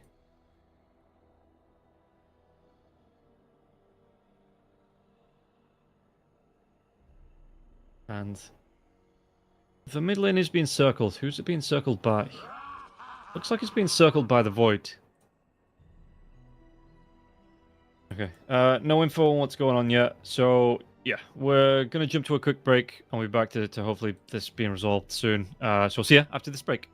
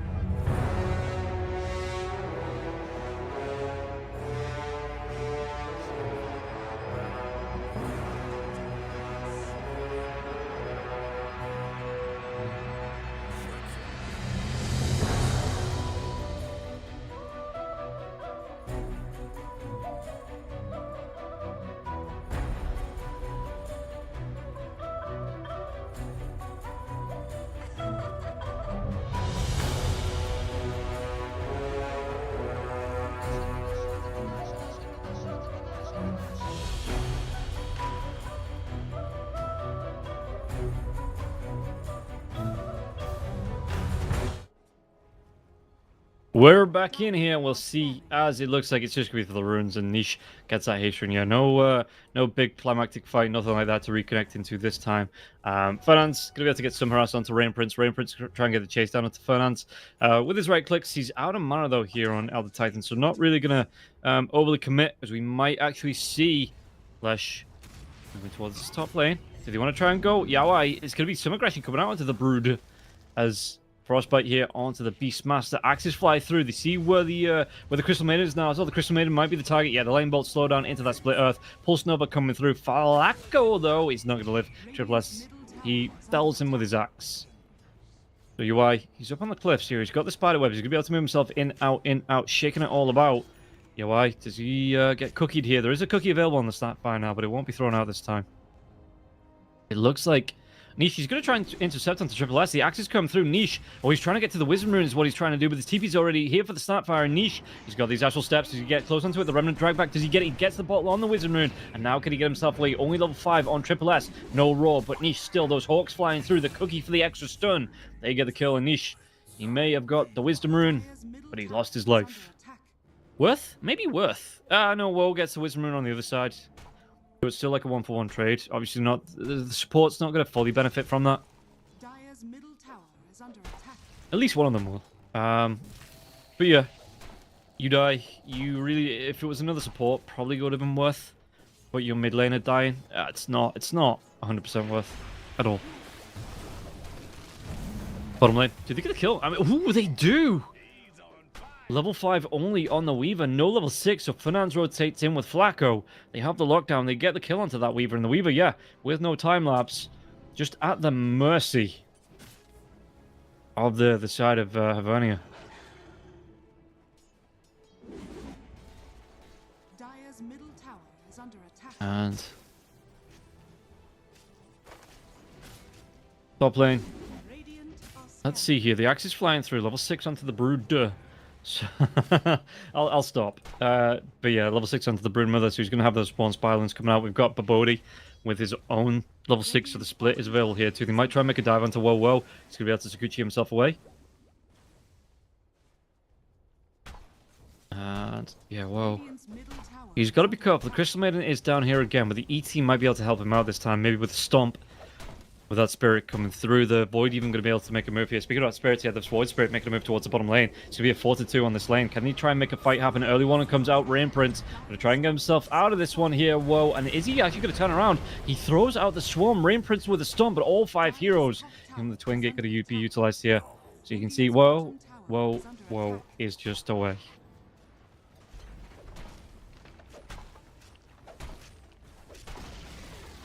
Radiant's bottom At least they're going to be able to get the tier 1 tower trade on the top lane. But again, Beastmaster, Dire's top tower. net worth wise, top of the net worth actually, not having a bad time. We'll be making a move towards that Ag Scepter. Hammer the Dominator is just dead on this hero, it feels like, and the Lycan's dead. But there's no one that builds that item anymore. This'll come in handy.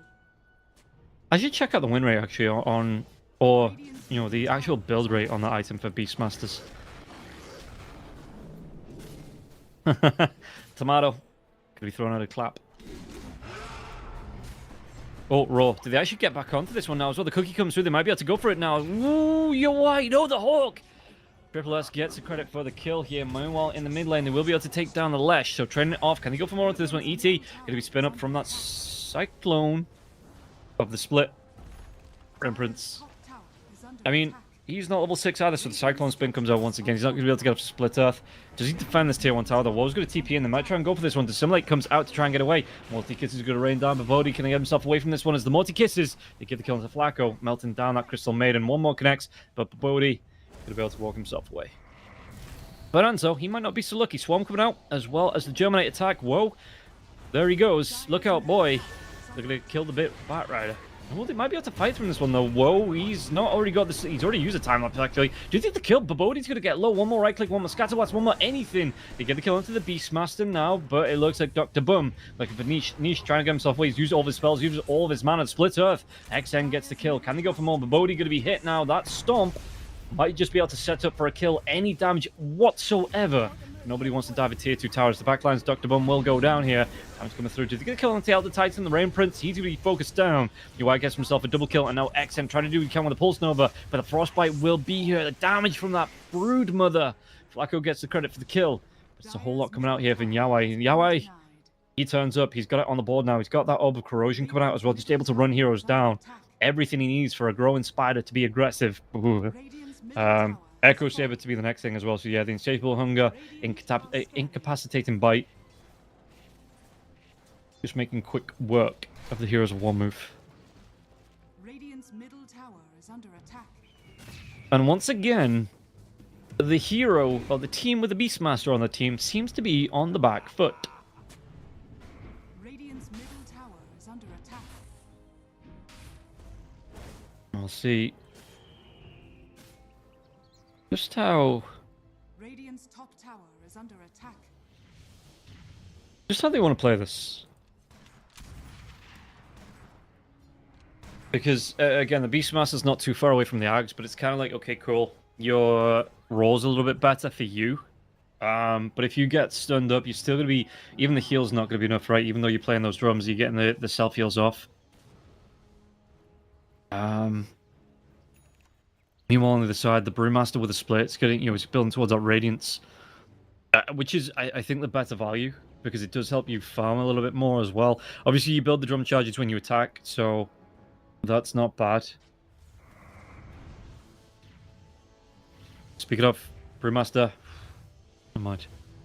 ET, how's he looking here? Yeah, the Beastmaster is just continuing with the push, and this is kind of the thing, though, right? If you'd have had the old kind of Beastmaster build that we've seen about 6 months ago, or, any time before that, really, on the Beastmaster, you'd have this Helm of the Overlord coming out. You'd be putting pressure on the tier 2 tower, even with a Broodmother. Speaking of the Broodmother, going to try and go. Dr. Bum, Rogue comes out. Cookie's going to be there onto 2 now as well. Freezing Field into the lasso, though. Earth Splitter will be used, but it looks like Triple S. Is he still going to go down? The Multi-Kisses are going to rain down. Rain Prince gets the kill into Fernandes. They might be able to get the kill into the Crystal Maiden now, too, but it is going to cost them a 2 for 2. The 2 supports for the Beastmaster and the Snapfire. Yeah, Verna are going to be way better off on that trade. Even getting the raw from that there as well. The Brewmaster, he did stop off for that Spirit Vessel first, which is why he's not got the Radiance up. That was a big commitment there, that otherwise he might have been able to get the Radiance. But the split comes out. XN, no way to TP away the split. Yeah, you have the Boulder Toss, you have the Cyclone, you have all the answers in the world. And with the Spirit Vessel now as well, once that Bloodstone comes out for the Lash, it's still not going to be super effective, because the Spirit Vessel is going to stop it from reaching its full potential. The full heals.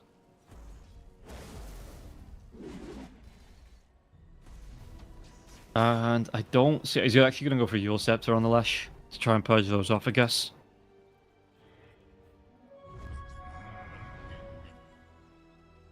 Rain Prince, what's he get? Regen Rune? Okay. How's it looking overall? Again, slight net worth lead coming out for the side of Ivania. Hrivnia? Because it's HRY, right? Hrivnia? Have I been saying it wrong? Somebody DM me if I've been saying it wrong. As you just continue out. Once again, yeah, but Bodhi, just looking to carry on farming up here. Again, he's not going to be too far away now. He does have that Sacred Relic up. It's going to help him a little bit more in terms of farming up. Rain Prince. Where are they looking? Are they looking straight into the Roach Pit here? Triple S coming in now as well. In fact, they're going to be making quick work of this one. It's going to be a free. But Bodhi gets that Wisdom Room. But yeah, the Aegis goes away with Triple S. See how useful this one's going to be. That top tier 1 tower here. He's going to TP to it. But Fernand's already backing himself away on the Batrider. So doesn't want to see what this Beastmaster can do with his raw stomp. Doesn't actually connect onto Fernandes. He tried to come through the Twing at you, tried to get cheeky, send the Spirit through the Twing at you, but Fernandes will be away.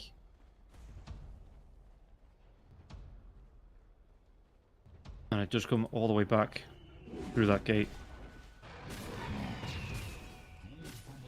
Triple S with his Aegis. He's going to do the hard task of farming up the Ancients. Yeah, I mean, the Blink Dagger's not too far. The Blink Dagger's going to be really nice now as well. They're trying to go Brewmaster. Do they have enough? He's going to be going with the Split Earth, the Earth Splitter. They do. They take him down. No split for him, because he's going to be dealing with splits of the Earth Splitter and the Split Earth variety. Dr. Boom gets a kill on Fernandez. Fernandez. Okay, so we'll move. Are they going to break this Beastmaster curse? Is under attack. Do they have it within them? Radiant's middle tower is under attack. As you can see already, the damage is starting to come out here. Beastmaster. Dire's He's going to have that blink out now as well. Still has that roar available. How's the Broodmother doing? Echo Saber is up. Going to go back towards the Manta style here as Niche just continues to farm as well. Mage Slayer into the Ag Scepter, I do believe. Yeah, Ag Scepter to come out for him into that Manta style afterwards. So he wants that backline dive into the silence. It doesn't even need to backline. He can just dive onto the Lesh, get the silence off onto the Lesh. Lesh, though, is going to have that Yule Scepter up. Roar comes through. Fernandes. He's going to go back in his box. Triple S gets the credit for the kill. Now they should be able to go for the tier 2. So we get another pause. So woe is us as the Weaver does disconnect.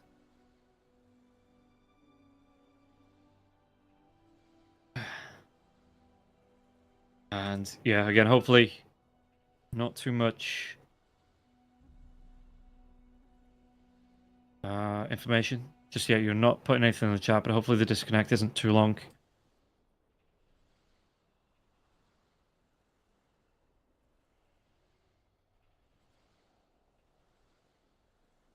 So let's see. Lesh. Yeah, it is going to be the Bloodstone to come out. If you can force that, you'll set it out early. You might be able to, get the Spirit Vessel on him, stop that the Bloodstone from being super effective. But yeah, we're going to take another quick break as we wait for this pause to resolve. Hopefully it won't be too long. See ya after this.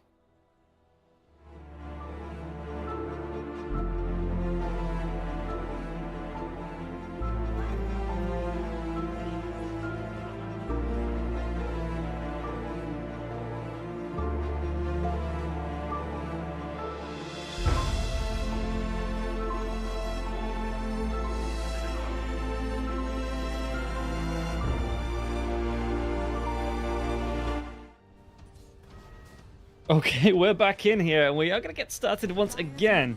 So it wasn't the longest pause in the world. They're going to go for this tier 2 tower. And can have only stopped this one. Fortification will be used. They are grouping up, smoke coming through as well. Broodmother's got to be careful. Roar is down, though, for another 54 seconds was just used. I say just. They clear off the Spidlance. Triple S coming through onto this one. And yeah, UI is going to try and go for it. Backline dive. They might be able to get the kill onto the Snapfire. They will be able to take him down. Niche takes down Dr. Bum. TP away from Rain Prince. No way to cancel that one out. The split is available, but it would have been taken too long to then get the Cyclone or that Boulder Toss off. Brewmaster, close to that Radiance now as well. Going to be really nice for him. But yeah, state of the game. It is a lot more back and forth, I think, than the last series. And yeah, pickoffs are being found. Counter pickoffs coming through. Lightning coming up for the Weaver. The Weaver, that's going to be really nice. Just being able to get the lockdown onto the two supports, the Bat Rider, as well as maybe the Void Spirit, because the Void Spirit not going straight in for that Manta style. He's actually going to go in for the Acceptor first, it looks like, which not too far away from completed. Needs another 960, 1,060 gold, 1,060 gold, 1,050 gold by the time I'm done talking. So we'll see if there's going to be a group up now. That Radiant's not too far away. Once that is available, the Brewmaster, in fact, yeah, 26 gold. Going to be able to buy it from that secret shop, and then they probably group up, look to make something happen with it. Age is still available for another minute and 47. So we'll see if it's going to be like a full 5-man fight they want to try and take, or if they're just going to try and look for pickoffs. With that Radiance is up. And we get an impulse. Okay.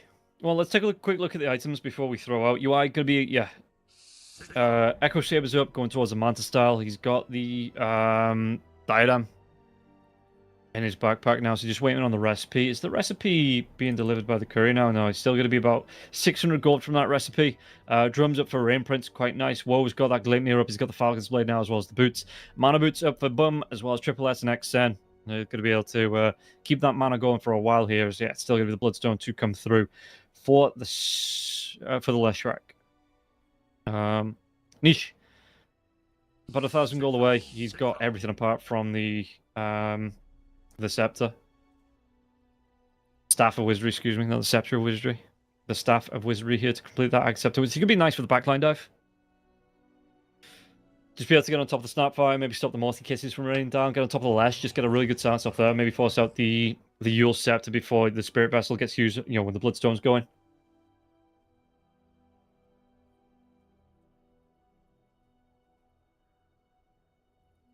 And yeah.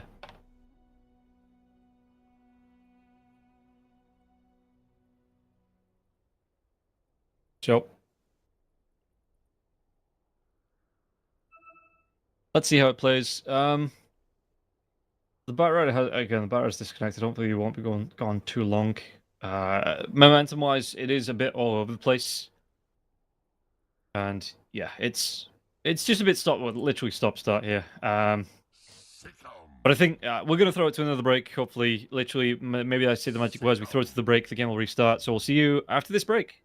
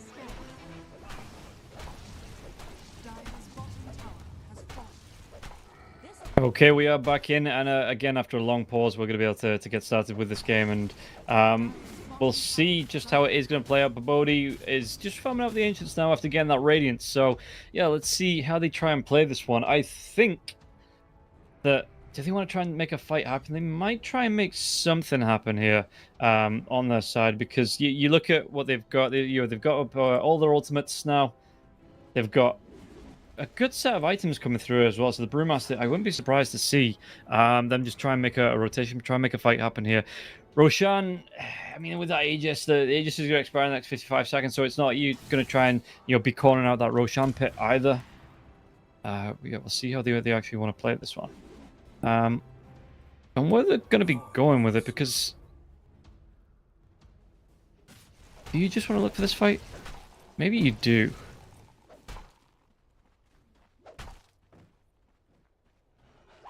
No? Okay. I mean, they're sticking close together, top part of the map. The Brewmaster is the only one that's kind of, like, separated from the rest of the team. And we'll see how it's going to play for them.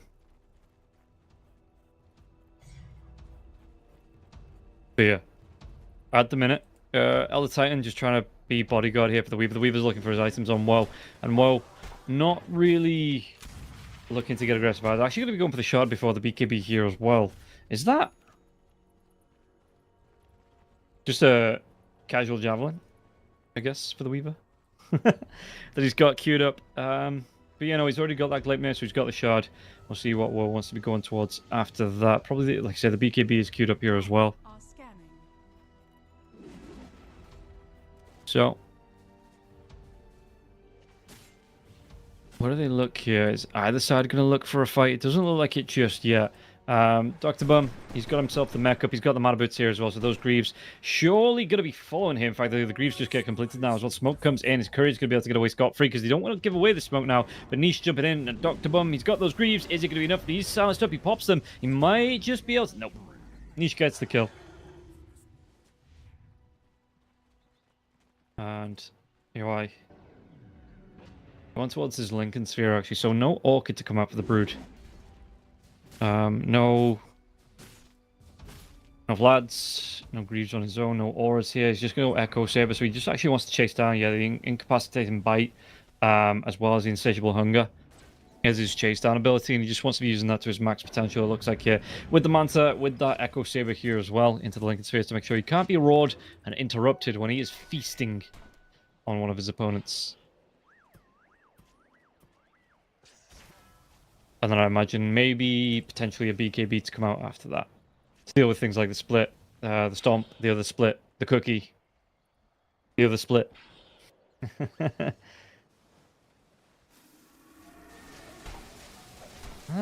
Flacco. Gotta be careful of those, my dude. They are pretty deadly. He actually gets the shard for it. So we are going to see the Crystal Clone and not the Bat Rider get that just absolutely useless shard out for him.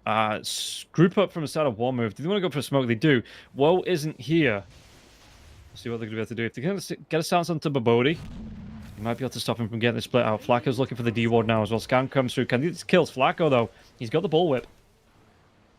That's one way to make a Crystal Maiden move. Yeah, looking through. 5-man smoke coming out, but it looks like they're not actually going to find anything here. So Sakuchi for the Weaver, just trying to push this lane out here as well. He does have that shard now as well, so he's going to have that mark for whoever he Sakuchi's through to get the extra attacks on. Triple S, he beats himself down to the bottom lane. Not going to find anyone even inside that smoke. The Bat Rider is already away. 13 to 13. No major issues here though between these two teams here. They're keeping it close. 2k net worth going away for Vernia. So no actual major difference. We might see one now though. Smoke coming out from the side of Hivernia. They're going to look for a fight where they're going to be able to catch out.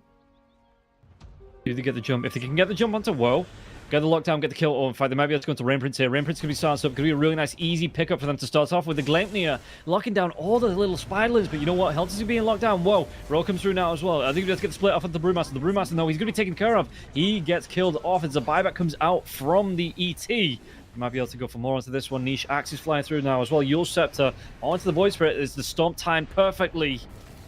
Looks like no. But the Gleipnir, it will still connect. They might still be able to go niche there. The cookie connects now as well. The damage is going to be enough. Even the Earth Splitter being thrown out there is also Rain Prince will get the credit for the kill. Oh, did he take down? Okay, Flacco. Could have been an extra little bonus here for the side of one move.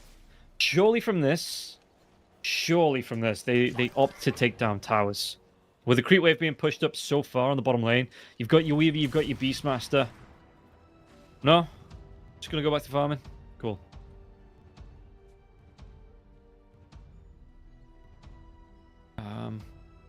Triple S. How's he looking?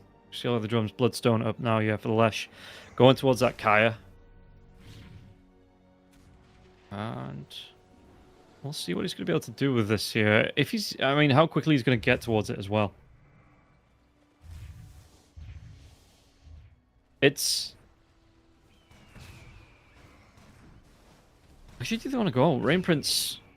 He's just, again, they're just farming through the jungle here. They're giving the space to Havani. They take a really good fight, and they take no objectives from it. They don't even try and push the objectives down.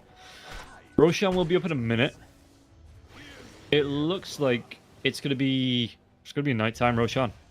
So, yeah, maybe this is where we see one move setting up for this one. They realize here that it's going to be at least a little bit too long. Yeah, it's not respawned in the daytime pit. So we're looking for that nighttime pit. The smoke comes out. Broodmother is going to be here, though. The roar comes through. Do they have enough to get this kill? Because there's going to be the Crystal Maiden close now as well. The Manta Style comes out. Won't be able to get the kill so far onto Army to either of them. Here, the multiple kisses start to rain down here. With the Crystal Maiden, are they going to be able to melt down this Crystal Maiden? Yaoi will fall eventually. Triple S with that BKB will get to kill onto Flacco now as well. With a really good Earth Splitter. The Bat Rider tries to do what he can. You've got the split out for Babodi, but listen, Babodi, he is going to be babodied. The chase down that split is going to be wearing off soon. Even the Void Spirit trying to get himself away here. The split was off. Dive comes in. Niche. He's going to be dead. Can they get on top of Babodi? Well, wants to carry on chasing. Does he have that Gleipnir to come out now? It looks like he doesn't for another few seconds, so he doesn't want to throw it. Roshan will respawn. Maybe the Lesh checks it. They will be able to back themselves up, get themselves another Aegis on the board on the side of one move. And... yeah, we'll see just what else they're going to be able to get from this. If anything, really. Yeah. Because the respawns are going to be coming through. I don't know if they know... with the Aegis... I mean, the Aegis is going to be nice. They're going to have the cheese as well, right? Yeah, Aegis and cheese. So... who takes it? Actually, takes the Aegis. He's got that Bloodstone to keep him going there as well.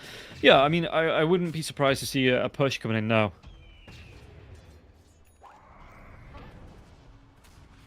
From one move, just trying to do what he can. You've got that Lash that's got the extra life, so he can throw some damage out with the Edict. Woe's going to actually move back, because that mid lane being pushed up by the Spider Illusions. So yeah, Woe just cleans those up. Actually did go in for the other Javelin after the BKB, so it's going to be the MKB. I guess to try and deal with that Radiance burn coming through from the Brewmaster. That is going to be quite nice here for him as well.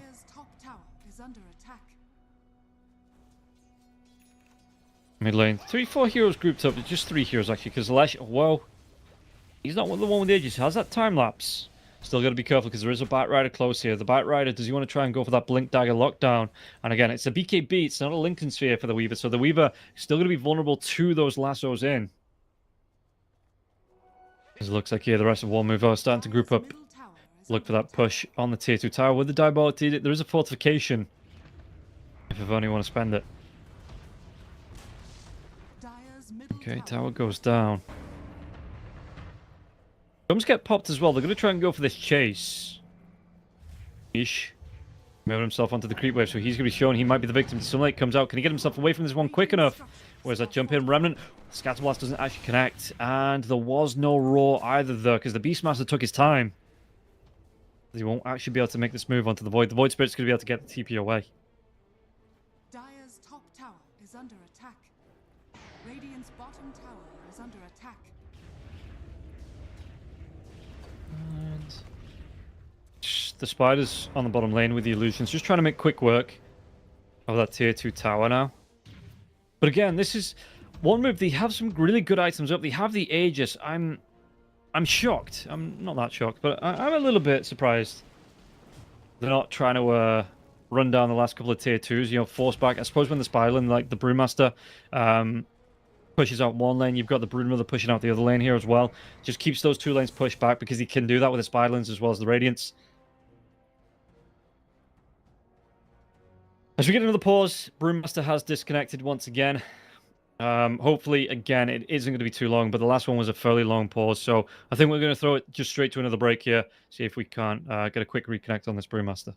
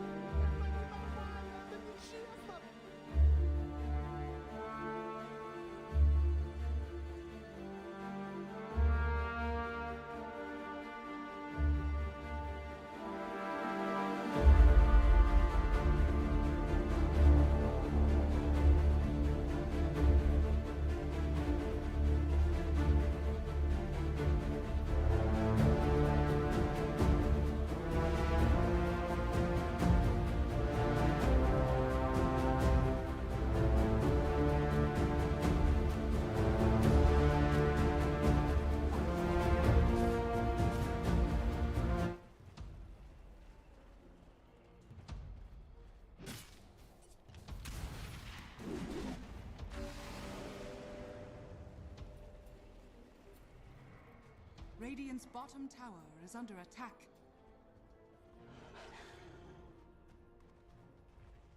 Dire's middle tower is under attack. What's going to happen here is they are pushing out this high ground, and just be able to move through with Triple S on your back line there as well.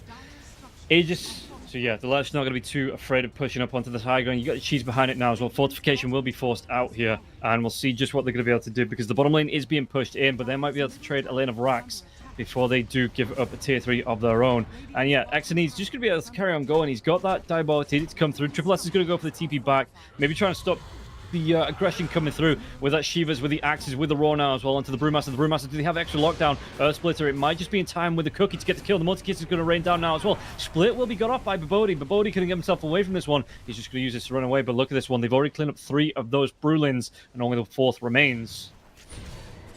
He just has to, yeah, Split wears off. Trying to run himself away. Not a lot of health left on the Brewmaster now as well. While that's going on, Woe gets a kill onto Fernandes. They've popped that Aegis though. What can they do here? Because they get these TPs back. They're going to be able to get the kill onto the Lesh. Woe, does he want to carry on going into this one? Going to be chased down. Woe has to get himself out. Buyback comes out from the Batrider. So they keep at least the melee racks alive. Jump in. Oh, Broodmother. Do they go? Glepnir is going to be able to get the lockdown. Do they get the kill here onto that Batrider? That's going to be a dieback here. They do. Broodmother's going to go down there as well. No buyback on the Batrider. He just used it, but there will be the buyback onto the Broodmother. It looks like one move. Maybe just wanted to get through this game now as well. BKB time-ups comes up for Woe. Woe is just going to be going right back into the base. Trying to get these right clicks out now as well. Going now, focusing on. But they don't have a creep wave just yet, so the backdoor protection is here on that melee racks, which should go down now. Yeah, uncontested. Fully uncontested. As the Brewmaster now will wander in. Has that split up in 16 seconds on the Brew.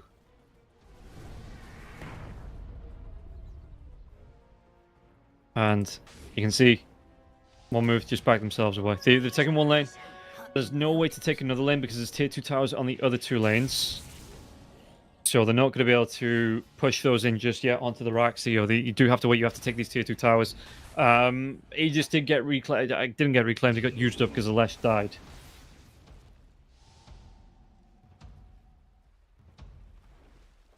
And we'll see just how one move. They want to play this one because they have that 12k net worth lead. They have the advantage. They're the ones driving the game at the minute here. And Crystal Maiden's going to be careful. Coming through once again. So, what can they do? Lesh being run down, has to move himself away. Do they want to go back? The scan is here, though. They might want to try and fight this one move. They still have that cheese still. The Bloodstone's available.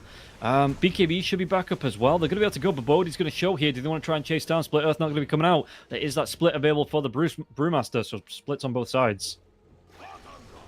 Speaking of Split, the Void Spirit, the Broodmother are going to be split pushing here, so they might try and make a move through the Twin Gate to join the Void. Yeah, and one move Actually, did he find the Broodmother? They might be able to. Gleipnir comes through. But it looks like, yeah, with the Monster style, they're not going to be able to get the lockdown here for long. But split pushing this bottom lane. This is what they need to do, right? They need to send someone to respect that Broodmother push. But they need to also be taking their advantage on the objectives, right? They've got a 14k net worth lead. They're going to be taking a Tormentor. This is going to be, what, 16k net worth lead coming out. They got to make sure they don't lose anyone. Yeah, Xeni gets his shard. Radiant's top So tower 16k net worth lead here for the side of one move. They need to be pushing this advantage. Because otherwise they're going to get split pushed to death. By the Void, by the Bat, by the Brood, by the Broods. Crystal Maiden, not so much worried about split pushing, but still could with the Crystal Clone, as well as the Crystal Nova. Dire's bottom tower is under Yeah, they're doing it. Maybe have to risk a lane of racks to be able to take one back here. There's still that, I mean, pushing out the bottom lane here as well. So there's going to be the tier 2 tower on the top lane. And yeah, I think I've only realized that they can't split push that quicker than one move can take the set of racks. So the ball's going to be carrying coming through now as well. Just the axes flying through. Trying to clear up the spylines here from the Beastmaster. Backlines, Dr. Bum. Inside that Glimmer Cape, though. Ooh, spylines. Scatterblast is going to be able to clear up a lot of them. The Beastmaster, though, going to be the cookie. It doesn't matter. He's locked down here in the lasso. He's got that BKB going. Can he get himself away? Roll comes through. He's going to get the heals coming out from that Drums of Slow now as well. There's going to be the Morty Kisses raining down on absolutely everybody here. Even the Crystal Maiden going to be melted through this one. They take down the Broodmother too. The Void Spirit and the Broodmaster left alive up against 5. GG is going to be called. 33 minutes into the game. They even try and go for the kill onto Niche. But that is going to be it. Radiant That is going to be the game going the way of one move. After a little bit of a delay, but 34 minutes in, they do take it 26 to 15 and a 20k net worth lead going the way of one move. Yeah, we've had plenty of time, I think, to say what was going to be said. One move, they played that one really well, and you can see that Haverny, they were trying to split pushes out. They were trying to find these objectives wherever they could, but one move, they made some great TPs back, some great plays, and were able to lock down the side of Haverny before they were able to split push that base and, you know, try and death by 1,000 cuts that side of one move. So one move, they do take that one victory, but they need a second here to secure the series. We'll see if it's going to be theirs or if there's going to be the fight back from Haverny. Find out after this break.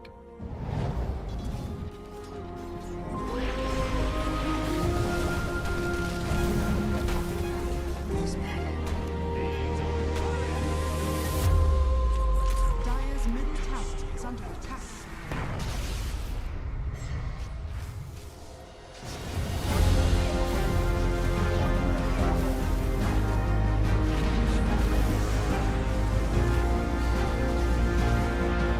Dire's structures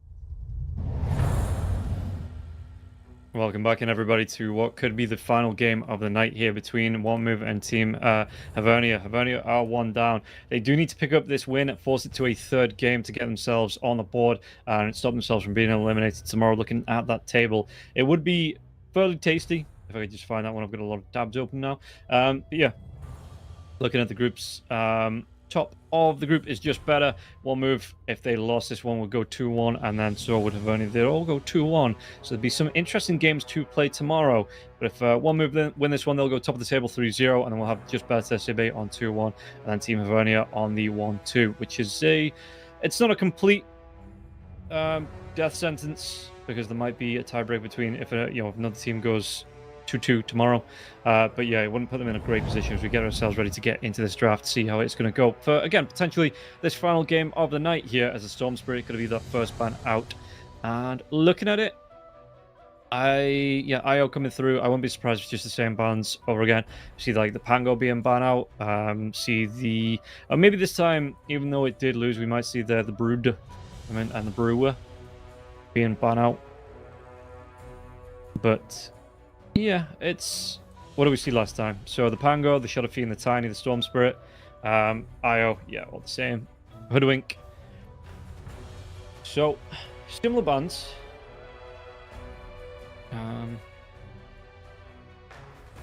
As it looks like, I mean, I've only got to take your time here, but it is going to be the Tiny ban out. So again, wouldn't be surprised just to see the same bans coming through if it was just the same few heroes that, I mean, that are getting ban out pretty much time after time after time anyway. And just where they're going to go with their draft once they do get into it. So One Move, what are they going to be looking to take away now as well? Just burn through some of this reserve time and having a conversation what they want to be removing.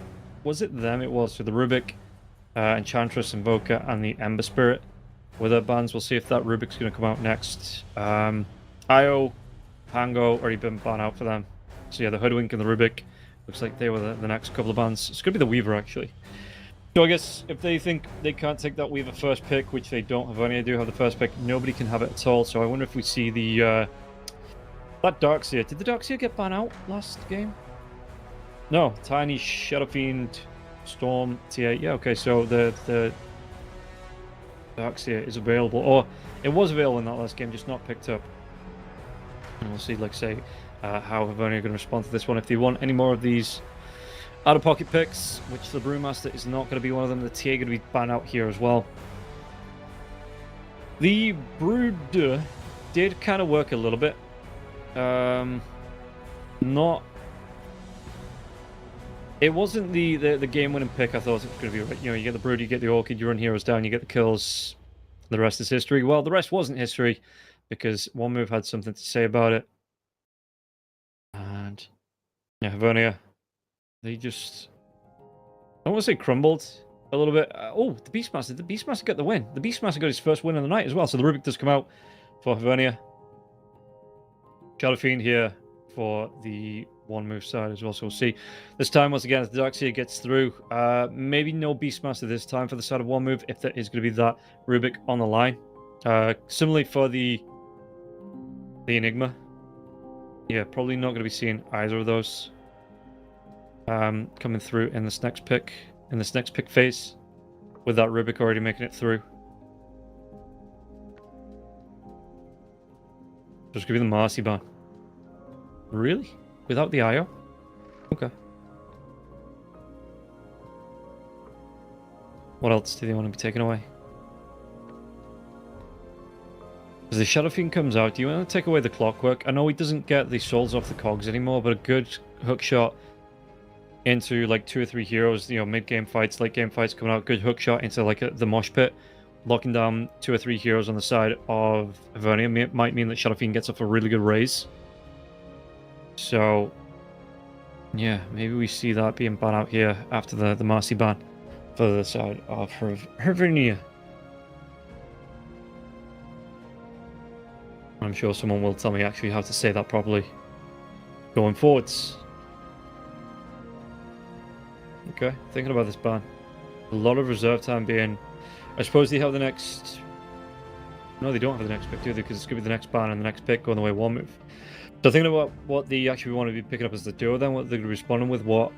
Yeah, they take out the Beastmaster. I'm surprised with having the Rubik, they ban that one. Letting the Rubik steal the role would be a really good tool to have. Shadow Fiend. The pick on one move. So what do they want to pair with this one? Is it going to be the carry Shadow Fiend? Is it going to be that mid lane Shadow Fiend as well? Well, not as well, you know. Otherwise, I guess. Yeah, ban out the Invoker. Wouldn't be surprised to see the mid Shadow Fiend. They actually do go for the Inch. Huh. It was ban out in the last game, and I wonder if that's just because one move, you know, they have... Oh, another thing, before we get too far into the draft, there is a stand-in here for the side of Hivernia. It's going to be Fernand's out and Imp is in. Not sure why Fernand's had to disconnect, but yeah, that's going to be just checking it before, like I say, we get too far into the draft. So yeah, Imp will be playing for Fernand's. We'll see how that, if that's going to make a major difference here, at least for game number 2.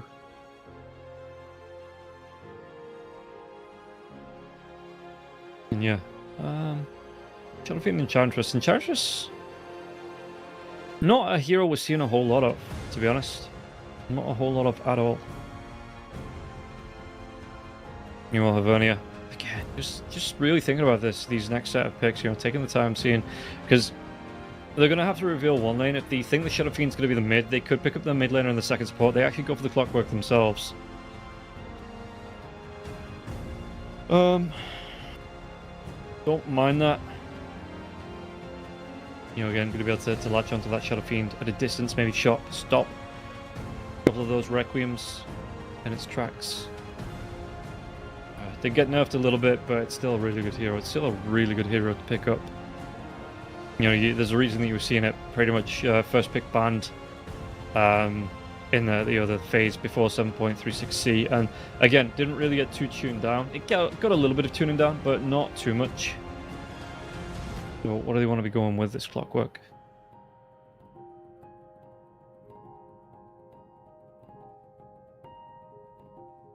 Thinking through it, they're gonna go for the Earth Spirit. Right. Not too bad a pick. You know, it's got some good aggression, can roll in, you know, join his teammates, great fighting potential. Doesn't farm as fast. Again, if this could be the mid-Earth Spirit, because you've got your 2 supports out in the Rubik and the Clockwork, your mid-Earth Spirit comes out, doesn't farm as fast as the Shadow Fiend. Again, if you put the Shadow Fiend behind, you're going to be able to move into the jungle, find that farm. And Earth Spirit, though, while that's happening, will be able to get aggressive. I think that's the major thing here from Hivernia. They just want to hit some early timings and then never stop.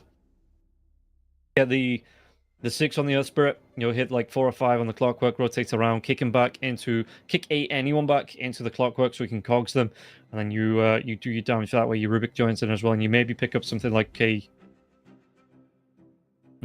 carry-wise that gets going early, because the Weaver is ban out when it's available to them.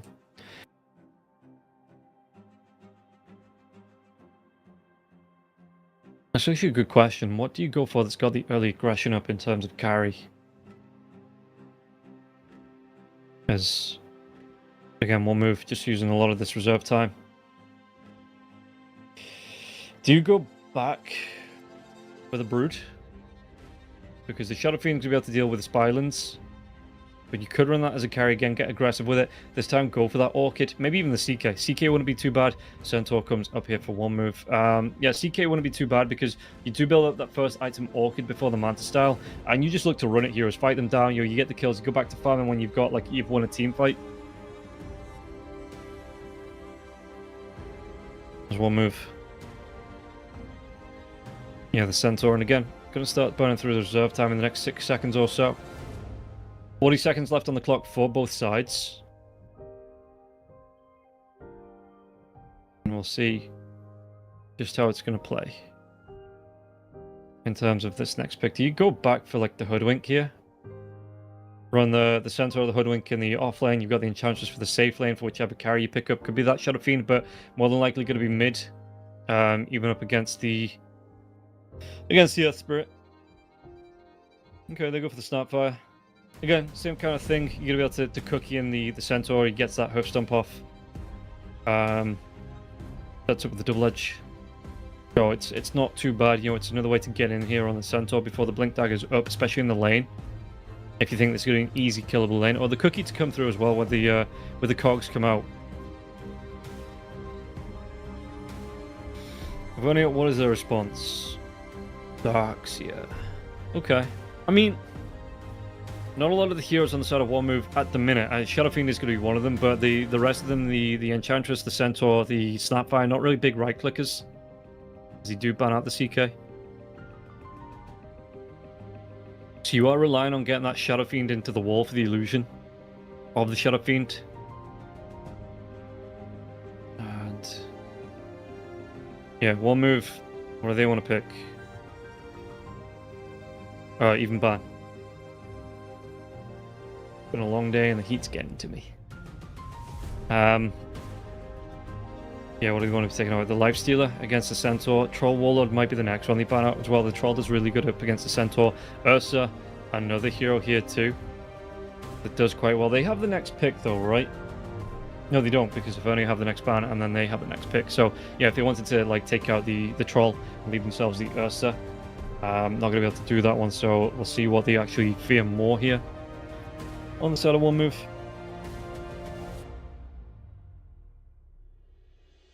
And what is it they want to get rid of?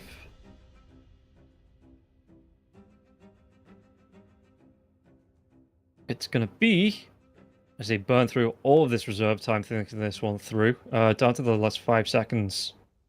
Yeah, it's going to be the Troll. So it does leave the side of Vernie the chance to pick up that Ursa, if you want to go for that. It still builds like the Diffusal Blade build is dead, right, for the Ursa, so it's not going to be that Diffusal Blade build for the Ursa that's going to get aggressive, going to start to run heroes down straight away. But even if he does go for the Battle Fury, there's no reason you can't get involved with the rest of his team, or the team can rotate to him to look for kills early on. Start building those up, Vernia. What do they want to ban out? Going into the reserve time now. 37 seconds left on the clock.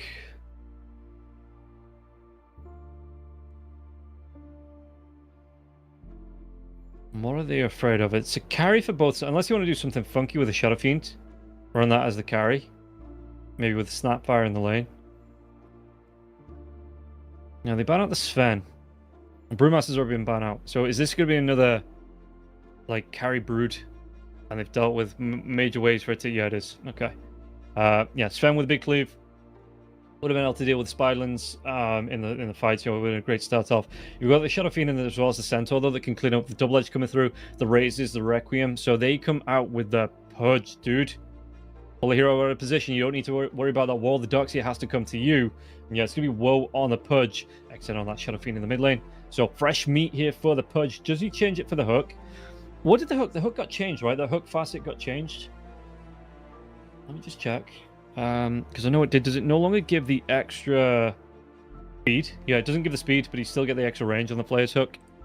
But for the minute, he's still going for that fresh meat here. Whoa. So the rest of the heroes, again, what you expect. Overprotective Wisps for the Enchantress. Okay. Counter-Strike here for the Centaur Warrunner. So he's not going to go for the horsepower just yet, so we might be seeing those early boots to come up for him. Yeah, that's the only real difference here. The Centaur for the Counter-Strike and the Pudge for the fresh meat, and not the flesh hook facet. Everybody else, again, it is what you expect. Arcane Accumulation, Expanded Armature Resonance, as well as the Heart of the Battle, and the Necrotic Webs for the side of Team Havernia. And again, Shadowmire, as well as the Overprotective Wisps.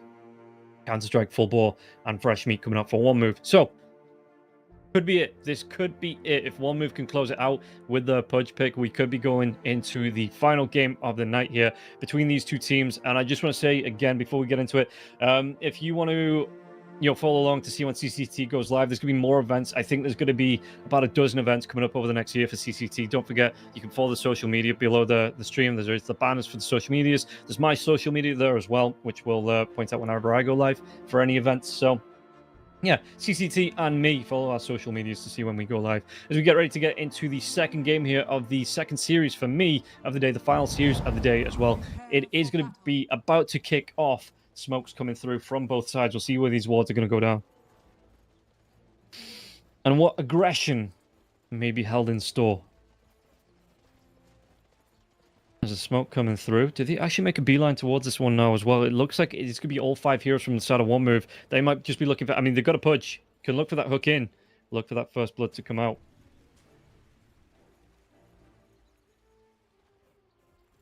On the other side, though, Clockwork goes in deep, gets that ward out. Maybe able to try and snipe some couriers. What can they do here? Things come through. Smokes break. Are they going to risk either of these river runes on the side of Avernia? 30 seconds to battle. It looks like they're not going to... I mean, they're not going to play around with the smoke broke. Clockwork's still going to be around to try and snipe this one on the Radiant side. So they might be able to kind of bait into 3 runes here. If one move is so kind of hell-bent on the one. And they get the D-ward The battle begins. into a position, yeah, where they can just straight up D-ward if they need to. They do. And Bounty's actually Rain Prince in the river. Going to be able to get the one on the other side. Takes away from the Clockwork. In fact, they're going to be able to get 3. And yeah, maybe they did. Just kind of posture here on the side of one move into 3 runes. And Avernia playing it safe. Mr. Bot Jr. I believe that's going to be our imp. Coming through, going to be chased down by Rain Prince. Rain Prince hasn't skilled anything up just yet. So we'll see what the Clockwork's going to be able to do.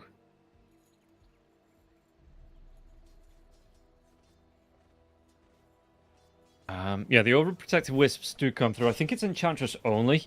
It's not a team heal like the normal wisps, but every time he takes 250 damage here, Rain Prince, he's going to get one of those wisps out, and they stack up to 4 wisps as well, as Triple S's Courier will go down. Flacco picks that one up, but yeah, Rain Prince actually takes 250 damage from one hero. Hook's going to miss, lands on a creep there. Okay, not off to a good start. We are 0 for 1 on Woe's hooks. We'll not start the counter. We'll not. It's a bit rude. Did he actually stick with the Flesh Heap as well? He did. So Dismember increases strength when dealing damage to heroes for the pudge.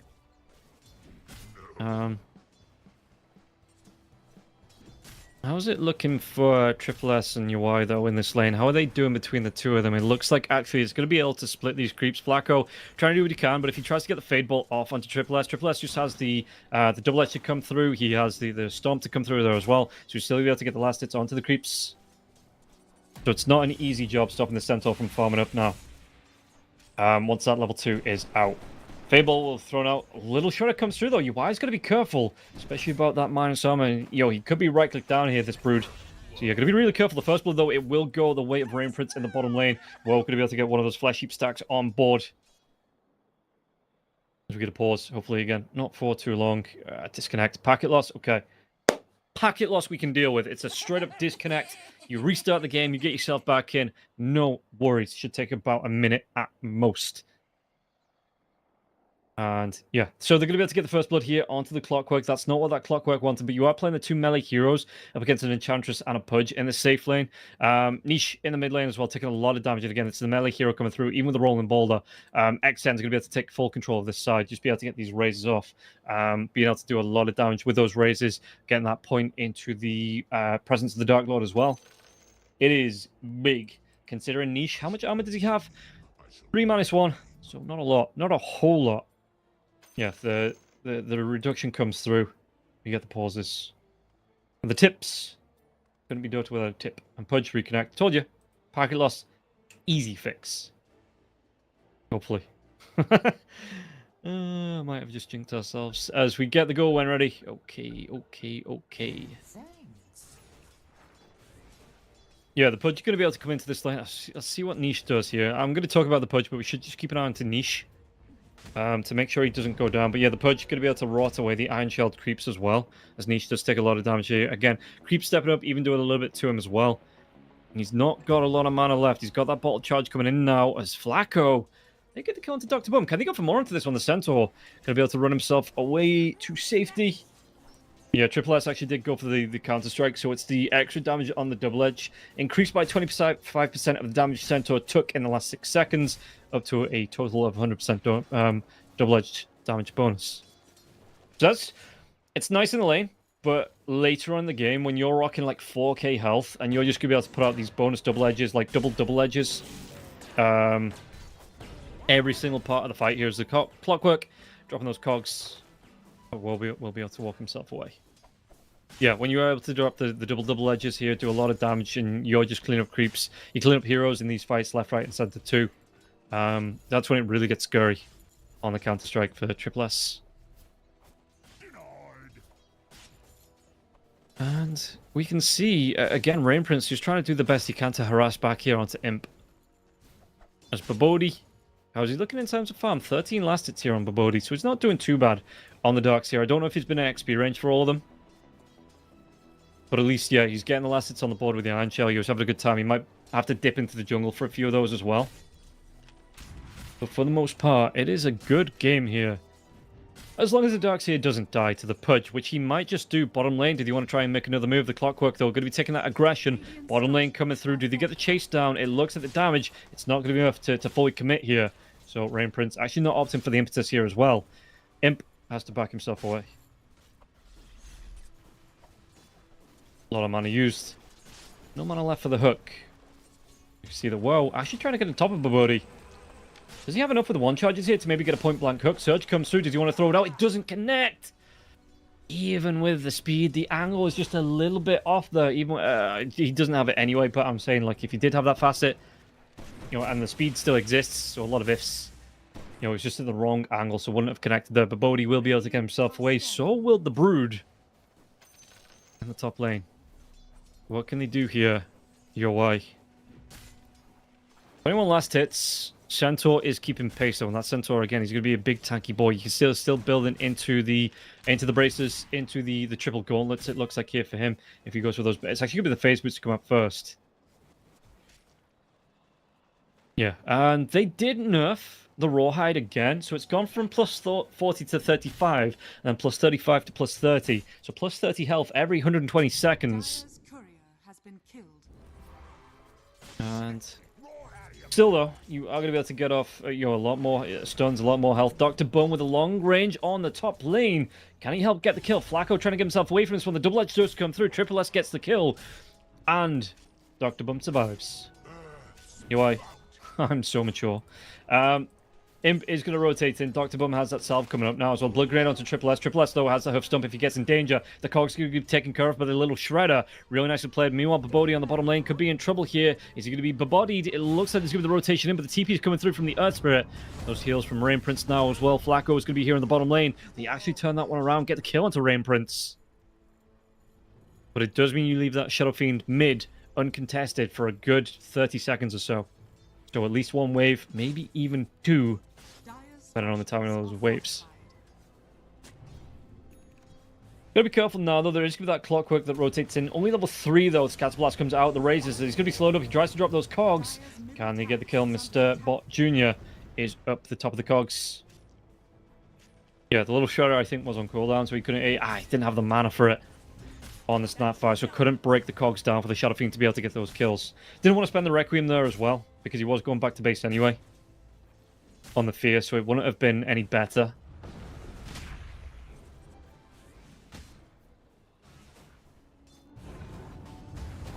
And we'll see. Rolling Boulder does come in. What are they going to try and do here? Onto XN. XN, he has that Requiem if he wants to throw it out. His teammates behind him now as well. The heals coming through. Is this going to be enough to keep him alive? He's just barely hanging on here on the very edge, but it looks like going to be able to get the kill onto Mr. Bot Jr. first before he goes down. Can they get the kill onto Rain Prince now as well? Those healing... the little fairies, they're going to be carrying on going through.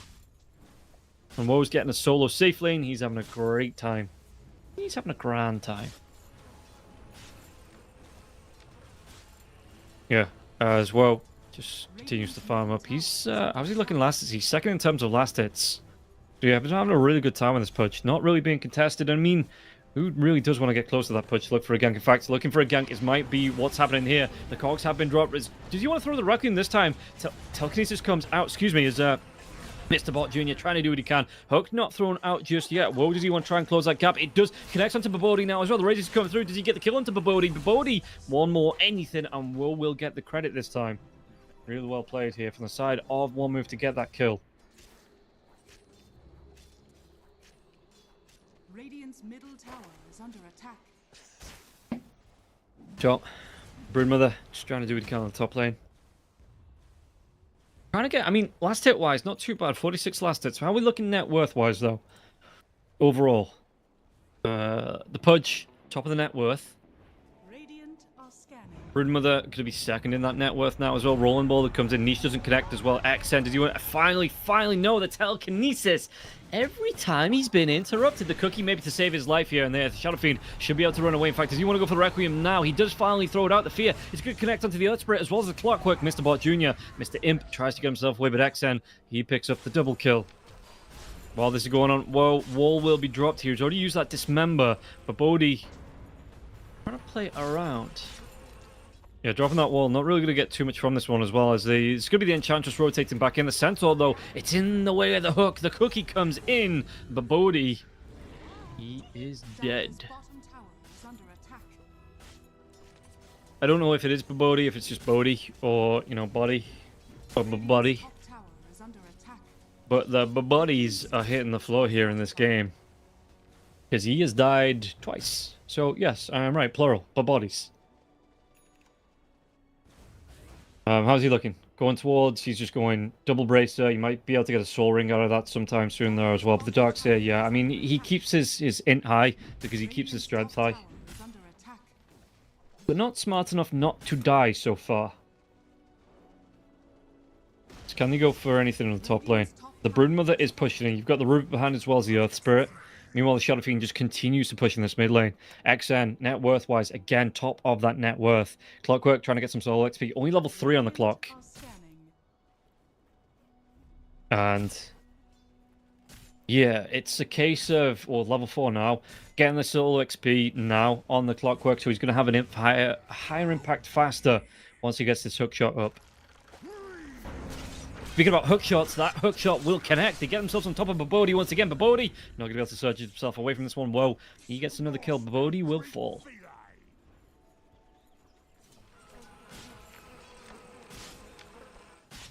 And yeah, it's Dire's bottom tower is under attack. the damage coming through. Oh, the rolling boulder. With all these pylons, a Requiem. Is he going to be thrown out once again? It looks like at least the Broodmother, he was over the web, so he's going to be able to get himself away from that one.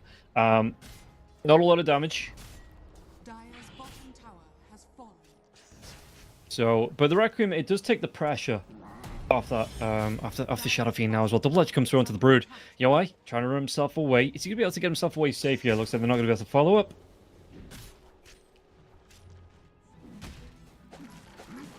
There's the hook. It does actually connect. Dismember, though, going to be cancelled off immediately, and whoa, he overextends. He's going to be in a little bit of woe himself here, trying to do what he can with that damage block with the Rolling Boulder, and Mr. Bot Jr. Imp will pick up the kill. Maybe a bit of an overextension here. Top lane as well. There's going to be a bit of aggression coming out onto Triple S. Triple S can get himself away. UI doing a lot of damage, but we'll take tower shots here, the Spider. Radiant's top tower is under As the attack. Shadow Fiend just continues to farm. Going towards... See... He's got the Asher queued up, but it might be the Manta, or it might be the Asher and Kaya. We don't know if it's going to be the caster yet, if it's going to be the right-click Dragonlance. It's just nice for the Shadow Fiend to have either way. Here's niche.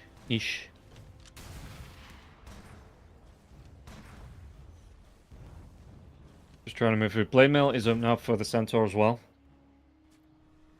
So not only is he returning the damage with the double edge, he's also returning the damage with the blade mail here. But Bodhi's got to be careful though. He's getting pretty darn low. If they try and make a move, which it looks like they won't, they don't have the vision on the die side of the map to see how low Bodhi is. Bodhi though is going to be careful about these ancient creeps, even with the Iron Shell down here. Bodhi taking a lot of damage. But meanwhile, Rain Prince going to rotate down with Triple S to the fine Flacco, excuse me. As the Invis Room will spawn top, they secure that one for XN. Dire's middle tower is under attack. Are scanning. So, let's see. Mid lane. Tomato. Needs to be, I mean, it's going to be cleaned up as well. So they give the gold over to Niche for that. How's he looking? Going towards the Spirit Vessel here on the Earth Spirit. Ooh. Got to be good at dealing with the Ench when the heals are coming out from the Ench, or anyone that is getting healed up by these Nature's attendants. That should help. Triple S as well. He's going towards that Blink Dagger. Actually, going to be about halfway towards that Blink Dagger now as well. So Triple S having a really good time. 1 kill, no deaths, 2 assists. Yeah, Hookshot comes in. Rain Prince now. Can they do enough damage to get the kill into Rain Prince? He's trying to get himself out of these cogs. He'll be bouncing around the cogs as well. The wall gets dropped, but XN is here. Rain Prince with the healing attendants. Going to be able to keep him going. Mr. Bot Jr. has to run himself away. That is a Hookshot on a wall being expended for now. Absolutely zero. Zilch. It's just not hilarious. Yeah, Triple S. He just continues to farm out. Oh, the full bore onto Yawai now. So they're going to be able to come up the cookie for the extra stun. Can they get it? Multiple kisses. They've even got the Stampede, so it's not going to matter. You get that kill. You get it easy. Backline jumping. Dr. Bum going to be in trouble. They're going to be able to get a kill into Dr. Bum. Dr. Bum, he's going to get low. He will go down. Niche picks up Dr. Bum. Which, if you're a, well, you know, the Dr. Bum, it might be a niche thing after all. Triple S, he's already used that Stampede. Can he get himself away? He's used the Blade Mail now as well. He's getting close to that Blink Dagger, but he's not going to have it. But now the cogs, the Requiem comes through. It fears the clockwork inside of his own cogs. And Triple S will survive. In fact, he's going to be the hook back now as well onto the Rubik. The Rubik's going to go down. Raises and XN gets the credit for the kill. Really well played to only lose the Snapfire there. Are fortified. Mid lane, trying to go. Rain Prince. Spirit Vessel is up, has those drum charges if he needs them now as well. It does pop one. Cookie comes out trying to save his life. Really good Scatter Blast as well. Yawai takes that Splinter Blast. The Splinter Blast, the Scatter Blast, as well as the split shot coming through from the little shredder to the face. And he will live while this is going on. You can see that, oh, XN Hookshot will be here. He's already used that Requiem. Can he take down these cogs? Can he take down Mr. Bot Jr.? Pops. He gets a cog angle here. Teammates, 3 heroes rotating in from the side of Favernia. They're going to be able to kill 4 heroes. Eventually should be able to take XN down. While that is going on, though, you see the rest of one move grouping up to take down this mid lane tower. Do they want to go for any more? Nothing just yet. As it looks like. One move applying the pressure, though. 12 to 7. 40k net worth. 4k net worth lead here coming up for the side of one move. And yeah, with the Pudge, this is exactly what they wanted. You know, they have a carry. It's going to be the Hurricane Pike coming out for the Shadow Fiend. So it might be the right-click Shadow Fiend here. Which is a little bit surprising with the Darkseer wall being a thing. Radiant's bottom tower. It might be just wants the Hurricane Pike thanks to the hook shot into the cogs for the clockwork. So yeah, the Hurricane Pike out, and he might go back for the Kaya a little bit later on after that is completed up. Because, you know, to be fair, he has been caught up by those cogs a few times. So if he'd have had the Hurricane Pike to force him out, he might not have died on that last fight. Maybe not.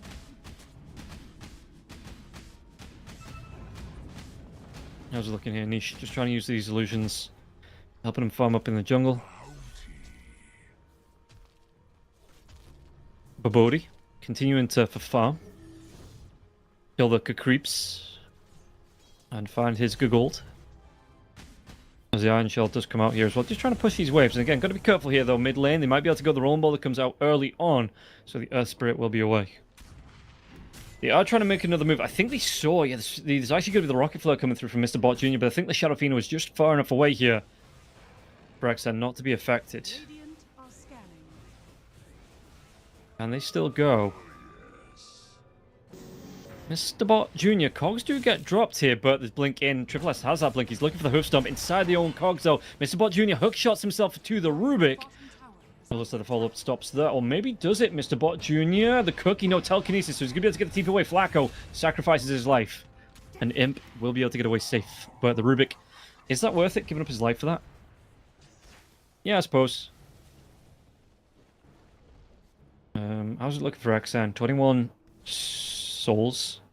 One more right click could be able to take down this top tier 1 tower as well. Yeah, no fussing about with that. Surprised no one denied it actually on the side of Avernia.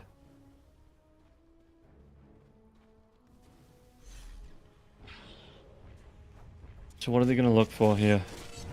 Looking for that mid lane aggression. There is going to be the Dismember coming through now inside the own cogs. Can they get the kill? Stomp comes through, and he might actually be able to melt down this Earth Spirit with the Multiple Kisses rolling in as well. Can they get the kill? They do. They take down Mr. Bot Jr. Earth Spirit will be away on such low health. Such low health. He's regenning up, but I think he got out on about 40 health there, the Earth Spirit. One more right click from anybody. But the Rubik not going to be so lucky again. They even get this D1 off. Should be able to go towards this tier 2 tower now with the Shadow Fiend. Dire's middle tower is under Yeah, attack. Niche got really lucky being able to get away with her on like 40 health. Anybody could have finished that kill, but he gets the rolling boulder out to safety. Has to come back though and heal up, and it will be enough here to open up the tier 2 tower in the mid lane. Do they actually finish off the tier 2 tower? It's low. Or is it in kill range? It's not in kill range just yet. Is under attack. You could still hang around for it though. Dire's middle tower has fallen. Oh boy. Do they want to go for a fight here? They're trapped inside their base. 80 rune. Okay, so the Broodmother's out in the corridor of farm here, trying to farm with these ancients, but the Pudge making a move towards it. Blink comes in. There's going to be a load of Spylines surrounding it, so they're not going to be able to get this hook off. A lot of gold coming through from the Spylines, though. Looks like Rain Prince with the Untouchable. The hook comes in. It's going to be onto the Earth Spirit. He rolling balls himself in on top of the Enchantress now as well. Hook shot comes through, but Dr. Bum trying to get himself away. He has those cookies. Scatter Blast is going to be thrown now as well. Dr. Bum, he's got the heals from the mechanism. Can he keep himself going now while the Pudge gets involved? Dismember, but the telekinesis comes out. Yawai, he might still go down here. Looks like the Centaur might try and come through the Twin. In fact, he might just try and push the bottom lane. The top lane, even as they get the kill onto UI, XN gets the credit for that kill. They lose the Snapfire. Oh, the hook. It stops the TP. Mr. Bot Jr., the next one to fall. Really good couple of pickups now as well. And the Rubik. Rubik, my dude. No. You are way too far out. You're going to be chased down. The TP coming through. Did they have anything to cancel it? The hook, point blank. No, they don't. Well, he didn't quite have the vision, didn't go for that hook, and yeah, so the Rubik could be able to get the TP away. While that's going on, Triple S just continues to put pressure on this top lane. In fact, he might try and go into the Darkseid here as well. Middle tower is under attack. Maybe not solo, actually. Yeah, Triple S just playing it safe, doesn't want to overcommit, especially now that heroes respawn on the side of Hivernia. Tower is under attack.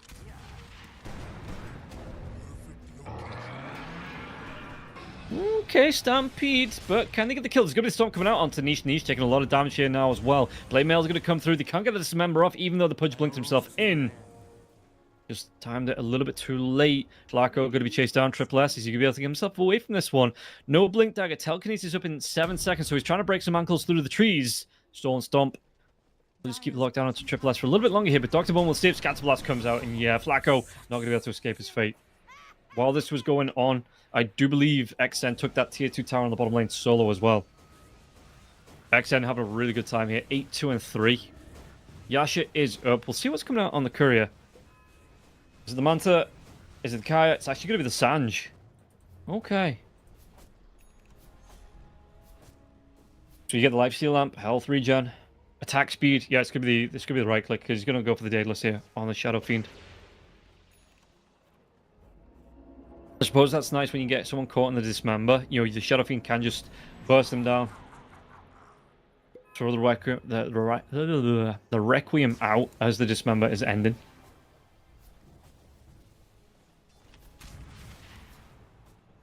Why, thank you.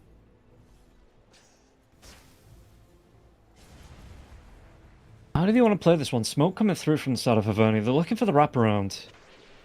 Oh, they might be able to find it now as well. Are they be able to get the jump on the Enchantress? Hookshot comes in, back lines. It's going to be onto the two heroes who you really didn't want to go on, though, as well. Because look at this one. The Rot just taking down the Clockwork. They've got that wall up, but it looks like this could be the Darkseid going down. The Dismember going to do loads of work here. UI popping that BKB. They've lost the Centaur. They've lost the Snapfire, but whoa. He's going to try and go for that TP. Will it complete? No, the Rolling Boulder comes through. They take him down. Shadow Fiend on the run. Look for that TP in the trees. It's a long TP. Was it a long TP, or did time just slow down for me as the Enchantress will be the next hero to go down? Rain Prince, he's trying his best, but it looks like it's going to be enough damage here. Yeah, Telekinesis comes up, cancels that TP, and with the Spirit Vessel on top, UI will get the credit for the kill. That seemed like a long TP to me for the Shadow Fiend. I don't know why. Because he was going back to the fountain, so it shouldn't have been a long TP. Who knows? Okay, good fight coming out. Signs of life for Hivernia. 22 minutes in. It's taking them a while, but yeah, they're feeling comfortable here. Yawai, how's he looking item-wise? He's got himself the BKB up, which was one of those points that, you know, kept him going in that fight. I mean, the wall was perfect there as well. Pretty much over every hero on the side of one move, and they couldn't move because of the cogs. So they did the best. You know, they got a couple of kills. Radiant's bottom tower But yeah, just one of those fights, just when everything went the way of Avernia. They lost a couple of heroes, but that's well worth the sacrifice when you take down 4 of them on the enemy side. It's BKB being started for the Shadow Fiend. So the Hurricane Pike is up, Sanjin Yasha up now as well. Pudge, you've got to be so careful here down low.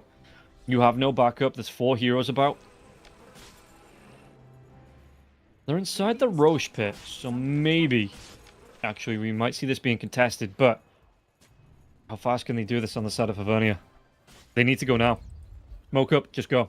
If you want to take this fight on the side of 1 move. You've got the Rubik moving over, the stolen Rocket Flare. Roshan. It is low. There's a wall up now as well. The cogs do get dropped. Rain Prince trying to rotate himself into this one. UI, he gets his Aegis. The Multiple Kiss is going to start to be dropped. The Rolling Ball that comes in onto the Shadow Fiend. Shadow Fiend, can he get himself away? Do they have another vacuum into the woods? That wall coming through. They have a lot of damage. They're going to be able to get the kill into the clock. And now this is Requiem going to be thrown out from the Death Requiem.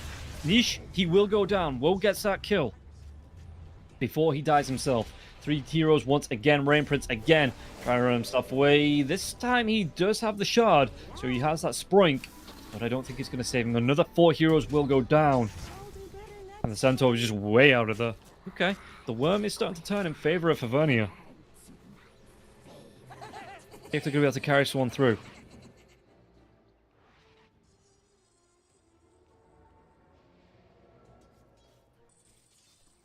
Kind of the thing, right? The Shadow Fiend, even though he's gone for that right-click build, he doesn't have a lot of right-click yet, doing, what's that, 193 damage. Tower is under attack. Having to go for a BKB and not a Daedalus as well, that's going to slow him down. He's going to get some damage from that.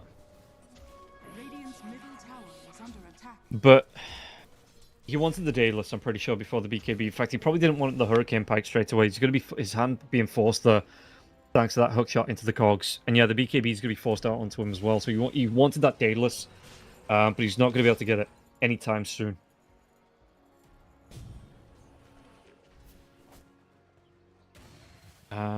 Still in Monmu's favor by about 2k this game. But if there's another fight like the last one, especially when you have the Aegis up on the Broodmother, yeah, the Pudge needs the BKB. He's going to go for the Boots of Travel first, but he needs his BKB to stop him from being stopped in this dismember. Hookshot, the only thing that's going to be able to interrupt him there, I'm pretty sure. But Boots of Travel first, I guess, just to chase heroes down here. Can they get it on top of the Clockwork? Clockwork's going to be smoked. He's going to be revealed here. They should be able to. That long full bow comes through. Rain Prince gets the credit for the kill. Bodhi gets the bounty. But Yawai, you gotta run, dude. Cookie comes out. Does he have that BKB up? He does. His Harpoon's gonna be there now as well. What can they do? Backlines again. What's the Darkseid's gonna get involved? Niche rolls himself into this one. Dismember comes through, but you look at the damage coming through from that Broodmother. Could he be able to get the kill onto XN? XN goes down. So does Niche. Dr. Bum get the credit for the kill now. Chasing down to Yowie. Yowie still has that Aegis. The hook, it isn't gonna connect. Broodmother inside the Glimmer Cape. He will be away. They lose the Shadow Fiend, but they do pick up 2. They actually forced out the wall from that there too, which is going to be quite nice. Because I think, Aegis has got 2 minutes 22 seconds left. I think once this Shadow Fiend's back up, you just want to go back for another fight. You don't have the Requiem. The wall's going to be up quicker. But I think you've got to force a fight before this wall's back up. The hookshot comes in. Trying to get the chase down here onto the Starfire. Little Shot is trying to turn himself around. Yeah, the heals coming up from the Darkseer now as well. What can they do onto this one? The tower will fall in the mid lane. UI finally gets the credit. And again, still has that Aegis here. Meanwhile, one move. They have to farm. They just have to. The pipe here. Crimson Guard are going to be started by the Centaur. He knows, he's going to be a big tanky boy. Get a hell of a lot of benefits from that Crimson Guard once it comes out. Which is going to be nice against the Brood. Because really, what do you do? If the Brood can't right-click, he's actually going to be going towards a Butterfly here. On the Brood, and not too far away, it looks like as well.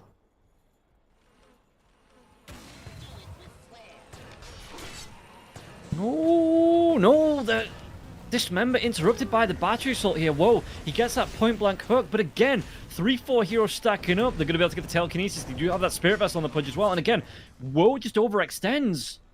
No information, no nothing. He's just like, yeah, I can go for this kill on the Clockwork.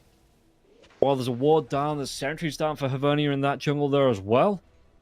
No, dude, you need your teammates behind you. You need to know where the enemy is. Oh, that's just a mistake. That is a mistake with a capital M. Paul Jr. Requiem's going to be thrown out. Force staff coming forward now as well. Does he want to go? He's got the glimmer cape. If they don't have a reveal, the cogs come through. Even the Centaur, the wall's going to be dropped again, though. The vacuum back into this one. The pipe will be popped, but it looks like Hero's going to be popped now as well. Stampede comes through. They're going to be able to get the kill into the Shadow Fiend. Again, overextension. I can't believe what I'm seeing here. Rain Prince, he's going to be the next one to go down. And they don't have the information. They go anyway. It's like one move. They're desperate to end this game, and it's going to cost them. Ogre Seal Totem throwing Babodi forwards onto Dr. Bum. And Dr. Bum might be Doctor Dead. He is an ex-doctor. Yeah, no, this is weird. One move, I get it. You want to try and get aggressive. They want to try and get these picks, but they're trying to force it out when they've got no information. You know, they don't know where the enemy heroes are. They're thinking, okay, we can get this one pick when they've got an entire team behind them. And it's just costing them so much in these fights. What they lost, like the last 3 fights, they've lost their net worth lead as well. 5k going the way of Favernia. Tower is under attack. Radiant structures are fortified.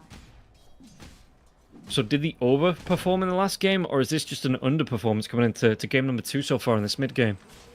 The Brood looking really good in this pick as well. That early BKB coming out, I say that it's the Darkseer doing all the work, my dudes. It is this big fight, the fighting in such narrow spaces. The Darkseer, he just hides himself back. He waits until they engage. They all get vacuumed back into like a 4-5 man wall. And Babodi is just cleaning up. It wasn't a great start, but he's now 3-4-14 on the Darkseer. 3rd in terms of net worth. He's having a really good game. Yeah, what else is he going to be able to get out of this? Because it's going to be an Eternal Shroud here for him. How's the Crimson Guard looking for Triple S? It's still a ways away. Yeah, you're looking at, what, another 1,200 gold here for the Centaur. Pick that up. Smoke coming through. No surprises, we're only going to be able to push this advantage. Yeah, they might be able to find out Snapfire again, because one move they're separated. Hookshot won't connect though, and I suppose if you lose the Snapfire, it's not the worst in the world, but you are going to lose the tier 2 tower off this one. Telekinesis comes in. Yeah, the lockdown. Cookie going to be here for Dr. Bum. The cogs come out though, even with the Greaves Seal, it's not going to be enough. TB's come in. Do you want to try and fight this one? Triple S going to get involved. You have to. No, the hook back onto the Centaur.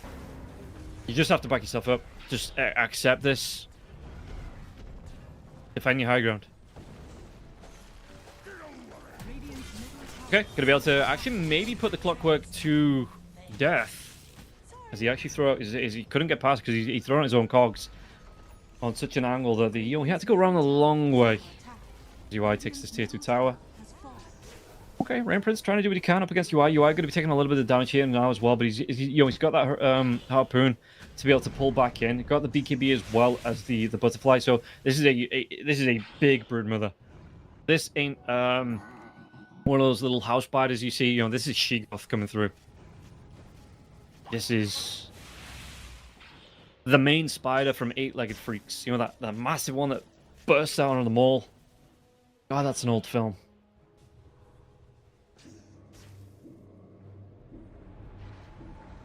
The Darkseer, though, could be in trouble. This is what they need to start off the fight. Requiem into Dismember. This is big. He's dead for 63. This is a massive, massive opening here for the side of one move. And it looks like the Pudge, he's got the boots of travel, just CPs himself away. Looking to split push out, going towards that BKB still on the Pudge. Gonna be a quick respawn on the Roshan if they check this one. This could be massive because the Darkseer is gonna be dead for another about 30 seconds on top. Could be a big fight for one move, but they need this Pudge back in. He's got those boots of travel up in 14 seconds, so we'll see how it's going to play out here. If anyone checks that pit as well. Scan comes out from the Dire, trying to see if anyone is attempting Roshan. Scan will wear off, though. Roshan hasn't even has just respawned. Pudge. 1 second on that boots of travel. They're not going to fight it out. I genuinely thought that, if they took a fight here, and there's no Darkseer. Darkseer has been the absolute pain in their ass with these vacuums into the walls. That set up so much for the side of Favernia. I thought, he's dead. They could try and make a move, but no. I actually want that BKB first on WoW. Which does make sense. Just to make sure he's not controlled. He can get that full dismember off. Crimson Guard's out for the Centaur, going towards his shard now as well. Split pushing the two. But they're going to give up Roshan. Yeah, no, they're just going to give up an Aegis. At least you have You're going to force the clockwork back. In fact, you're actually going to force the Earth Spirit back as well. Did they get the kill onto the Snapfire? Snapfire had already used those Greaves to heal the creeps that were pushing up. Magnetize is here. Skyblast, he's dead. I don't even know if they get the tier 3 for this one. One more right click. Okay, they do. Rain Prince gets the credit for the tower. But again, Aegis on the spider. Under attack. Who gets to hold hook shot? XN. BKB, he's going to be able to get himself away. He might even be able to put the Requiem on this now as well. The Dismember comes out. The Spider, he only just got this Aegis. Can they get the right clicks coming through? They don't have the connection for the right clicks now. Well, needs to run himself away. The Stampede Vacuum going to be back. The walls are going to be used. Can they separate themselves from this one? Looks like they're going to be able to get the runaway. Triple S, he might not be so lucky. Going to be harpooned right back. Oh, no, the hook. But he's hooked into Niche. I mean, he's a big tanky boy on the Centaur, but he eventually will be food. But Bodhi gets the credit for the kill. Radiant's middle tower is under attack. And yeah, they're going to be able to start on the tier 3s. No buyback on the Centaur because he bought out for that Crimson Guard.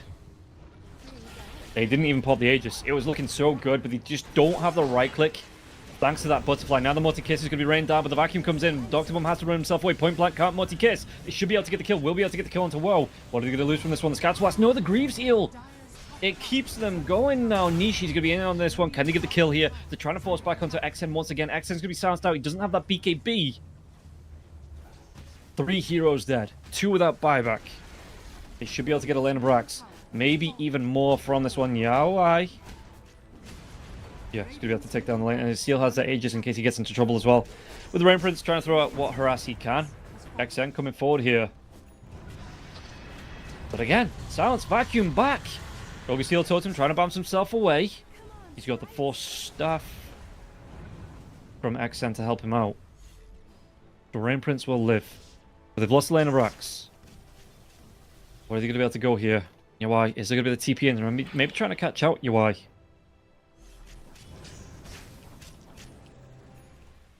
There's not, and he's away safe. And I mean, he's going to have his teammates behind him once again. Everybody's going to be coming back alive here. The Pudge 8 seconds away, has those boots of travel. But look at this one. Everybody wants to get involved again. And I think if they take this fight, it's going to be the game-ending fight. We're going to go to game number 3. The Triple S Rocket Flare comes through. UI still has this Aegis for how long? Radiant's bottom tower has fallen. 2.5 minutes on the Brood. And again, the Butterfly is up. There's no MKB. There's no Bloodthorn coming out for the Shadow Fiend. He actually is going to go back for the MKB, so no Daedalus here for the Shadow Fiend. Javelin has been picked up. He's still going to be a ways away, though. What's that? Going to be about another 1,700 gold. Dire are scanning. So Shadow Fiend, yeah. He's got his teammates behind him. BKB is back up as well. Radiant are scanning. And okay, gonna play it safe on the side of Avernia. That Aegis again, about 1.5 minutes left on it. Oh, the jump comes in. It's gonna be onto the clockwork. Can they get the anything back? No, they can't. TP. Where's that hook? Where's that dismember? Doesn't come through. Bot unit is away. Sen! He pops the BKB. They have to fight around this.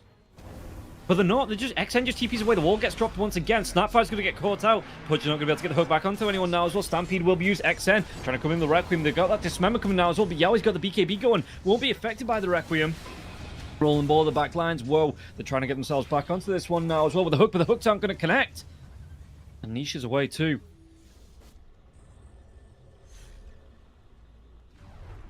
And this is without the clockwork as well. The clockwork has that hook shot up. Healing power. Let's see, hook comes in.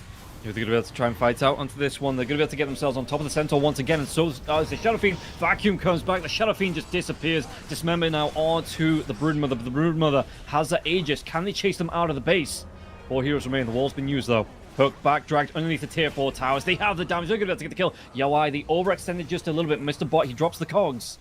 Can they chase out, though? Dr. Bum's got the reveal. Mr. Bot, little shutter comes through. And, whoa, he wants to chase. He's going to be fade bolted now as well. But where's that hook? It's going to be a second away. Cookie comes in. Can they catch up? The battery assault, they do. They get the kill. Now, Mr. Bodhi.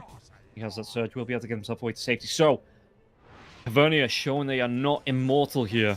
One move, they had that chance.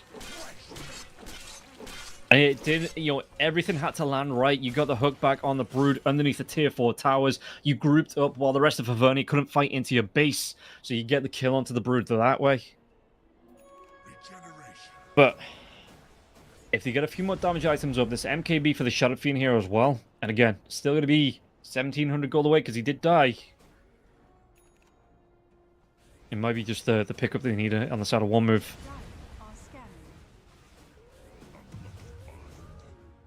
And looking at the rest of it, though. Never mind. XN has to pop his BKB. Has his ultimate up now. Where's he trying to go? Requiem comes through. Do they want to try and go for the kill? Because the TP's coming in for the outpost. It looks like they're already away on the other side. Niche. Yeah, they come through the twin gate. Again, BKB. Requiem used. One move need to back themselves away. Rocket Flare won't scout them out. Will be able to move themselves out of here.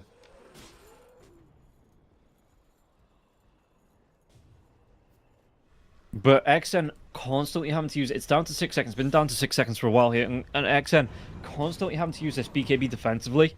It just means when the fights break out, they're underneath the ward. Smoke coming through. Hivernia, they know exactly where they need to go for this one because look at this. One move, they're not even dewarding. They're not even thinking to deward here.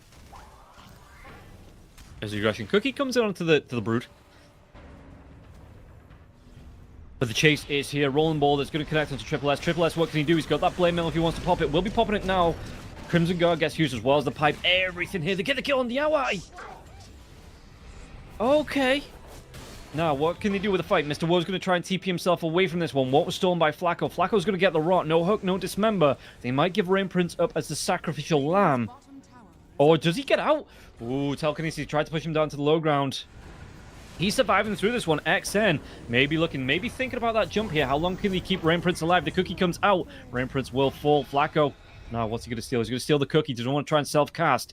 Throw himself onto Dr. Bum. Dr. Bum. Telekinesis comes through. They have the control. And maybe just a little bit of a Saving Private Ryan syndrome coming through the vacuum back.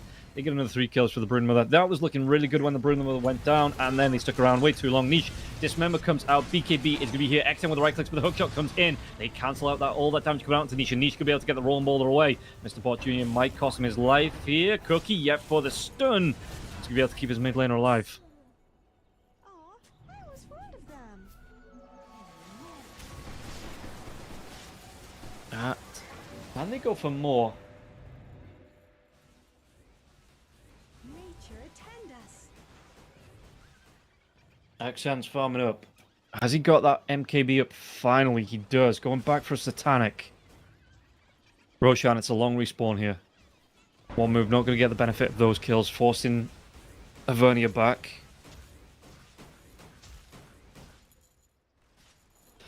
So let's see. How do they position themselves here? It will be that daytime Roshan respawn. And we've seen twice. They tried to fight into the Roche pit, and twice they've been vacuumed into a wall. The Broodmothers run them down. They're going to try and go for the protection. The Clockwork is going to be respawning now as well. Can they get a quick fight off before that Clockwork gets in? He might just be a little bit too late if they can make this jump. Woe's going to throw himself out as bait.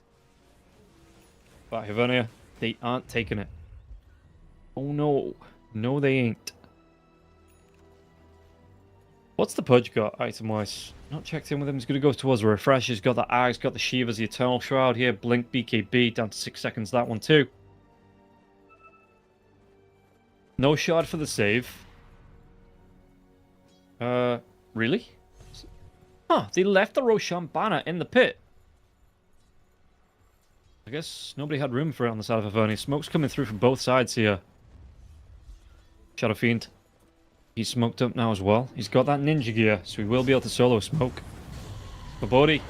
Rolling Boulder comes in. What are they going to be able to do? Backlines. It could be the Brute, being jumped on by Triple S. Requiem comes through, but the BKBs are going. They get this member out. Hookshot comes in. Do they have to still the damage come out to Niche? And Niche, he's going to get really down low. They get the kill into the... There's no Shadow Fiend buyback now as well. Can they clean up for this? They might be able to trade it off for the Broodmother. Backlines once again. The wall has been dropped. Look at these illusions though from the Shadow Fiend wall coming through Dr. Bum. He's going to be chased down. Can they get the chill? It's going to be the Rolling Boulder away here for Niche. Niche is really darn low, but not killed off just yet. Cogs come through. Right clicks now as well. Whoa. He's going to be able to get himself away. He needs that Dismember. He needs the hook, but the hook's stolen by the Rubik. They trade places. Chase down onto the Centaur now as well. The Vacuum back. They get 4. There's only 1 buyback as well. The Centaur, he buys right back in. Can they get the kill? Rain Prince is fairly tanky out with the overprotective Wisps, and the heals coming out here anyway. He's got the drums. He's got those Boots of Burn, and the Centaur. I mean, the Centaur's not even helping him here. What did he buy back for? To push out the lane, I guess? This is... I hate to say it, but one move. I think they're done. I think they're cooked, and it's just a case of when it hits. Because they're not winning fights. Every time they try and take a fight, the Shadow Fiend's being hookshot. So he's not getting the right clicks off on whoever's being dismembered. It doesn't matter how much damage he has, because he's not able to right click. Then the Vacuum comes out, the wall comes out. This Clockwork Darkseer combo that they've got running on Hivernia, it's cost one move the game that they let both of these heroes through. Well, it's costing the game so far. Just because of the impact these wall illusions are having. The hero is still... This Darkseer hero, it got nerfed. It's still so strong. Oh, Junior pushing in the bottom lane now. They're going to be able to go onto another lane of Rax. And again, heroes respawning, but it's still going to be 35 seconds away before the made hole here on the side of one move.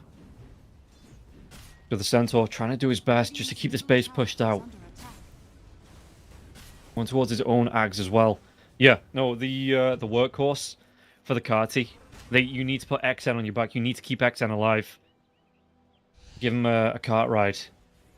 Because the second he gets hookshot, it's just over. The fight is over. You can't put out this right-click damage that he so sorely needs to put out onto the Broodmother, who is getting an Aegis now as well. Another banner. A Refresher Shard as well. That's going to be a double wall. I don't know, dudes. This is looking real grim for one move, 45 minutes in.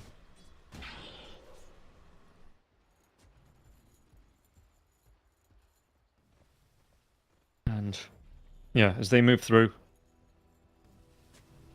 it looks like Hivernia. They just want to step up. I mean, there is going to be all 5 heroes up on the side of one move, but they're not even in the base. The TPs have to come back now. Shadow Fiend, how's he looking? He wants that. He's not even going to be close to the Satanic. So letting the Centaur go to the Ags. Yeah, he picks this one up. Gonna have that workhorse up. Rubik still has the stolen hook as well. Oh, of course. Cookie gets a stun out onto the Broodmother. The Broodmother, though, has that Aegis. Hook comes back. Rain Prince could be in the middle of it. Can they get the catch out? Walls will be dropped now as well. It's actually with the workhorse to try and keep Rain Prince alive. And he did... Yeah, he does get it through, but Yaoi gets the kill onto Dr. Boom. Chase, hook back onto the Shadow Fiend. Shadow Fiend with the BKB Requiem. Nope, because he is made mincemeat or Shadow mincemeat or whatever. As he's got no buyback. Dismember comes out from Woe onto the Darkseer. They're trying to do what they can. The Magnetize still going now as well. Back lines. Can they keep going for this one? Because it looks like Woe's going to be next. He's got no buyback. The Centaur. And now finally onto that final hero, the Enchantress. They're going to be able to clear up absolutely everybody. Clear up the game here as well. 1-1. We are going to a game number 3. Hivernia. They keep themselves in it. And yeah, I'm looking at this lineup and I'm thinking the Darkseer Clockwork combo won the game for Hivernia because it was just able to get so many interrupts out. The Shadow Fiend was never able to get any full right clicks once the Dismember. The Dismember before the BKB got interrupted so many times. Shadow Fiend couldn't right click down. The Centaur was just food. You know, it was a good try. But yeah, Hivernia here with the... you ban out the Darkseer. You ban out the Darkseer every single time. That hero is a menace. And it shouldn't be allowed to get through. And I think that's what cost them the game here, one move. So we are going to jump into our final break of the evening and coming back for the final game to see how it is going to break down. We'll see you right after this.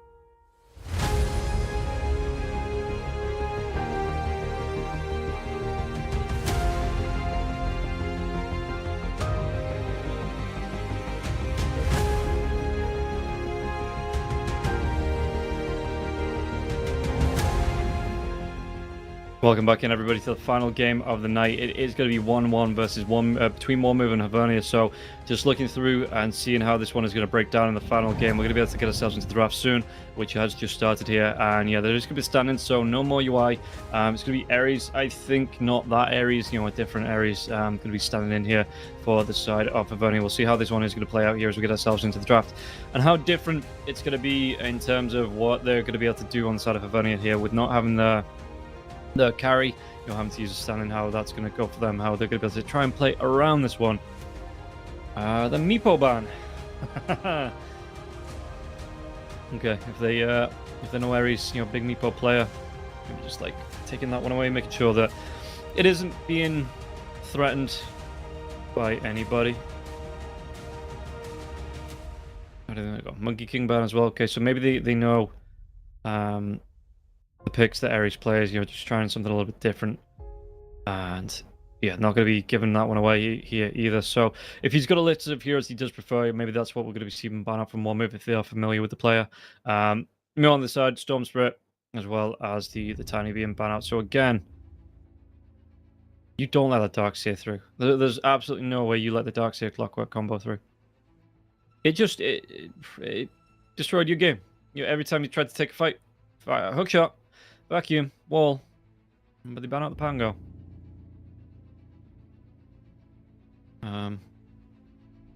Yeah, I think you... Unless... No, you're not even going to get first pick on it. So if they take that Darkseer first, you'd have to take the Clockwork.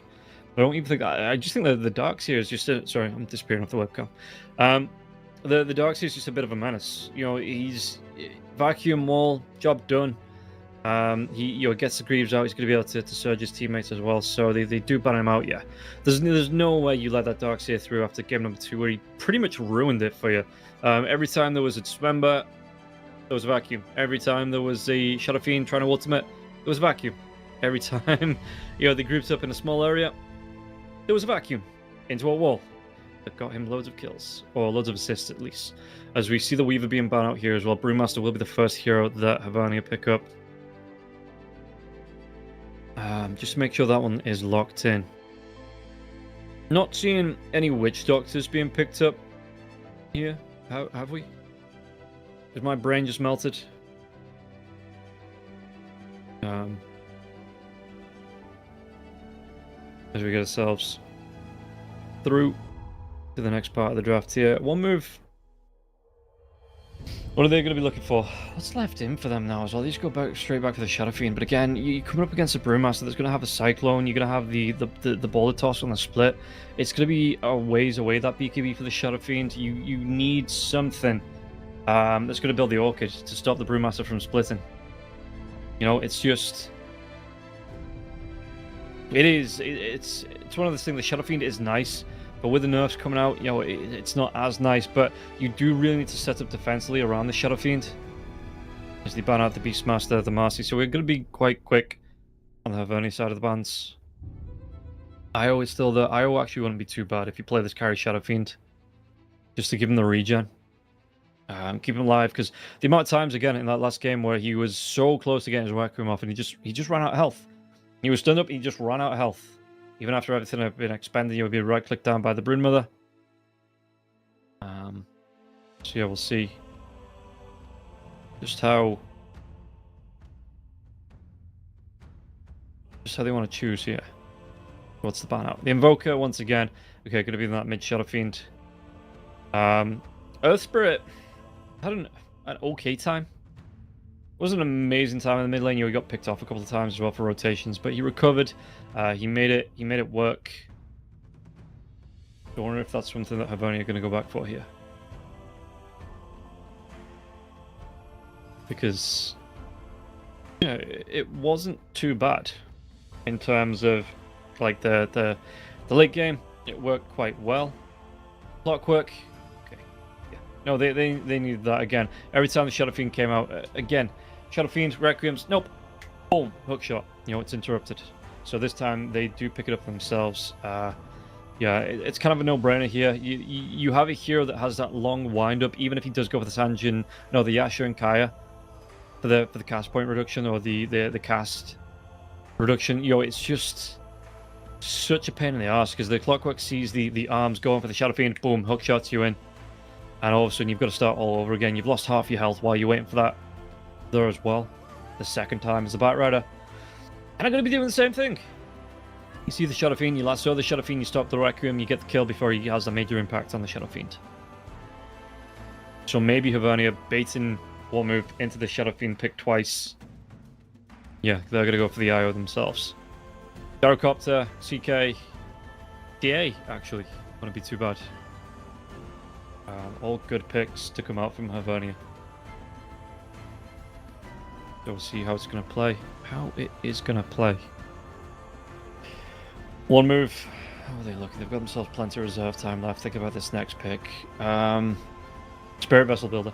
There's an IO on the other team. You've got to get a Spirit Vessel Builder in there. They've banned out the Panga themselves. What are you looking at Spirit Vessel wise? Maybe even a Shivas, you know, like get a Slardar in there. Just let the Slardar get on top of the IO. Crush him down, because the IO can't really do anything apart from the tether. That if he's already cast it, or you know the tether's currently ongoing, if the Slardar gets in and right clicks down the IO, he's gonna be able to burst that balloon really darn quick. So I wouldn't mind that. Again, the Shadow Fiend being able to right click down there as well. You're gonna have loads of minus armor coming through. But yeah.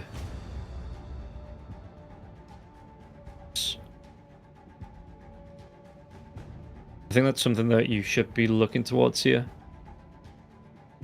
Just to get the damage out on that IO before it can do too much. And it's going to be the Doom, actually. So, yeah, okay, same kind of thing. Going to be able to Doom whoever the IO tethers. And they're not going to get any regen back. They're going to be blown up as well. You can run the IO down with the Scorched Earth. So, similar kind of thing as... Oh, it's not really. It's a completely different thing, but it's late. Well, let's just say it's a similar kind of thing. But, you know, you're going to be able to focus down whoever the IO tethers. You're going to be able to run down the IO himself as well. Do a lot of damage while the target cannot heal up. So, on move. What else do they want to go for here? Burning through, again, reserve time, 44 seconds on that. Second support. You want something with lockdown? Do you actually want to go for the Witch Doctor? You throw the Maledict out, you've got the... Could be the Hoodwink. Okay. That's not too bad.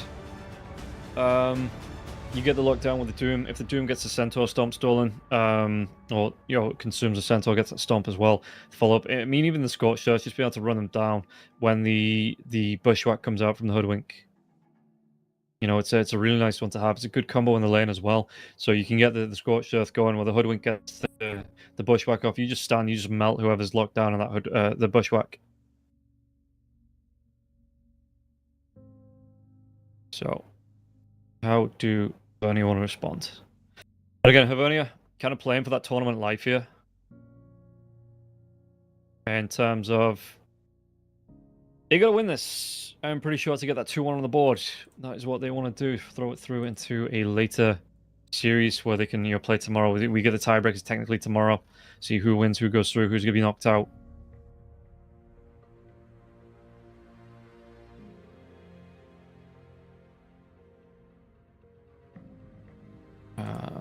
What else are we going to be seeing here is... Hivernia, they have...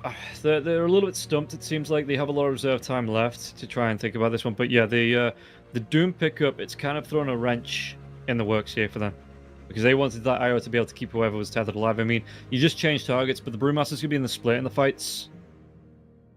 The Ember Spirit comes out. Yeah, the Ember Spirit's going to be hypermobile. So it's a case of this carry that you're going to be picking up really is going to be the one that's going to be targeted. I mean, you can Doom the Brewmaster, actually. Stop him from getting those splits off. But I wonder if the Doom is just purposely to kind of deal with the IO and it's regenerating these fights. What would you look for? Doom's out. You've got an IO. Guess Medusa for Hivernia. You get... Oh, they ban it out. They ban it? I would have thought that would have been something that Hivernia would have wanted to pick up. You don't really worry too much about the Doom when the ultimate version of the Doom when that comes out, because you're not really going to lose too much health. You're going to have that mana. You're going to have the IO. Yeah, that's a weird. I thought they would have picked that, but no, they actually ban it out. Maybe because I mean Hivernia, they have the next pick anyway. Wouldn't it have been a block pick from One Move, because One Move have the final pick. But they ban it. They do ban it.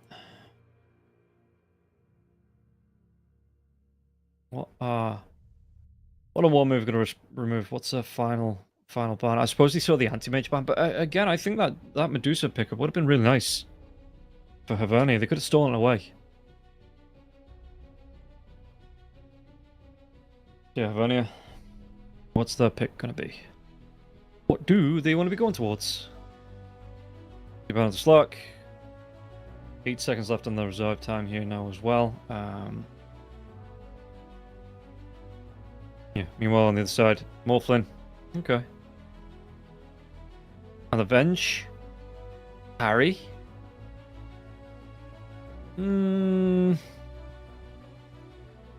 Really?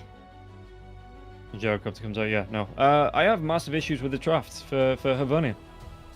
Yeah, it's going to be Ares on the Vengeful Spirit. It's going to be that carry Venge coming out. And I really don't like this. The Soul Strike's okay. You don't have a catcher mechanic. You're relying on your mid laner, your offlaner to carry you through a really important part of the game where it's the same as a Beastmaster, right? You say, okay, I'm going to farm up for this Ag Scepter. You all have to wait 15 minutes for me to get my first item. I'm going to have no impact until that one's picked up. You know, you don't really get involved in the fights. You might take 1 or 2 if the enemy team comes to you, but a carry Vengeful Spirit, thanks, I hate it. You know, maybe I'm going to be proved wrong. Maybe Ares has that secret sauce up his sleeve, which, you know, he's going to be able to carry the team through Hivernia. But, yeah, no, it's... You look at this, it's a team, a hero that's got no catcher potential up against a Gyrocopter as well, that is going to be able to farm up quite quickly. It's going to have that flat cannon, the rocket barrage. You're going to be able to get the damage out in the fights. And, yeah, the Vengeful Spirit is just like, yeah, cool, I want the Ag Scepter. I'd really like to see, like, rather than the Ags, you go for the Death, so you get, like, a drums setup as well. You get, you know, you don't go that first item Ags, because it just puts you so far behind. Especially, I mean, and now it just lets Doom, yeah, focus down the Brewmaster with his ultimate in these fights as well. I'm not impressed. I think One Move, unless they throw it away like that last game, because I did think they had it in the bag a couple of times, especially when they took that fight. They could have gone for Roshan, they waited around for the Roshan respawn, they just didn't. It cost them a couple of fights after that. You know, they gave up another free Aegis. But I think One Move, yeah, if they play this one right, they should win this game, because I'm not impressed at all by eventual carry. But that's just my opinion. We'll see how it's going to go as we get ourselves into the game. And yeah, how this final game of the night, how it's going to play out.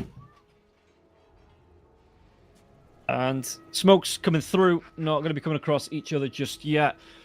Only the smokes for Hivernia, they do actually cross to the other side of the river, so the ward does go down.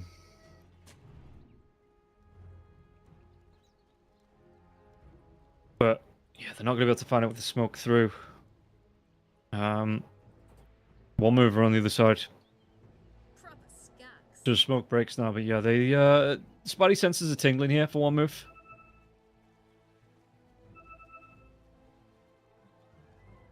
Seconds to battle. So let's see what they're going to do. Try and fight out for these runes, maybe.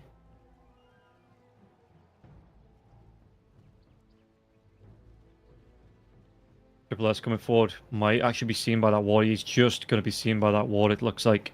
But the rest of you look at that Radiant ward coming through as well. They see Babodi, Ares, as well as Flacco on the edge of this one, so they might try and go for the invade. But already they know. Clockwork. He should be down here with the Flame Guard already active as well. He's got that Sleight of Fist coming out. The Babodi with the disconnect. Hopefully it won't be too long of the disconnect. I mean, there's not a lot to talk about. I think we're just going to throw it straight to a break. I'll be back as soon as this game starts up.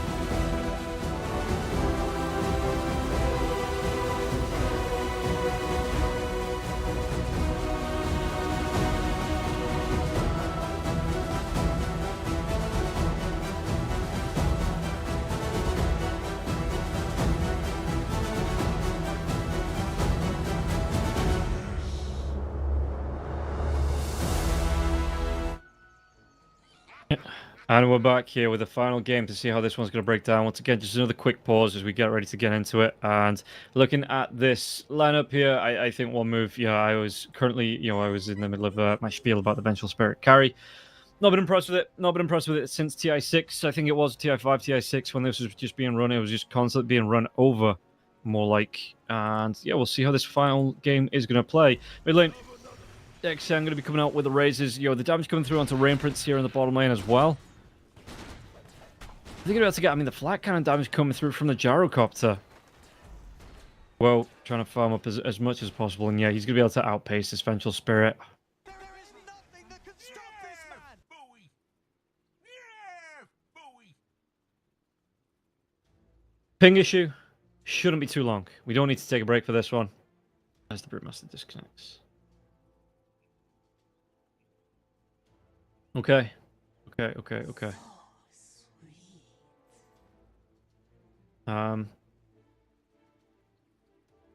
Yeah, we'll see.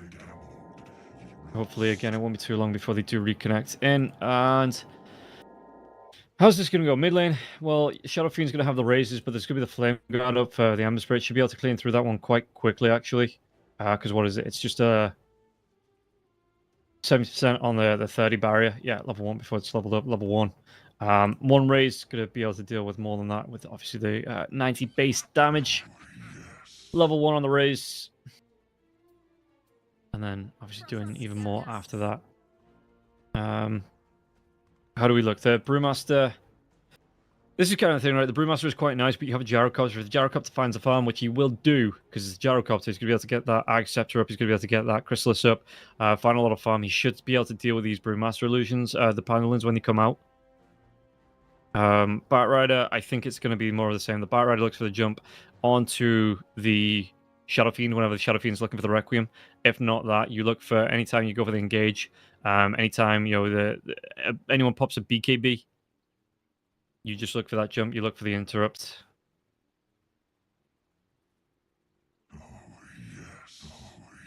So hopefully the reconnect for the Brewmaster will be enough this time to get him into a good position for the game. Good ping, good packet loss.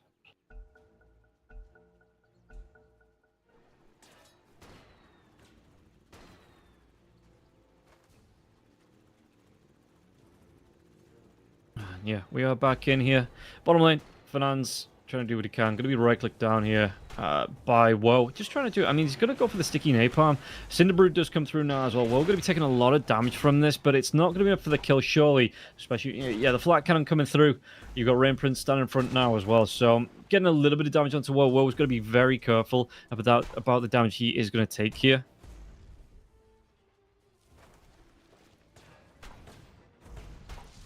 But yeah, Fernand's, he's going to be battery assaulted down now as well. Rain Prince, there is going to be the Cinderbrute coming through once again in its barrel. Just trying to do what damage he can. But Rain Prince not going to be able to get the full chase down onto Fernand's. And Fernand's turns around. Sticky Napalm's coming out. This is just going to be a very aggressive lane, it feels like, on both sides. So we'll actually see if that's actually where the first blood comes from. Top lane, actually, the first blood is going to come from DR Bum, it looks like, because there's going to be that blood grenade here. Yep, chase down Flacco. He picks it up, but Flacco, he's going to be run down the Scorched Earth. It's not going to be able to get the kill onto Io. Triple S. If he'd have had that Infernal Blade, level 2, maybe picks up that Infernal Blade, gets the kill there. Actually, going to go for the Devour. Okay. Did go for the Greed as well. The Gluttony, excuse me. On that Devour. So... yeah, Magic Missile once again. This time the Hoodwink shouldn't be in too much danger. Chase down Ares, in fact, walking himself up. The right click should be able to give it over to it. And yeah, Triple S picks it up. Ares just will go down there, just a little bit too far forward. In fact, Flacco, can they run him down? He's low. They don't have the vision, it doesn't look like. So Flacco will be able to play... just play it back, play safe. As the bench does TP back in. Mid lane. XN. Going to be run down here in the mid lane.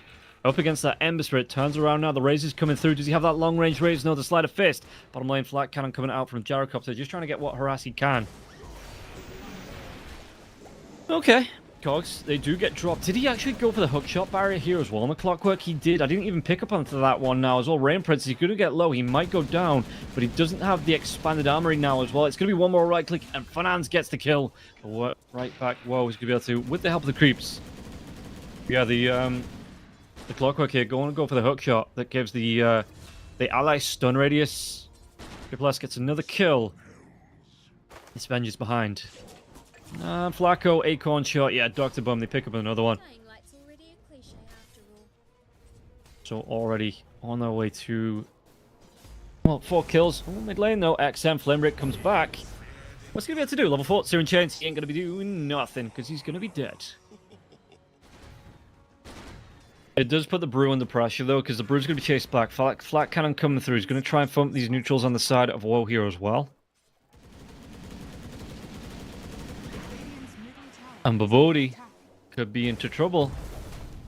Flame Rake pushing back. Whoa. Does he get the run down here? Whoa. He's going to be slowed down just a little bit, but with that Rocket Barrage going, actually went for the secondary strikes. And not the... whatever the other one's called. So, delay between hits decreased by 0.2 seconds. 2 seconds would be a long time. 0.2 seconds. Any enemy hero hit by the cooldown missile strike will be marked, and another tracking missile strikes. Okay. So it's just like mini missiles that deals 50% damage, but it's just missiles on missiles on missiles for the gyro. It's late and they're making me read. Avenge again, top lane, gonna be chased down. Flacco should go down. This combination coming through. In fact, Triple S, look at this one. He's got that Frost attack coming out now as well, so the right clicks will slow down. Io will be able to get away. Batrider rotates in. Flame breaks the Doom right back into Fanan's face. Dr. Bum. Acorn shot comes through. Io now, he's trying to do what he can with this tether. But again, Fanans, he's just taking a lot of harass, and you have that Infernal Blade coming up in the next second or so. Dr. Bum's going to come back in. He has that Acorn shot. In fact, the neutral's going to get involved. Did they get the kill? The neutrals... Dr. Bum gets low, one more right click. Fanans gets the credit for the kill. Ares rotates in. Are they going to be able to finally take down Triple S? Triple S is even going to rotate the Ember Spirit here as well, so they do finally get the kill. But it costs them so much as well. Gets a solo kill up against Bodhi in the bottom lane. 7 and 5. And that Doom, he's looking real good. Level 4 coming up now for him. Not too far away from his ultimate. 5.5 minutes in. 5.5 minutes in. There's going to be, you know, level 4 on the Doom, close to that level 5. Yeah, Infernal Blade coming up. You can't always have the Bite Rider. You can't always have the Ember Spirit here, so you are going to get the chase down from that Doom and the Bushwhack coming out like this on the combination for the Hoodwink and the Doom. Once he's respawned, they probably dive that Vengeful Spirit again. The Venge is on what? 3 kills already? 3 deaths already, excuse me. 1 kill and an assist. Got 14 last hits to the 32 of the Gyrocopter. Yeah, this is already a big kill 5 minutes in. I'm not saying it's impossible. But yeah. We'll see how it's going to play for them. Because I do just think you carry on chasing down. Proper skacks.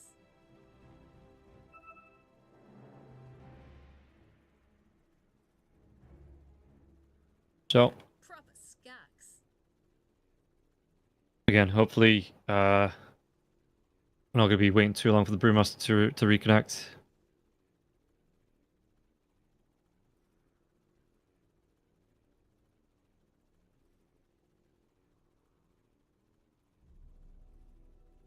Yeah, get ourselves back into it and see how this game's going to play. There it is, Brewmaster does reconnect. Hopefully this time, I'm, touch wood, or knock on wood, whatever whatever the good luck is, crossing fingers. Go outside 3 times. No, you go out, you spin around 3 times, and then you spit. That might just be for the Scottish play, not for Dota when it's lagging. The Bodhi. Going to be chased down again. The cogs do come through. No way away from this one. I'm always going to try and do what damage you can. Flat Cannon, Rocket Barrage coming through it again. And Babodi, if he's going to be forced to do the Walk of Shame here, he's already used that TP to get back into lane. A lot of damage coming through. Woe's going to be able to play the body blocks. And yeah, top lane, they just dive again. Because that's what they can do. Level 5 coming up for the Doom. Close to that level 6. And you're going to be able to rotate around, get the kill onto the Ember Spirit. In fact, the Ember Spirit is going to rotate up again. While the Shadow Fiend, you can see him farming in the jungle. Never refuse gold given. Niche is level 6. So he might look for another kill onto Triple S. But Triple S is going to be fine. As long as he's picking up these kills, he doesn't care how many times he dies. Yeah, so Niche comes in.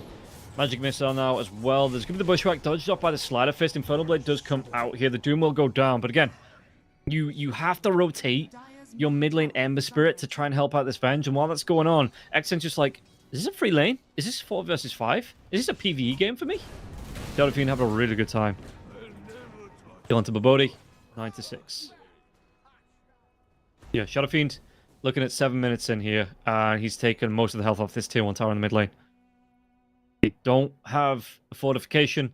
As we get the pause for Niche. Yeah, Bowie. Yeah, Bowie.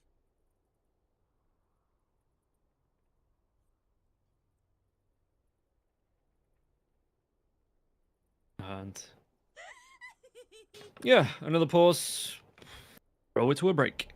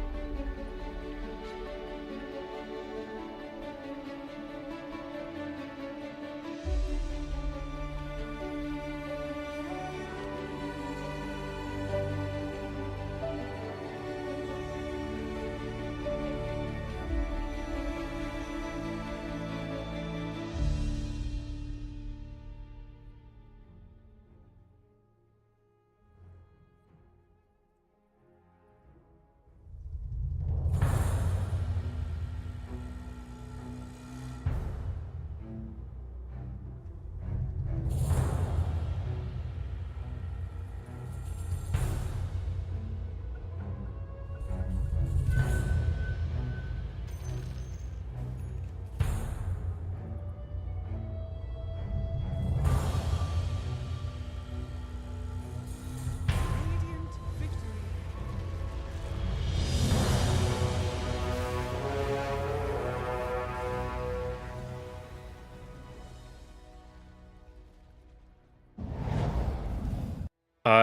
It looks like there was no way for the Niche to get back into this game, and it looks, yeah, one move out going to be given the default win here in game number 3. Hivernia just They forfeit in this. Yeah, I guess the disconnects there. They just couldn't get themselves back into it. So that is going to be the series here. One move are going to be able to take it, and unfortunately, that's not the way anyone wanted that one to end. We wanted to see that third game played out in full, but sometimes that is just the way that the games happen. So that is going to be it for the series. That is going to be it for the day here as well. Thank you very much for tuning in. And again, there's been some technical issues all the way through the day. We can all apologize for those, but it happens sometimes.